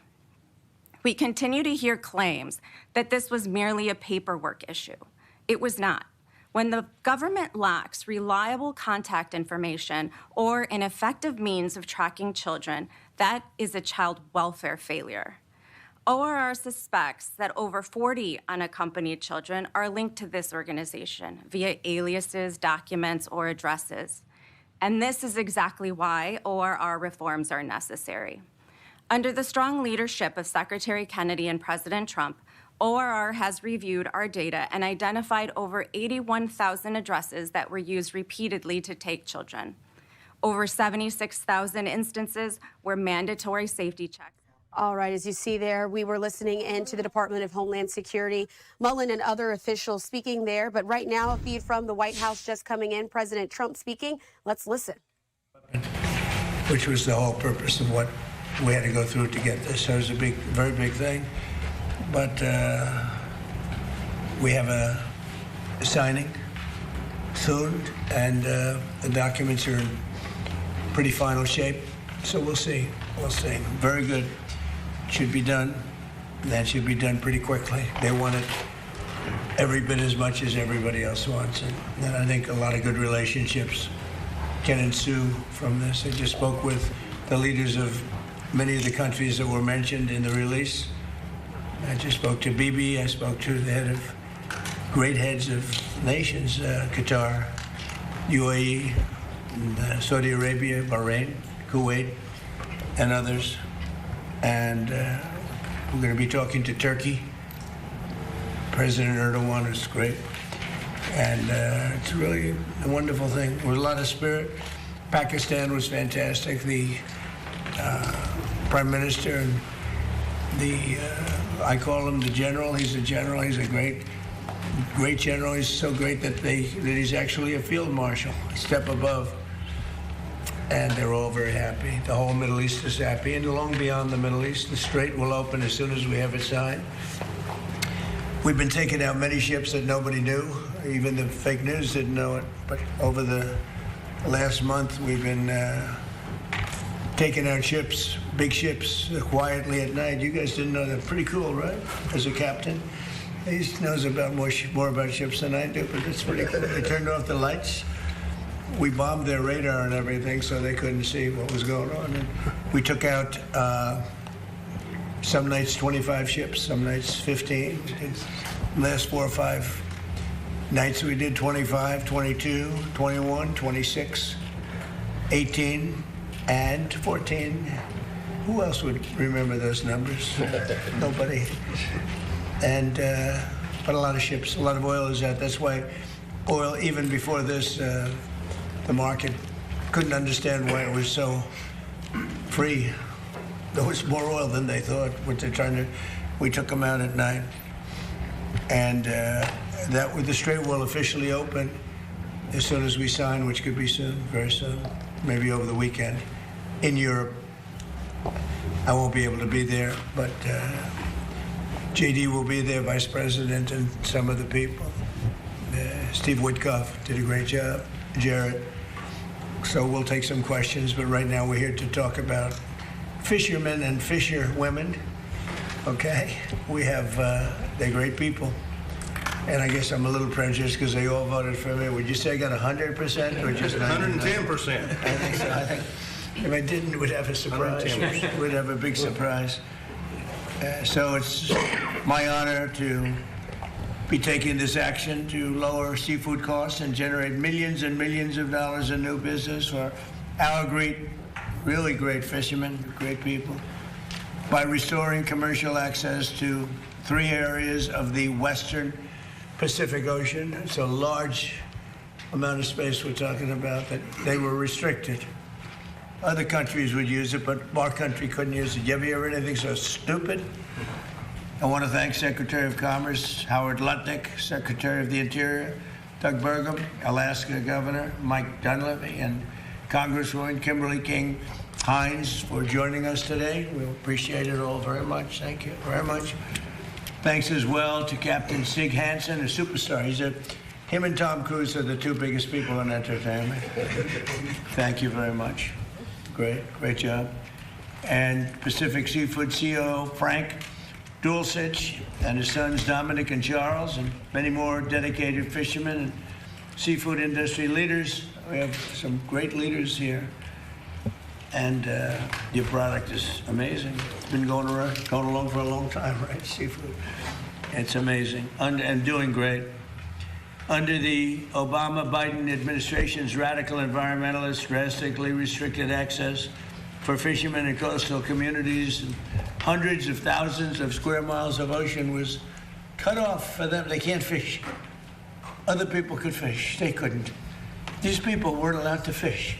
Can you imagine that? Did you ever think that was going to happen as you grew up probably as the sons and daughters of fishermen, right? That someday they were going to take away the right for you to go fishing in the Pacific Ocean. What a bunch of dopes. Those decisions close off vast resources and really the richest fishing grounds, they say, anywhere in the world, destroyed livelihoods and made the United States more dependent on foreign products. And I did a similar thing for Maine. Maine is very much in the subject because I have a pig running for the Senate. He's a pig. He's not a senator. He's a joke. He's a con man. But so it's in the plan. And you know, I won half of Maine. They have two. I won the one by a lot. The fishermen, actually, come to think of it, fishermen and the lumberjacks, the people that go out there and work. I won them. So I love Maine, but it's amazing. They had I think it was 500 mile by 500 mile, massive amount of the Atlantic Ocean. You weren't allowed to fish, but Canada was. Japan was. They all came in and fished, but our people weren't allowed to fish there. That was put in by Barack Hussein Obama. Have you heard of him? Barack Hussein Obama and Sleepy Joe Biden. And it's a shame. I mean, a shame. But I did it a little while ago and opened it up to them. Twice I've done it now, Peter, right? Sure. Peter Navarro, the great Peter Navarro. And I did it twice. I did it then. And then they had a rigged election, and I wasn't here. Totally rigged election, just like what was happening in California. You see what, they got the kid out, and then they were doing the same thing to Steve Hilton, and I started bringing it. They said, look, they said, it's going to take 2 more weeks. It was a week, and it was heading south. And I started saying it's a rigged election. And then they said it was going to take 2 weeks, 1 week, 2 weeks. And all of a sudden he was approved. You know why? Because the heat was on. He couldn't get away with it. If I didn't do it, I guarantee he wouldn't be the nominee. It's a rigged election. Our country, and we have to get, by the way, the Save America Act has to get passed by the Senate. House has passed it 3 times. But with today's action, we're officially reopening nearly 500,000 square miles, wow, of water around northwestern Hawaiian Islands, northern Mariana Islands, and American Samoa. I mean, we'll ask you in a second, but why the hell did they close it? Why? Not enough fish? Or what's going on? They closed it. Peter, do you have any reasons why they closed it? Barack Hussein Obama, environmental activists tried to shut it down. But you're right, sir, it's crazy. They let all ruined the big boats, industry. the foreign boats come in. It's crazy. And they leave our captains out. It's crazy. It's bad for fish prices, too. But we're making up for it, right? Yes, sir. And this will support millions of dollars in annual harvest of big-eye tuna, swordfish, reef fish, and many other types of fish. It will protect small local fisheries and coastal communities that depend on their livelihoods. I mean, they are very dependent on this. And it will increase domestic seafood production to help lower costs for American communities. And you're talking about millions, tens of millions of dollars of income. And we have so much. These areas, I mean, they just like say, oh, let's just close them. The amazing thing is that other countries, there's no restriction. You know, you can go and do whatever you want. It's just crazy. America's fishermen have never had a better ally in the White House than Donald Trump. That I will say. I shouldn't say that because I don't want to brag, but based on the vote of getting almost every vote ever. But you have never had. And again, in Maine, I opened it up. You know who was fishing there? Canada. Japan was fishing there. Maine lobster. You couldn't get a Maine lobster. You had to go to Japan to get a Maine lobster. You believe it? You had to go to Canada to get a Maine lobster. They were fishing there. Not only that, you had to go a day and a half in a boat, and they had you at 3 knots. That means like essentially a little bit different than 3 miles an hour, but it means slow. 3 knots until you got outside of this 500-mile area because they didn't want you to disturb the fish that you weren't allowed to fish for. No, but think of it. These people are crazy. And the new thing they had was you had to have an electric boat. even though they didn't work, and even though once you got out there, you had a problem because you couldn't get back because they didn't charge long enough. These are problems that were mentioned to them, and they said, we don't care. You have to have an electric boat. And the other problem was the battery is much heavier, as you know. Yep. So the boat has a tendency to sink. And they were forced, by 2030 or so, you were forced to have an electric boat. I don't think you were too happy with that, right? Not at all. Anyway, but this is going to support millions and millions of people. America's fishermen have they're special people. And there's fishermen and fisherwomen. So tell me, how do they define that? Because in most industries, like you have policemen, policewomen, do you call them fishermen and fisherwomen? I haven't heard of that one before. They put it. How would the women do? They want to be designated as fisherwomen? Does anybody want to answer that question? They'll take fishermen. Yeah, fishermen, fisherwomen. How about fisher people? If you want to be politically correct, sometimes they use the term fisher, but fisher.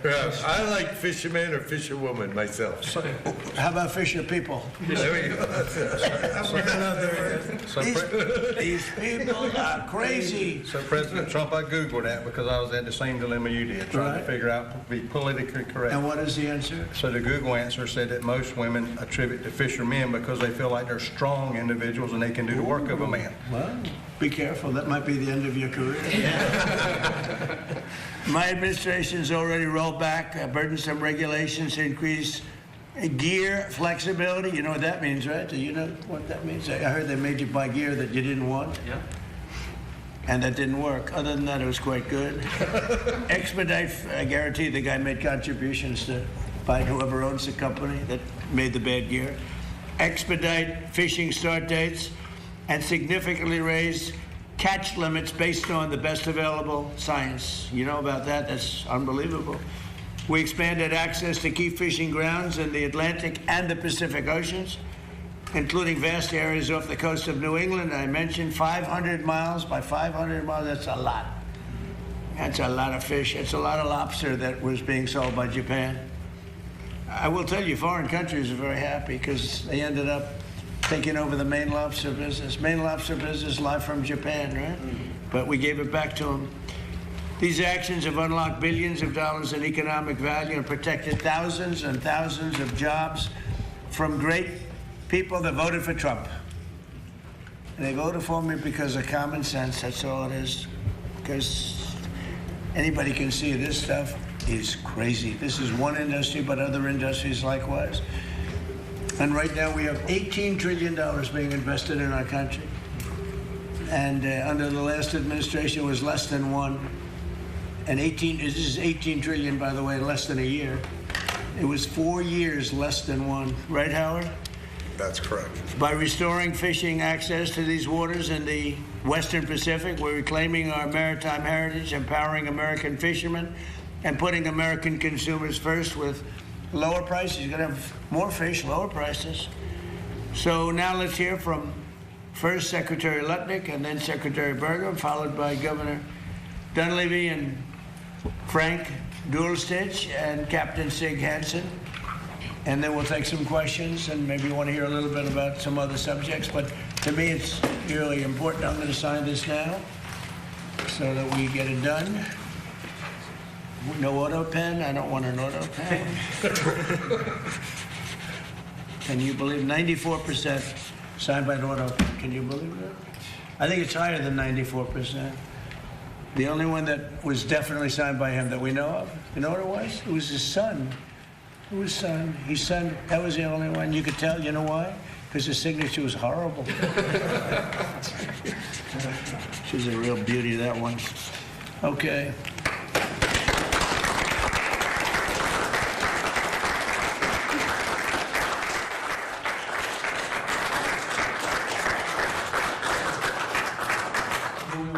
Questions? Mr.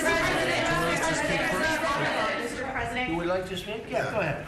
So, this action, 500,000 square miles were closed to American fishermen.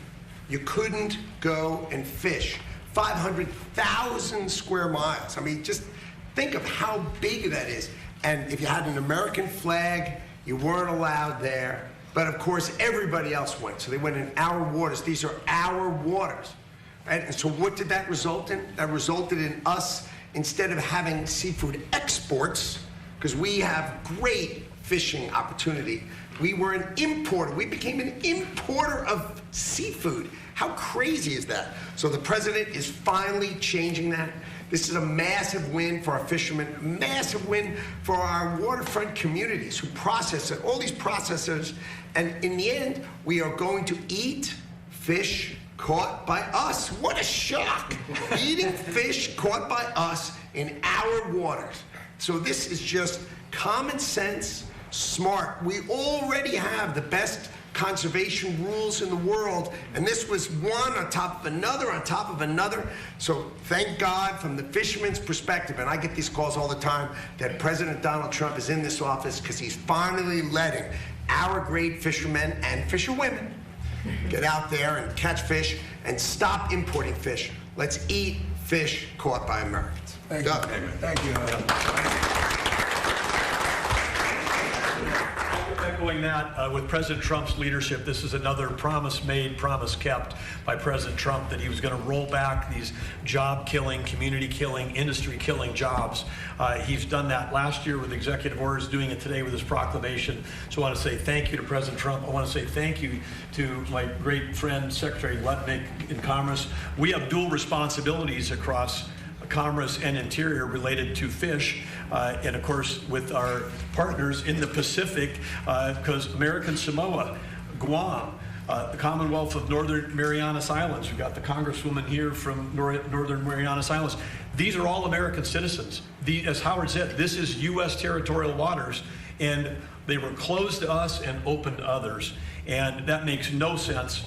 We've reversed that around, and so again, as you see around us, the jobs that are created in this industry are often second, third, fourth, and fifth generation family businesses. And these folks not only risk their lives, they risk their own personal capital to help feed America. They're the farmers of the sea. Just like President Trump's behind our farmers and ranchers, he's behind our fishermen. He's making sure that America is great. This brings back healthy food for our schools, our military, all the things that we're working on with Secretary Kennedy and with Pete Hegseth. So this is a win-win.